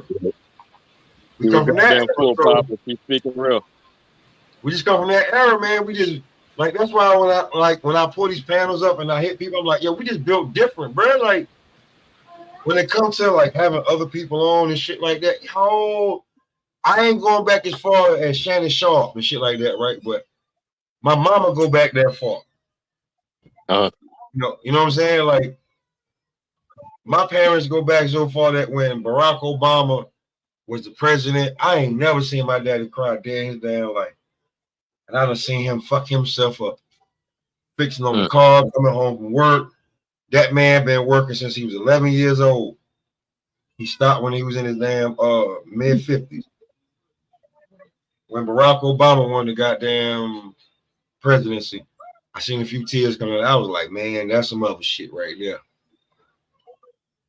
I don't come from strong people. We come from strong, SKRONG. Strong nigga. That's where we come from. That's what we come from strong, not strong. You keep them strong niggas. Them niggas ain't. I come from a strong generation. That where I'll tell you some shit that hey, listen, Gen Z and some millennials, you ain't never heard this. The community was so strong that if you were seen doing something wrong, you might have got 3 ass whoopers. I knew you was gonna say that. The neighbor, the old lady neighbor. And look, you trying to figure out how old ass can move like that, but she always asking you to do something for it. How you old ass move like that? Listen, the nigga that you don't know that fuck with your pops tell on you. You like, hold on, how you tell on me? Because you ain't one of them niggas that's supposed to be like that. Yeah, hey, listen. We come from the generation that you break your arm and you go home and you cry and they tell you, all right, boy, you just broke your arm. Stop making all that All goddamn that crying, nigga. I'm gonna put some ice on it. You gonna be fine. We gonna go to the hospital and everything. We gonna get you fixed up, but just stop all that noise right now. Bro, if you came home after falling off your bike and had scrapes all over your body, you really ain't fall off the bike. You was on a dirt bike on a moped. You weren't even supposed to be on, but you come home. Here's the funny shit. There's two scenarios of this shit. You come home, your mama don't put alcohol. My daughter was crying about alcohol, witch hazel, peroxide. I'd rather take all that shit. When you come home and you scraped up and your mama putting iodine on you, they don't even say iodine across the god. You don't even know how you get iodine no more. Your mama get them goddamn cotton balls and put iodine all over your goddamn ass. The next time you fall over something, you say, I'm gonna just walk it off. Fuck all that. Fuck that. I'd rather walk it off than that goddamn iodine. Bam, she gives you. Peroxide and iodine. Peroxide and iodine. Shit. Oh my just god. start rolling up on you. It just starts stinging like a motherfucker. Yo, the crazy that thing peroxide start bubbling up all up on your cut. Oh my god. The fuck going on? And then listen, because it bubbled up so much, what she do? Wash it off with some water and post them over. And that shit just make it burn. You like, lady, a little more. Yeah. lady, are you not realizing that you make this shit hurt more than what it was before? Yo, I done it and seen it. We go to the ghettoest motherfucking family no possible. And she laughing at you like, oh, you fell off that goddamn, told y'all about riding that damn moped dirt bike, didn't I? Well, you don't want to go home, please. Come here. She don't even put it on you. She pour it on your ass. That's where we got it from. Pour it on your body. She pour it on you and watch you jump. Like, hey, yo, the crazy shit is, hold on, real quick. While y'all was talking about that, I'm out here in the burbs in the park and these little kids skateboarding. This nigga, you see my little ass dog, he ain't more than 50 pounds. But this little black kid too, he stopped skateboarding. He was afraid to ride past my dog. He laying down resting. He ain't barking or nothing. And the little nigga was soft, man. I'm disappointed. Nigga, you see a dog laying there, you like, oh, he ain't aggressive. That's a damn house dog. Them damn dogs that's foaming at the mouth want to do some shit. Oh no, nigga, I'm gonna go around here. Though, like I don't even know if you can buy iodine unless it's called. I don't even know if they sell that shit no more. Yeah, me neither, bro. I ain't seen that shit in years. But them iodine baths, bro, that your parents put on your ass, you was like, I don't want them. I'm going to the ghetto lady. I'm gonna let her pour the shit over my body because your mom dabbed you to fucking death. How you got all these cotton balls? And she just dabbing you with cute and everything. Hey, Pop, you missing the first bottle of iodine that used to have the long plastic stick with the cotton ball on the end of the shit. You that's a fact. That's a fact. Block. Soaked in it. You ain't getting nothing but concentrate when she hit you with that. Oh shit. The iodine bottle empty, she's still dabbing it with you, and it's more concentrated than before. What the fuck is this? And bro, that iodine actually used to burn. Like they tell you, hold on, don't move, and they just start dabbing, and then stabbing your cut with it like back. You like, oh shit! You bouncing like this. You like this? What the hell? And then they, you know what I'm saying? And then they tell you, don't move. And then they went with the iodine, so they blow. Yeah, exactly. You, don't move, it ain't gonna hurt. They pour peroxide on you. You said what's gonna hurt? It must be dirty. Then what they tell you? Come here. pour water over it. Now you think it's sober. They pour more peroxide on the shit. What? Man, like, man, listen. We different over here. That's all I want to say. When it comes to being over here, just a little bit different. You know, pain is pain. That's why I don't never stop nobody when they start going in, because y'all really don't know pain, man. You don't know pain. You kids can't get whipped the way we got whipped, man. Yeah. They don't even make Hot Wheel tracks no more. Oh, Listen, they used to make extension cords. I swear to God, I felt like they made extension cords that were perfect for the parents to fold up and whip your ass with. Yep. A leather belt, a leather belt wasn't that expensive. Listen, if you had a father in your damn household, or if your mom's kept your father's belt when he left, that was a real leather belt. Yeah, thick. That shit got weight to it, no diddy. And boy, it just left the same exact size imprint on your ass. On your ass. Yes, bro. So like you kids getting whipped with these bullshit objects. They getting pops. They get pop pops, man. They get pop pops. We used to get ass whippings. Like, and you getting like, and y'all getting ass whippings for something major. You was getting ass whippings for being like, Mom, can we get these Skittles? Didn't I tell you that?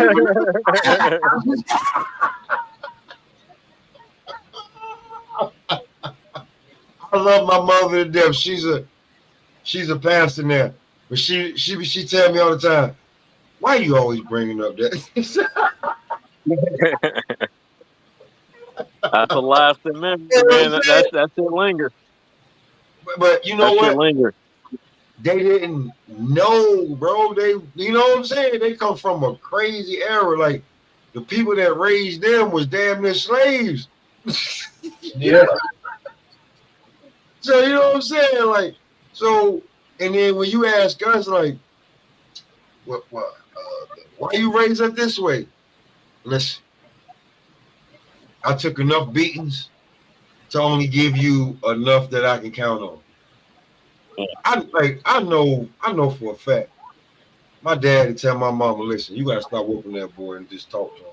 I got a whooping like every day. I got a whooping every day of the school week because the damn teacher kept sending a note home. I can tell you this much.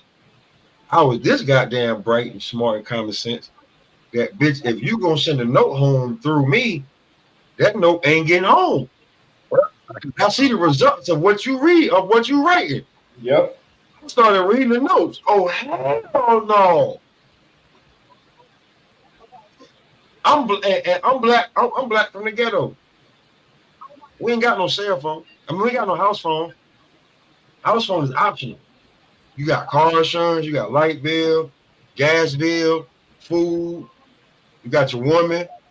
You got 3 kids. Oh, you trying to call me from the school?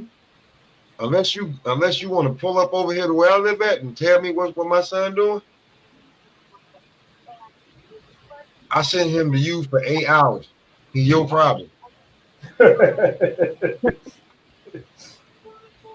I said, when he go to school for 8 hours, he's your problem. When he come back, I deal with him. That's the era that we come from, bro. Like, yeah. So when y'all be trying to explain, like, that's why I was saying the Gooch, like, yo, Gooch, you got to let Bob go, bro. Bob come from an era where, like, the movie Gran Torino, like, that's Bob. Like motherfucker, I done seen, you know what I'm saying? I done seen Gooch, niggas, crackers, rednecks. I don't give a fuck about none of you motherfuckers. You know what I'm saying? I seen you all. You know what I'm saying? So, like, when it comes to me, I seen it all, bro. Bob come from an era when he would call black fighters, and this is coming out of Bob's mouth. He was calling black fighters. Listen, that's a pretty good colored fighter right there. I like that colored. What's his name again? That colored fighter. That was the word. That's what they called him. Like, He was Yeah. only going by what the fuck we were. We black like black. No, you No, you colored. were colored. You were You colored, bro. colored. Like what the fuck? What the fuck? You Yeah, they wasn't gonna call you a nigga because they respected you, and they weren't gonna call you black because that was still an insult. So they called you colored. Black was actually calling the dude black was an insult back then, so they called the nigga colored. Like that's the era. Yeah, Let me drop a quick just story saying. on y'all. Let me My drop a quick story on y'all real quick. Y'all gonna find it funny, I promise. A little embarrassing for me, but it is what it is, champ. 2 years ago, I was dating this slightly older white chick on my softball team, right? And we was out with an Asian teammate in the bar, just chopping it up. And she was like, I was like, hey, you ever? I was trying to get with her at the time, before we start messing around. Hey, you ever dated a black dude? She was like, yeah, I enjoy colored men. And I was like, I looked at the Asian dude. I was like, what did she just say? And she said it again. I asked her the same question. She said it again. And I was like, yo, what the fuck is this? The fucking civil rights era? What the fuck you talking about? She was like, oh, well, you call yourselves people of color, right? And I was like, first of all, I don't call myself that. And that is not the same goddamn thing. You wildin'. Colored, you enjoy colored men? Fuck you. I'm just saying, bro, because there's different colors of us. Like, you got real black ass niggas that's midnight. You got dark skin. You got brown skin. You got light skin. And then you got them red niggas. I mean, she wasn't lying. Hey, Pop, real quick. And guess what? None of those shades that you mentioned is a shade of black. Not that one. You call yourself black, but you walk around with multiple shades of brown fucking skin. I ain't the fuck black. Yeah, but I'm quite sure Crusher agree with me because we around the same age and shit like that, and he was in Philly. You call a motherfucker back then when we was growing up black, you got a problem. You got beat the fuck up. Yeah, you did. Like, You got nigga, beat up. you call him black. Nigga, I ain't black. I ain't this, I ain't that. Exactly. You feel what I'm saying? Hold up. That was always my shit. Like I said, I'm 40 years old. I got to get an answer to this. That was always the shit when I was, not the shit, but that was the vernacular when I was growing up. So what did y'all call yourselves if you wasn't black? At the end of the day, you could say, some black folks were saying, no, we just people of color. And that's where, we weren't calling ourselves colored or anything like that. You could say African American. You feel what I'm saying? You can call yourself Pan-African. You feel what I'm saying? You feel me? But saying the word black, it's people like Malcolm X and Martin Luther King in their speeches, they would talk about the plight of the black man and shit like that. And that's just amongst like them in the way they was saying what they were saying. You feel what I'm saying? But not to cut you off, but I thought back in the 60s the vernacular was Negro. I'm talking about the 70s and maybe early 80s before I came of age. No, I'm talking about. I'm not. No, the 70s and 80s, nobody was calling themselves colored. You feel what I'm saying? I'm talking about like I thought it was Negro though. I thought it was Negro. Yeah, it was Negro. According to white people. You feel what I'm saying? Afro American, bro. Yeah, it was Afro American. African American, that bullshit didn't come around until Jesse punk ass Jackson ass is running for president, and he's fucking in the 80s, on document as a fucking Cherokee Indian, man. Make that shit make sense, man. We don't want to go there, man. I go too deep on that shit. We gotta set a whole nother show for that. That's a I whole ain't gonna hurt some I'm gonna hurt some motherfucking feelings, bro. Yeah, that all that goofy shit. That's why on the low, like I be throwing out old Negro spirituals. They're like, nigga, I'm like, yo, you ain't never heard this, nigga? Like you don't hear about these shits? Like, nigga, you falling off. Like you gotta know where you come from, bro. Like a lot of shit we said like was meant for you to learn, nigga. Like, don't do that. Don't do that, nigga. Like, I mean, how dumb can you be? We listen to music, right? Rick James and fucking Smokey Robinson was talking about brown fucking skin, ebony eyes. Fucking India Irie, darkest chocolate, was talking about brown fucking skin, man. Y'all get the fuck out of here. I'm that's her black, nigga, biggest you're song. brown. That's her The fuck is biggest wrong with song, you? Why brown you black? skin. Real Black, talk, black. man. You know what's the dumbest shit? Black don't crack. Of course it ain't gonna fucking crack, bitch. It ain't on your skin. But it do go pale, motherfucker. Stupid ass motherfuckers, man. Dumb as shit. I'm like, oh gosh, man. That's why we start hitting niggas with that. Once you go gray, you there to stay. You know what I'm saying? Yeah, for sure. You know what I'm saying? Like, bro, it's just like when you raised, like, I swear to God, that's why I be telling niggas, bro, like, I'm last of a dying breed. Like, I'm raised in the South and I got both parents. But for the guys that came before me and like that shit was normal before they started implementing it and it really took over the bullshit or the welfare and kicking the black man out of the home. Nah, man, I can tell a nigga that was raised by a single mom and a nigga that had both parents in the house. That's just real. Or at Hey, least yo, some man. let me ask you one profound question.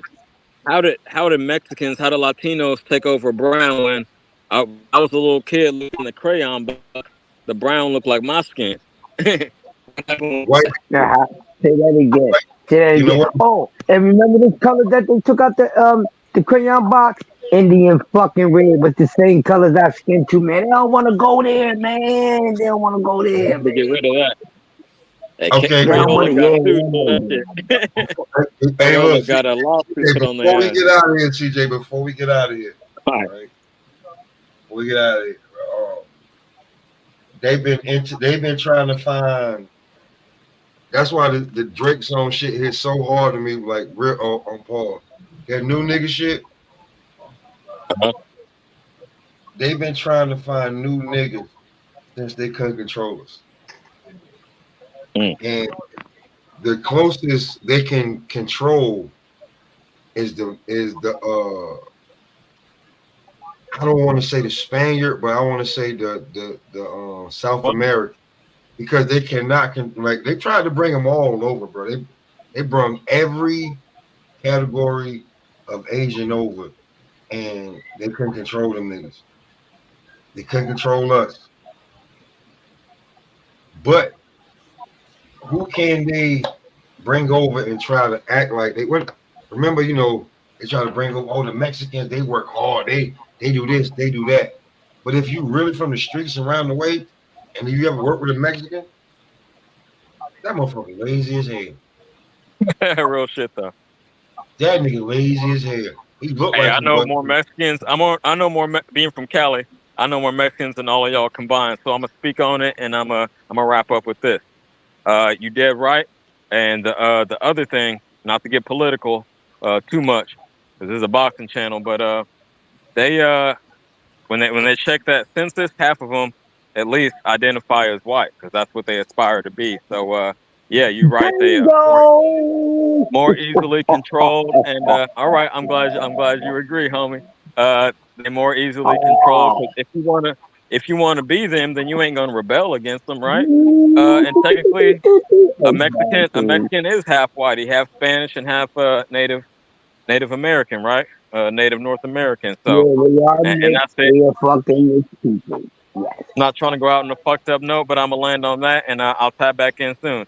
Hey, shout out to the panel, AC, Yeah, yeah. Crush, of course, Pop, and yeah, we tap in again soon. Appreciate the prayers, all y'all. We definitely need it. My mama gonna pull through. I know she will, and I'm out on that note. Yeah, One. for salute, sure. CJ, Peace out. salute, bro. But where I just wanted to land it while y'all was finishing that, I just want people to, just remember a little, a little less than half of this country was actually Mexican territory. Yep. Yeah. Yeah. Yup. So you feel what I'm saying? Like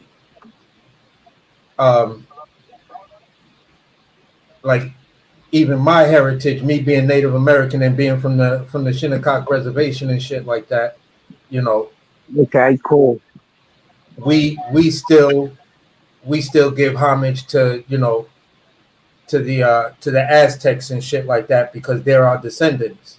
So any Native American is really a settled Mexican. You feel what I'm saying? So at the end of the day, that's just that's just one of those dark truths and shit like that. Because every Native American, especially in Indian country, they all have a heritage that go back to South America. But you know, Mm-hmm. that's just something to think about right there. But at the end of the day, bro, great show, man. Yo, Crush. Um, great talking to you again, bro. We definitely got to kick it Oh, on a lot of other topics and shit like that. So Oh, they coming. Oh, bro, no they coming. problem, man. Yeah, bro. This is not just going. It's sports entertainment. I like to entertain everybody. yeah, for sure, for You know sure. what I'm So saying? Heard. yeah, so Sometimes boxing get bland. Like, yo, bro, I don't want to talk about this shit. yeah. So at the end of the day, man, until we get to the next one, bro. You know what I'm saying? Great show though, Pop. You know what it is. I appreciate y'all Great pulling up. show, you see. I appreciate you pulling up. And Crush, I know you could be pulling overtime. I already know. Appreciate you pulling up, bro. Oh yeah, bro, no problem. Going at midnight, man. So I'm good. I'm just laying down, kicking it with y'all. I appreciate that, man. So I'm gonna leave us out. I'm gonna take us out on a real note. You know what I'm saying? Because I just feel like niggas be so fake, man. So I can't do this new shit. So I'm an old nigga. So niggas got you know what it is. Today's agenda got the suitcase within the center. Tell them Blanco sent you. Feel the strangers if no money exchanges. I got these kids in ranges to leave them niggas brainless. All they told is stainless. You just remain as calm as possible. Make the deal go through. If not, here's 12 shots. We know how you do. Please make the killings clean. Slugs up in between. Their eyes like true lies. Kill them and flee the scene. Let's bring back the coke or the cream. Or else your life is on the shelf. We mean this, Frank. The cats we fucking with the bombs in your mom's gas tank. Let's get this money, baby. They shady, we get shady. Dress up like ladies and burn them with dirty 380s. And they come to kill our babies. That's all out. I got gats that blow the wall out. Clear them all out. Fuck the fallout. Word to stretch, I bet they pussy. The 7 digits push me. Fucking real. Here's the deal. I got 100 bricks, 14.5 a piece. Enough to cop 6. Buy the house on the beach. Supply the peeps with Jeeps. Brick a piece. The beach. Everybody getting cream. No one considered the leech. Think about it now. Damn near 1.5. I kill them all. I'll be set for life. Frank, pay attention. These motherfuckers is henchmen. Renegades. If you die, they still get paid. Extra probably. Fuck a robbery. I'm the boss. Promise you won't rob them, I promise. But of course, you know I have my fingers crossed. Niggas bleed just like us. Picture me being scared of a nigga that breathe the same air as me. Niggas bleed just like us. Picture me being shook. We could both pull burners, make the motherfucking beef cook. Niggas bleed just like us. Picture a nigga hiding my life in that man's hands while he just decides. Niggas bleed just like us. I'd rather go toe to toe with all of y'all. Running in my protocol. Since it's on, I call my nigga Arizona Ron from Tucson. Push the black Yukon. Usually had the slow grooves on. Mostly rock the Osley. Stupid as a youngin', chose not to move wisely. Sharper with game, him and his crooks caught the jooks. Heard it was sweet, about $3.50 a piece. Ron bought a truck, 2 bricks laid in the cut. His peeps got bucked, got locked the fuck up. That's when Ron vanished. Came back, speaking Spanish, lavish habits, 2 rings, 20 carats, here's the criminal. Nigga made America's most, killed his baby mother brother, slit his throat. The nigga got back with the toast, weeded, took it to trial, beat it. Now we feel he undefeated, he mean it. Nothing to lose, tattooed around his gun wounds. Everything to gain, embedded in his brain. And me, I feel the same. For this money, you dying. Especially if my daughter crying. I ain't lying. Y'all know the signs. Niggas bleed just like us. Picture me being scared of a nigga that breathe the same air as me. Niggas bleed just like us. Picture me being shook. We could both pull burners, make the motherfucking beef cook. Niggas bleed just like us. Picture a nigga hiding my life in that man's hands while he just decides. Niggas bleed just like us. I'd rather go toe to toe with all of y'all. Running in my protocol. We agreed to go and shooting is silly because niggas could be hiding in showers with Mac Billy, so I freaked them. The telly manager was Puerto Rican. Gloria from Astoria. I went to war with her peeps in 91, stole a gun from my workers. And they took drugs, they tried to jerk us. We blazed, they blazed, long story. Glow seen my face, got shook. Thought a nigga was coming for the safe. Now she breaking, shut up, 112. What's shaking? A Jamaican, some bitches, I swear, they look gay in a black Range Rover, been outside all day. If it's trouble, let me know, I'll be on my way. Please, I got kids to feed. I done seen you make niggas bleed. Nightmare this bitch don't need. Wrong, get the gasoline. This spot, we about to blow this. Get the cash before the cops and Range Rover cats notice. Room 112, right by the staircase. Perfect place where they evacuate. They meet they fake. Wrong, pass the gasoline. The nigga pass me kerosene. Fuck it, it's flammable. My hunger is unexplainable. Strike the match. Just what I expected, the dread kid ejected in seconds, and here come two opposite sections, one black, one Malaysian. We in the hallway waiting patient. As soon as she hit the door, we start blasting. I saw her braids hit the floor. Wrong laughing, I swear to God. I hit Maxie Priest at least 12 times in the chest. Spent the round, shot a chink in the breast. She crying, headshots put her to rest. Pocket with no briefcases, nothing but Franklin faces. Spots, hot sprinklers, alarm system. That's when other guests start to slip in. It's time for us to get the dipping. I know them niggas in the ranges on their way up flipping. Pistol gripping, I know the clipping. The hallway got real loud and crowded. They walk right past us, I don't know how they allowed it. The funny thing about it, through all the excitement, their range got told. They double parked by a hydrant. Stupid motherfucker. So, I know, back to you niggas that be stealing, bro, at least give a nigga his just due, because you couldn't do it. At least give a nigga his just due. Make a nigga say your name so you can goddamn say where you stole it from. I do know this, though.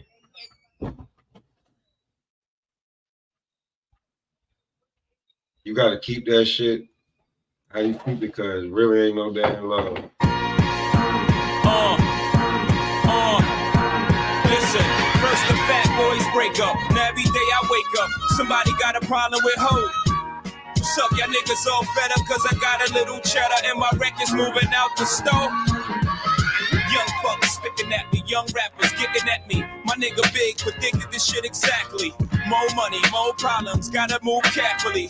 Cause faggots hate when you get their money like athletes. Youngins ice grilling me, oh, you not feeling me? Fine, it costs you nothing, pay me no mind. Look, I'm on my grind, cousin, ain't got time for frontin'. Sensitive thugs, y'all all need hugs. Damn low mans, I'm just trying to do me. If the record's 2 mil, I'm just trying to move 3.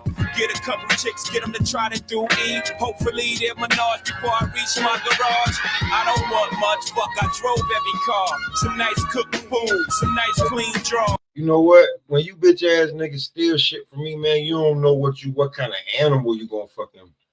You don't know what kind of animal you gonna bring out. So, just so you know, next time, nigga, watch your motherfucking shit when you steal my shit and try to use my shit and try to put it into your goddamn soliloquies and shit. Know what you're doing when you do that. Time to dump fire, dump fire, dump fire, dump fire, dump fire. The Mo-P, yes. And the zip code is 1, 2, 3. And motherfucker, we coming 100 miles and gunning. I'm still running with cats that raw from the era of XL 80s and hatchback stars. Same day. I'm racing for this industry lockdown. We still tote hammers that go run up if you wanna. Believe me, all these hammers with they owners. Fuck you, see ya. How you will blue hammers in the coma and your family now on. Look, 70 pounds gone. The little fuck stood it up with a hospital gown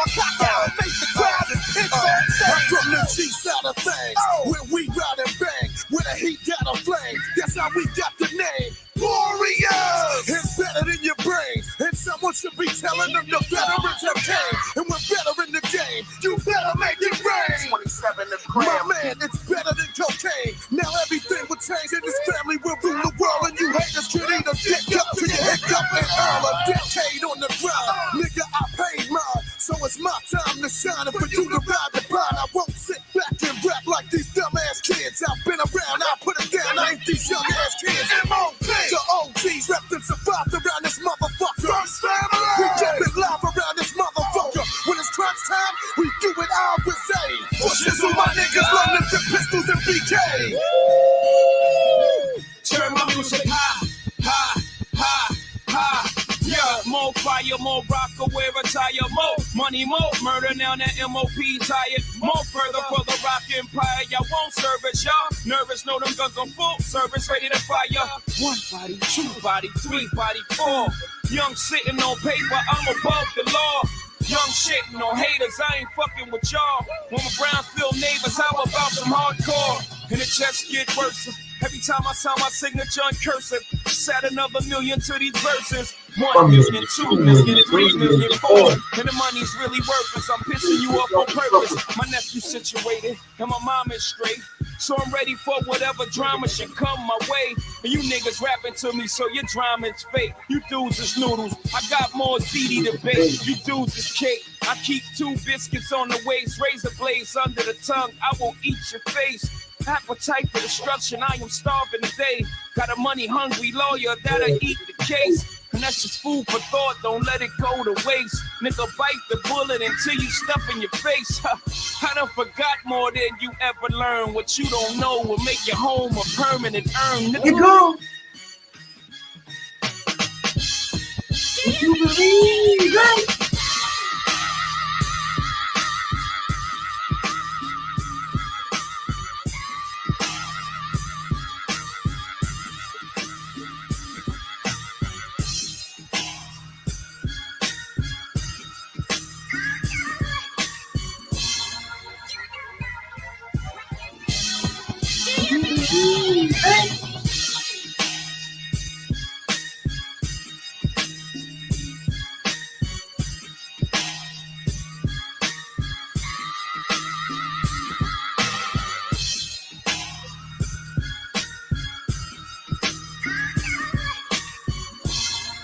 You don't know what you do.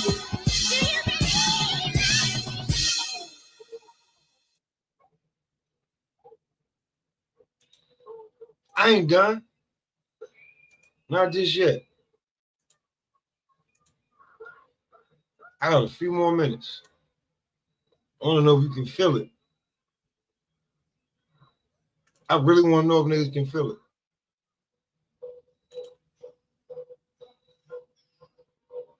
Are you niggas ready for it? Can you feel it?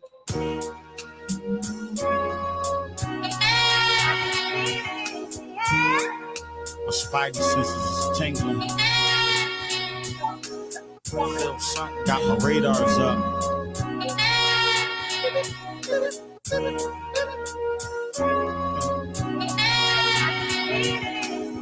Something going on. I feel. Whoa. Let me bring that back. Hold on, wait. Turn that down before I get upset. You better figure that shit out.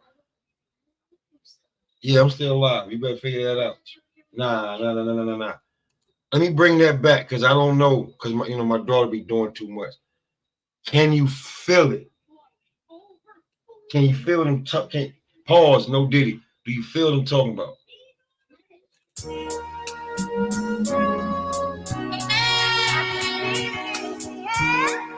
My spidey senses is tingling.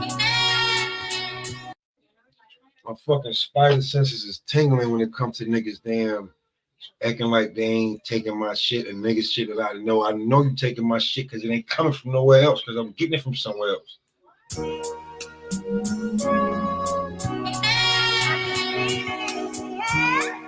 My spidey senses is tingling. Feel something, got my radars up.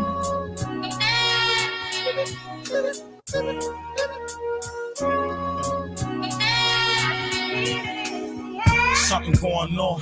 I feel funny, can't tell me nothing different. My nose twitching, intuition setting in like Steve Vision. I still close my eyes, I still see visions. Still hear that voice in the back of my mind. So what I do, I still take heed, I still listen. I still paint that perfect picture. I still shine bright like a prism. My words still skipping. I know you can't, don't, won't get it. You niggas chose to ride that ship, salt with it. I'm still afloat. I ain't the captain of the yacht, but I'm on the boat. I ain't acting what I'm not, knowing that I don't. You niggas acting like you will, but I know you won't. You won't. I read between the lines of the eyes of your brows. Your handshake and match your smile. You niggas fine. I can feel it in the air. I can feel it in the air. I can hear it in your voice. I can feel it in the air. I sit alone in my four-cornered room staring at hammers, ready to go bananas. 2 vests on me, 2 texts, extra clips on me. I know my mind ain't playing tricks on me. I ain't skits, homie. Ain't nobody drop a mic on me. It's like they try to plot to sit on me. I hear this voice in the back of my mind like Mac, tighten up your circle before they hurt you. Read they body language. 85% communication, non-verbal. 85% swear they know you. 10% you know they story. Man, the other 5 times I'ma show you. Just know you. Then pull they strings, you the puppet master. Fuck some other bastards. And watch who you puffin' after. Play your cards, go against all odds. Shoot for the moon. If you miss, still amongst those stars. I basically only smoke with my damn wife, nigga. Watch who you puffing at. For the moon, if you miss, still amongst those stars. Some real shit, nigga. I really only like, other than like niggas that I know and I call my brothers, I only puff with my wife. 10% you know they story. Man, the other 5 times I'ma show you. Just know you. Then pull they strings, you the puppet master. Fuck some other bastards. Man, watch who you puffin' after. Play your cards, go against all odds. Shoot for the moon. If you miss, still amongst those stars. I know exactly what I'm puffing after. Do you? I can feel it in the air. I can feel it in the air. I ain't scared, nigga. I ain't going. Can you feel it? Can you feel me? Can you feel it? Can you feel it floating? Foul preacher quoting scriptures for revelation. Just talking shit and got the devil waiting. Body getting stiff, soul levitating. Why do I speak blasphemy? Knowing one day that will ask for me. Ask for my sins. No one to feel his wrath for me. I go through it so you wouldn't do it after me. Ask for me. I'm still circling the block before I'm parking. Not bitching, I'm just still cautious. Same black Parker, same Uzi, extra clip, still clapping with that same larkin. Damn, I feel it in the air, you not sincere. Nigga, it ain't a us or we or I'm a thing. It's a good, bad karma thing. It's a song in the honest sin. I swear I feel something honestly. I can feel it in the air.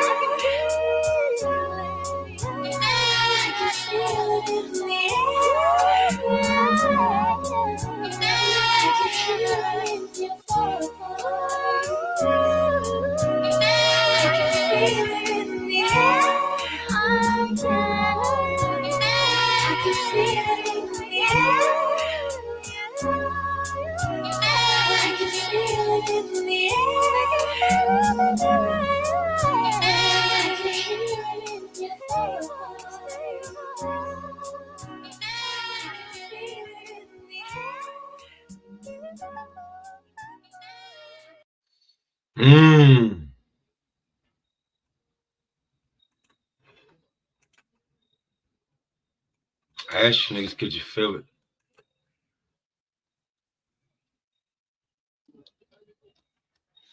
I asked you.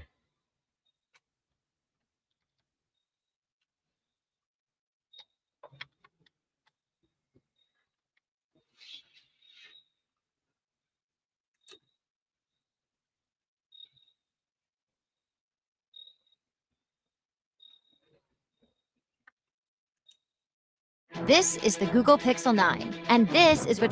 That ain't what I was asking. Could you feel?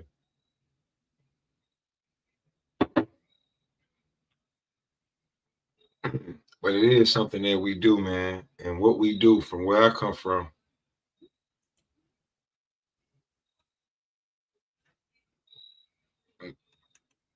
may be wrong to you, but at the time, that's not what we were seeing. And if I get rocked, this shit for my kids, nigga. That real shit. Even though what we do is wrong, we still hustle till the sun come up. Tack a 40 when the sun go down. It's a cold winter. Y'all niggas better bundle up. And I bet it be a hotter summer. Grab an onion just to rock it down. You hot now, listen up. Don't you know cops' sole purpose is to lock us down and throw away the key? But without this drug shit, your kids ain't got no way to eat, huh? We still try to keep mom smiling, cause when the teeth stop showing and the stomach start growling, then the heat start flowing. If you're from the hood, I know you feel me. If a sneak start leaning and the heat stop working, then my heat start working. I'ma rob me a person, catch a nigga sleeping while he out in the open, and I'ma get him. We gotta raise our kids while we live and make $1 million off a record belt. My niggas out of prison, fuck a Benny or a Lexus. My boys in the squatter, nigga talk reckless, then I hit him with the slipping. But I'm never snitching, I'm a rider. If my kid's hungry, snatch the dishes out your kitchen. I'll be wildin' till they pick me out of lineup. We keep the nines tucked, chop downs up, rap about it. Wild out, fuck niggas up, laugh about it. I'm not trying to visit the morgue, but freeway move out till I sit with the Lord. Till I get my shit together, clean up my sins. Freeway got it in like 10 in the morning. And I can get it to you like 10 while you yawning, man. Still deliver the order, man. I ain't talking about chicken and gravy, man. I'm talking about bricks and yayo, halves and quarters, 4.5 and halves. You do the math, swing past and scoop up your daughter. She wanna roll with a thug that rap. You do the math, he on blast in my stacks in order, man. Man, let me get a free. Cold never slacking, man. Sipping in the black rain, faster than the red ghost. Getting ghosts on Pac-Man. One time, know I got a knack to get that change. Leader of the black gang, ROC, man. Bang like T-Mac, ski max, air it out. Gotta kill witnesses cause free bears sticking out. Y'all don't wanna witness shit. We squeeze hammers, man. Full of freeze by you like Louisiana, man. But I got a VTN, man. So I move keys, you can call me the piano, man. Rain, sleet, hell, snow, man. Slang, Yo-E, hydro, man. No, BC in the third lane. Ram still praying, working on my nerves, man. Like son, you gotta get your soul clean before they blow them horns like Coltrane. Still I cry tears of a hustler, wipe tears from my mother, pull out beds for our brothers. That's above us, make beds for the babies, tuck kids under covers, buy cribs for their mothers. Shit, I probably be wildin' with they father, tell me private, tell the Najma that I'm riding for a father. That's like my brother, like same mother, different father. Any problems, dog, know I got them. And still we grind from the bottom just to make it to the bottom. So crack in the alleyways. Still gave back Marcy and Dollar Day. Real gangsters make hood holidays. They ain't think it's but we still pay homage, man. Soul Food Sunday looking like big mamas, man. Tell the gang I never break my promise, man. Man.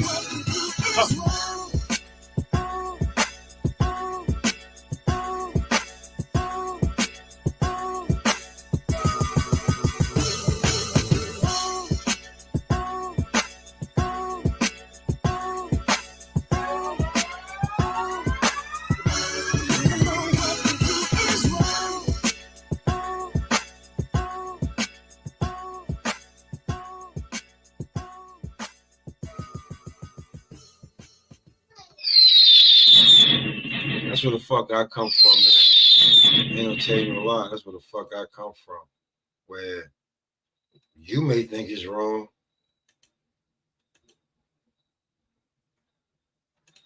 That's how, in my mindset, how we had to get through that. So,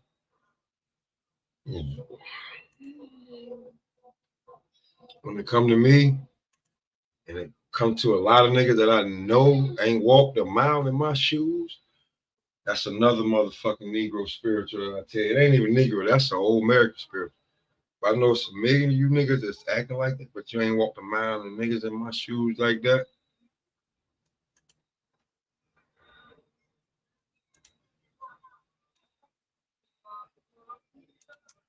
Rest in peace, rich homie Quan.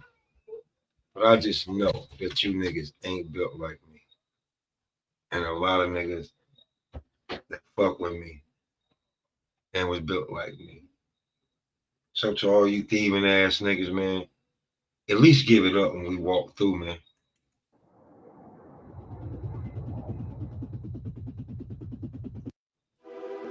Yeah. Hey man, all my real niggas in this motherfucker, man. You feel me? Do the real nigga walk through for me. Hey, I be feeling like the man when I walk through. I ain't stunning what you saying when I walk through. I got all these hoes staring when I walk through. I done make a few bands on the walk through. Watch me, hey, why me walk through? Watch me, hey, why me walk through? Watch me, hey, why me walk through?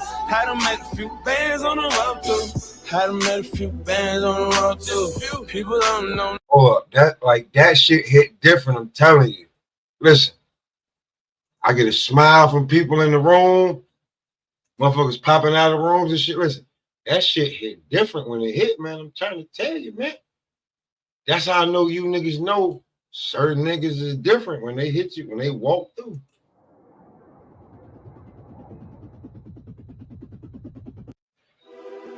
Yeah. Hey man, all my real niggas in this motherfucker, man. You feel me?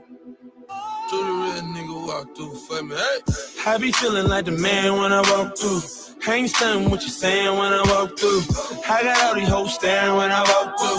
I done make a few bands on the walk through. Watch me, hey, why me walk through?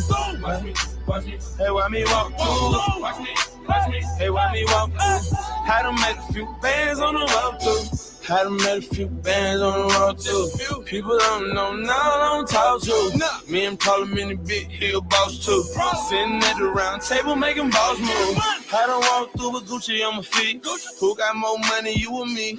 I'ma walk through usually with my nigga, better believe that I got the tool on me. I done smoked past security. What the fuck do you need glasses just to see? Me, when I'm coming full speed, got that V12 running. And I'ma jump the fence if I see 12 coming. Even if I were blind, I could still smell money. I can't trust no outside niggas, they could tell them. I'm the alphabet boy, cause I keep a L on me. I smoke good, throwing up my set in your hood, nigga. I be feeling like the man when I walk through. I ain't stunning what you saying when I walk through. I got all these hoes staring when I walk through. I done make a few bands on the walk through. Watch me, hey, why me walk through? Watch me, hey, why me walk through? Watch me, hey, why me walk through? I done make a few bands on the walk through. Yeah, some of my niggas flamed up, but I'm all blue. I keep bands in my pants, and we all do. Yeah, flow seats, Hawks game, I'm about to. I put the Chevy on the road, but my dogs flew. Shawty sending DMs, let me call you. I told her get all of her friends, y'all fall through. Giuseppe shoes, Louis built, bitch, I'm all new. A Cuban link gold rolling, and it's all true. Penthouse top level, look at y'all view. 50 bands on me, rich homie, when I saw you. They know who to talk to for the walkthrough. You want your city turned up, you gon' call who? I be feeling like the man when I walk through. I ain't stunning what you saying when I walk through.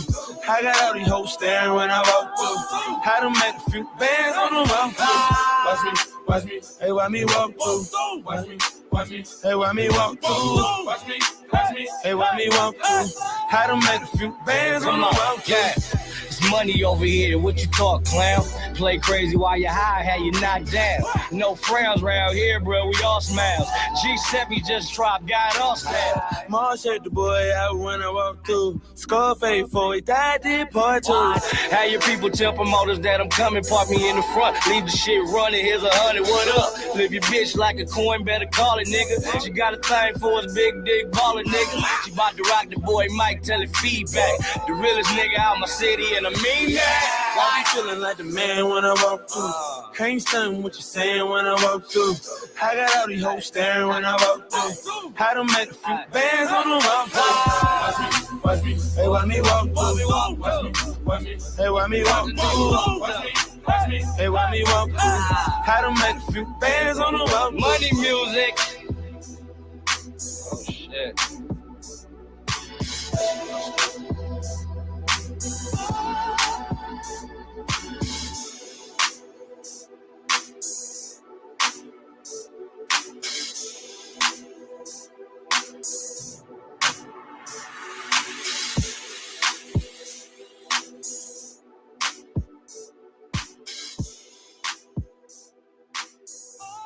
If you don't like that shit right there, you always was, always been broke ass nigga.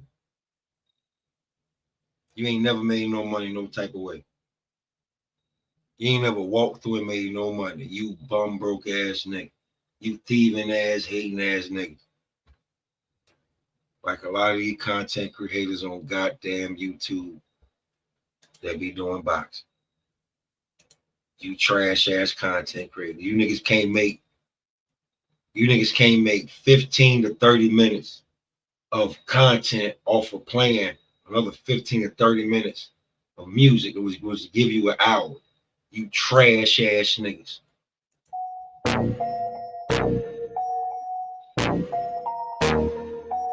You niggas ain't got no niggas. I got real niggas. You ain't even got YouTube niggas. I got real YouTube niggas. You niggas is trash.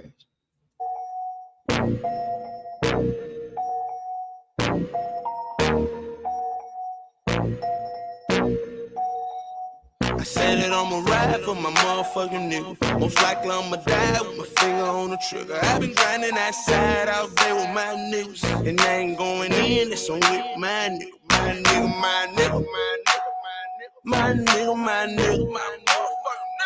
nigga, my nigga, my nigga, my nigga, yeah. First thing first, I love all my niggas. This rap shit cracked and I involve my niggas. You looking for some lean, let me call my nigga. He sell it for the high, I need all my niggas. Some niggas smoke, some niggas drink. Got niggas on the block with the Glock they don't think. That's a nigga back up, they in a bucket laptop. I got to act right if you niggas wanna act up. He talking like a snitch, no, that ain't my nigga. He tripping off a bitch, no, that ain't my nigga. Take a nigga case, shit, that's my nigga. Know him since I was 8, yeah, that's my nigga. Fuck my first bitch, pass her to my nigga. Hit my first lick, pass with my nigga. Fuck them other niggas, cause I'm down for my niggas. I ride for my niggas. Fuck them other niggas. Said that I'ma ride for my motherfucking nigga. Most likely I'ma die with my finger on the trigger. I've been grinding that side out there with my niggas. And I ain't going in, it's on with my nigga. My nigga, my nigga. Dope boys, my niggas. My nigga, my nigga. YG, my nigga. My nigga, my nigga. Hold on. I gotta bring this back, because if you a real fucking nigga that was out here on the grind like that and ain't know no other way until you found one, nigga, either causal relationships or damn near dead, nigga.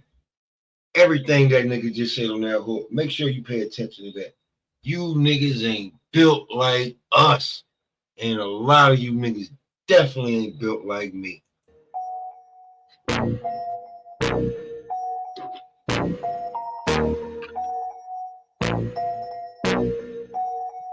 I said that I'ma ride for my motherfucking nigga. Most likely I'ma die with my finger on the trigger. I've been grinding that side out there with my niggas. And I ain't going in, it's on with my nigga. My nigga, my nigga, my nigga, my nigga, my nigga, my nigga, my nigga, my nigga, yeah. First thing first, I love all my niggas. This rap shit cracked and I involve my niggas. You looking for some lean, let me call my nigga. He sell it for the high, I need all my niggas. Some niggas smoke, some niggas drink. Got niggas on the block with the Glock they don't think. That's a nigga back up, they in a bucket laptop. I got to act right if you niggas wanna act up. He talking like a snitch, no, that ain't my nigga. He tripping off a bitch, no, that ain't my nigga. Take a nigga case, shit, that's my nigga. Know him since I was 8, yeah, that's my nigga. Fuck my first bitch, pass her to my nigga. Hit my first lick, pass with my nigga. Fuck them other niggas, cause I'm down for my niggas. I ride for my niggas. Fuck them other niggas. Said that I'ma ride for my motherfucking nigga. Most likely I'ma die with my finger on the trigger. I've been grinding that side out there with my niggas. And I ain't going in, it's on with my nigga. My nigga, my nigga. Dope boys, my niggas. My nigga, my nigga. YG, my nigga. My nigga, my nigga. Rich homie, my nigga. My nigga, my nigga. It's the motherfucking world. You know I'm down with the niggas down I got 2 words for your love and loyalty. It was me and my nigga tripping on a half a beat. And we used to hit a wall and buy everything we see. Me and my down there nigga getting twist. Nigga get the trippy, knock the gravy out your biscuit. Just know I fuck with you the long way, my nigga. So when I see you out, I'm like, hey, my nigga. Act right by the case with my niggas. Straight to act right and get straight with my niggas. Me and my nigga riding dirty, trying to chase them figures. Who got it, yo? Who got it, yo? Don't matter. Don't say that I'ma ride for my motherfucking nigga. Most likely I'ma die with my finger on the trigger. I've been grinding that side out there with my niggas. And I ain't going in, it's on with my nigga. My nigga, my nigga.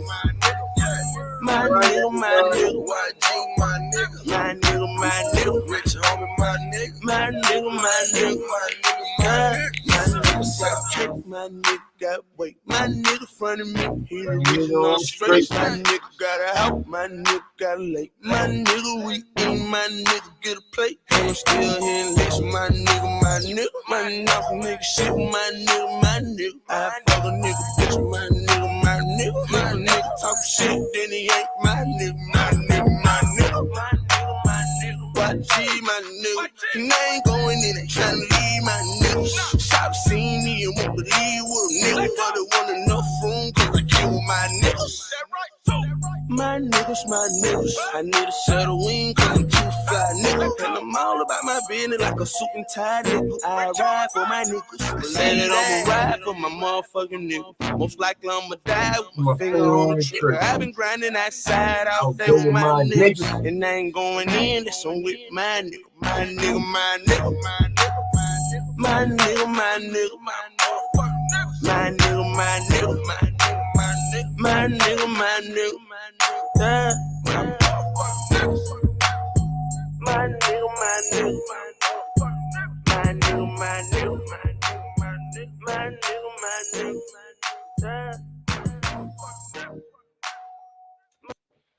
I'll be real with you, man. It ain't that I don't have a certain level of respect for you or anything, but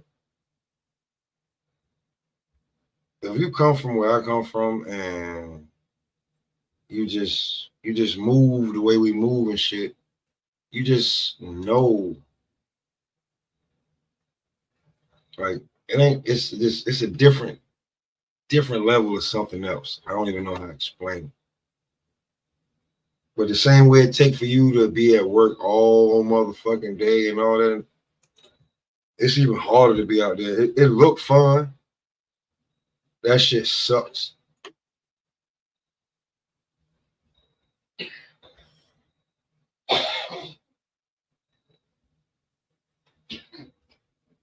It sucks because you think you're doing one thing,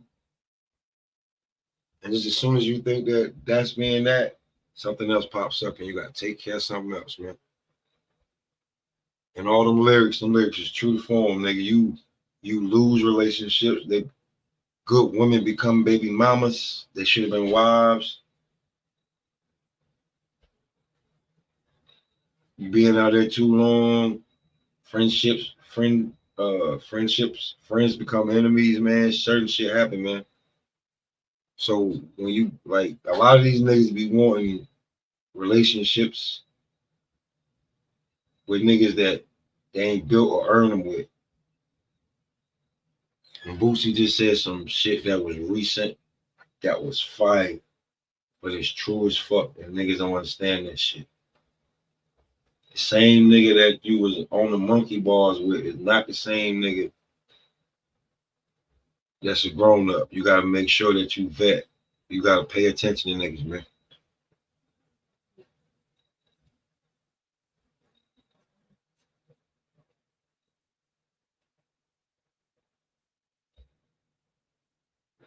Make sure you pay attention to that shit, man.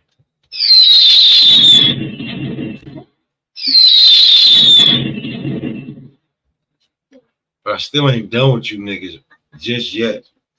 For you niggas out here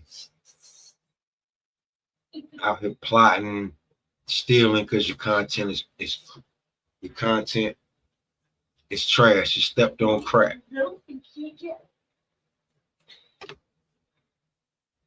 Your content is stepped on crack, man. And certain niggas been hunting for you. So pay attention.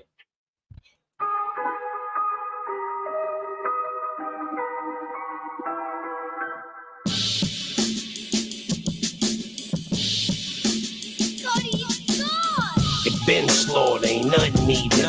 It's a war going on, but ain't nothing bleeding. If ain't nothing coming in, then ain't nothing leaving. When I think all these rappers is hunting season. For my thugs in the cage, slugs in the gauge, they just want a couple That's all these damn you. That's a bunch of YTBC content creators. These niggas is fucking fake rappers, man. New age rappers, hide behind some shit. And we here to bring you the real, the raw. What you supposed to hear. That's why I'm here. Why are you here?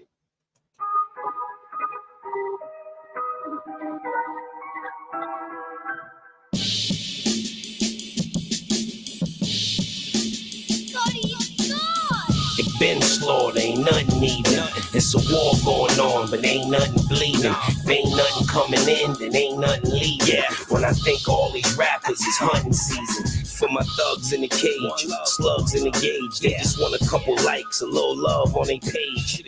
That just make me want to hollow a brother. We supposed to be leaders, then why y'all want to follow each other? And my resume couldn't tell you all that I did. I got a couple rappers' heads on the wall in my crib. Head hunting, so that means they going all in your wig. I make millions when I die, I leave it all of my kids. One eye in the scope, just for accurate zooming. I'm in the hood with the live bait and tackle for humans. On that same exact block, I had them packages moving. Last year I broke my crossbow, I need me a new one. Always know where you at when you with a nigga. Old school bear traps for the bigger niggas. Yeah, don't try to say I ain't warned you, ain't nobody safe. I'm hitting niggas, hunting season. It been slaughtered, ain't nothing even. It's a war going on, but ain't nothing bleeding. If ain't nothing coming in, then ain't nothing leaving. When I think all these rappers is hunting season. Yeah, hunting season is hunting season. When I think all these rappers is hunting season. Yeah, hunting season is hunting season. When I think all these rappers is hunting season. Yeah, the greatest rapper with the leaf soul, no repos. Tax man ain't at my peephole. Here's a kilo. To the victor goes the spores like I'm Aladipo. All the record label cheat codes, none for me though. Shout to Ebro and find rhyme lovers who don't buy it. Petition but don't riot. The critics be so quiet. To question my content is nonsense and undermines all I've accomplished. They say all's fair in love and war. You say I move the line just to score. Headshot to keep Adidas pure. One man army like Ason. Threw more powder in the air than LeBron. I'm selling Avon. That means the foundation is caked on. You know what this commission is based on. Believe me. King Push, this is hunting season. Billion streams versus a billion fiends. Now we even. Yeah. It been slaughtered, ain't nothing even. It's a war going on, but ain't nothing bleeding. If ain't nothing coming in, then ain't nothing leaving. When I think all these rappers is hunting season. Yeah, hunting season is hunting season. When I think all these rappers is hunting season. Yeah, hunting season is hunting season. When I think all these rappers is hunting season. Yeah, who did it with the goats? Who write their own quotes? Who really so dope? Jot this down in your notes. I'll wait, cause everybody traumatized now. If you notice, that's usually when the drama dies down. The bad weather, the rain keep the homicides down. I ain't sending nobody to do it. I'ma slide down. Me, your argument ain't an argument. Nah, this ain't a democracy, it's a parliament. Yeah, when your skills is right, niggas acknowledge it. Gotta sharpen your steel before you polish it. Yeah, plain Jane on all bezels. Trust me, I am with the smoke on all levels. Disgust me, I'm like the Pope in all ghettos.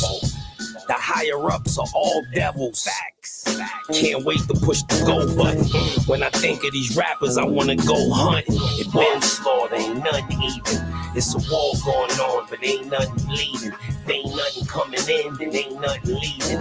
When I think all these rappers is hunting season, yeah, hunting season, it's hunting season. When I think all these rappers is hunting season, yeah, hunting season, it's hunting season. When I think all these rappers is hunting season, yeah, it been slaughtered, ain't nothing even. It's a war going on, but ain't nothing bleeding. If ain't nothing coming in, then ain't nothing leaving. When I think all these rappers is hunting season, yeah, hunting season, it's hunting season. When I think all these rappers is hunting season, yeah, hunting season, it's hunting season.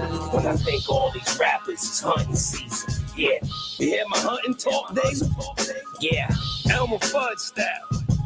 Yeah. You better have your shotgun loaded. Yeah. Or you better be able to hide, niggas. Yeah. It's fair game. Yeah. It's just an X on your back.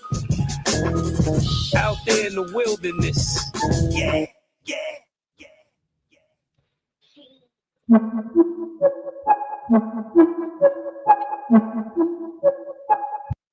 I tell you what. Nah, I ain't gonna tell you. I tell you this. I know what you're doing, so I keep my eye on you. And not the regular, not even the third. You keep the infrared one on you. Infrared. Yeah. You know what I mean? Infrared. The game's fucked up, niggas beats is banging, nigga your hooks did it. The lyric penning equal to Trump's winning. The bigger question is Listen, if you from my era and you old niggas that still in the shit and know what it is, you know what the fuck I just hit you with. Infrared. Yeah. You know what I mean? Infrared. the game's fucked up, niggas beats is banging, nigga your hooks did it. The lyric penning equal to Trump's winning. The bigger question is how the Russians did it. It was written like Nas, but it came from Quentin. At the mercy of a game where the codes is missing. When the CEO's blinded by the glow is different. Believe in myself, in the Coles and Kendricks. Let the sock puppets play in they roles and gimmicks. Shit, remember Will Smith won the first Grammy? And they ain't even recognize Hove until Annie. So I don't tap dance for the crackers and sing Mammy. Cause I'm posed to juggle these flows and nose candy, yeah. Ferrari my 40th, blew the candles out. Tom Brady, you niggas, I had to scramble out. They be riding these waves, I pulled my sandals out. Hefe Latin my Grammy, I went the Spanish route. Oh, now it's okay to kill baby. Niggas looked at me crazy like I really killed the baby. Salute Ross, cause the message was pure. He see what I see when you see Wayne on tour. Flash without the fire. Another multi-platinum rapper trapped and can't retire. Niggas get exposed, I see the cracks and I'm the liar. Shit, I've been exposed, I took the crack and built the wire. Now who do you admire? Your rap songs is all trying my patience. Them prices ain't real without inflation. I done flew it, I done grew it. Been a conduit. More than 9 bags on my bitches, I done blew it. See through it, neck E-glue it. Hablan Espanol, I E to it. Let Steven talk streaming and Shazam numbers. I'll ensure that you getting every gram from us. Let's cram numbers. Easily, the only rapper sold more dope than me was Eazy-E. How could you ever right these wrongs when you don't even write your songs? But let us all play along. We all know what niggas for real been waiting on. Push.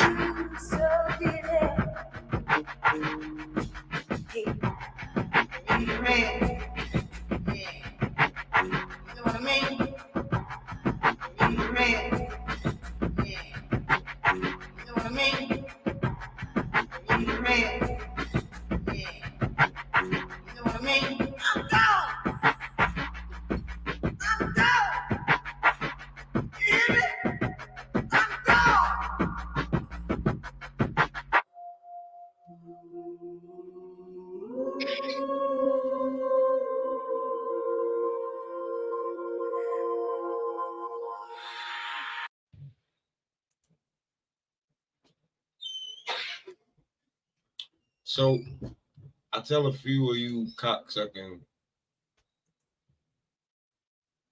some bitches real quick, right?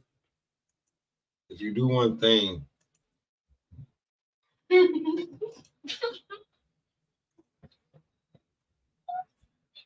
y'all laughing at what I'm saying? Oh God, I'm looking at that. If I tell a few of you cocksucking motherfuckers, if you do this, maybe I'll let off the gas on you. But if you can't,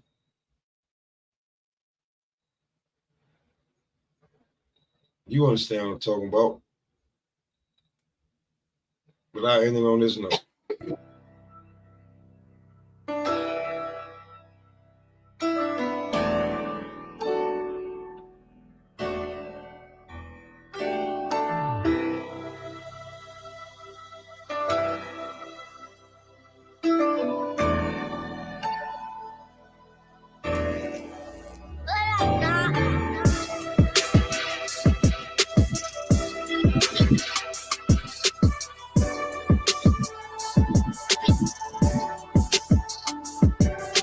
Just keep it 1 with me. You ain't gotta lie, just to ride being real. You should try to just keep it 1 with me. Should never be hard to be real when you keep it 1 with me. You ain't gotta lie, just to ride, just keep it 1 with me. Yeah. Should never be hard to be real when you keep it 1 with me. If I kiss you and hug you, I love you, that mean you better keep it 1 with me. Yeah. Some'll love you, some'll use you. Nothing wrong with that as long as you know who's who. Gemini, do what I want when I'm in the mood to. Soon as they think you need something, that's when they lose you. Soon as you know they need something, that's when you get them back. Crazy when you know what they want, you never give them that. Better to let her do a thing. I like to give her slack. Smoke a little bit, but she drink. I like to get her smack. Walk downstairs to the kitchen, I like to get her snacks. She get on my nerves, but I could live with that. All the bullshit that I did, gotta consider that. She just keep applying the pressure into a nigga crack. German engineering, she pulling up. Time to get out of here. We did the hood enough. As if a nigga ain't hood enough. Nah, baby, 99 ain't good enough. Just keep it 1 What's up? You ain't gotta lie, just to ride being real. You should try to just keep it 1 with me. Real talk. Should never be hard to be real when you keep it 1 with me. You ain't gotta lie, just to ride, just keep it 1 with me. Should never be hard to be real when you keep it 1 with me. Now don't ask for much, so if I dap you up, just please keep it 1 with me. Yeah. I gotta keep it real as the song is. Friends turning to brothers when they've been with you the longest. I know I ain't the brightest, I ain't saying you the wrongest, but the maintenance man already told us that they was on us. Thought I had a buyer for the peas, they ain't like those. Left them in your room, then you try to catch a flight, yo. Deep down in your heart, you know that wasn't right, bro. They fuck around and ran up in the crib, same night, yo. 6 pounds of haze in your closet is what they see in there. 48K in my closet, I wasn't even there. Work wasn't mine, but the money sure was. And what I should've knew was that it wasn't all love. You bailed out and told me you was gonna give the bread back. Your man was right there, he could tell you said that. Had to separate, I can't do the pretend shit. The charges got thrown out and so did the friendship. Just keep it 1 with me. Word. You ain't gotta lie, just to ride being real. You should try to just keep it 1 with me. Should never be hard to be real when you keep it 1 with me.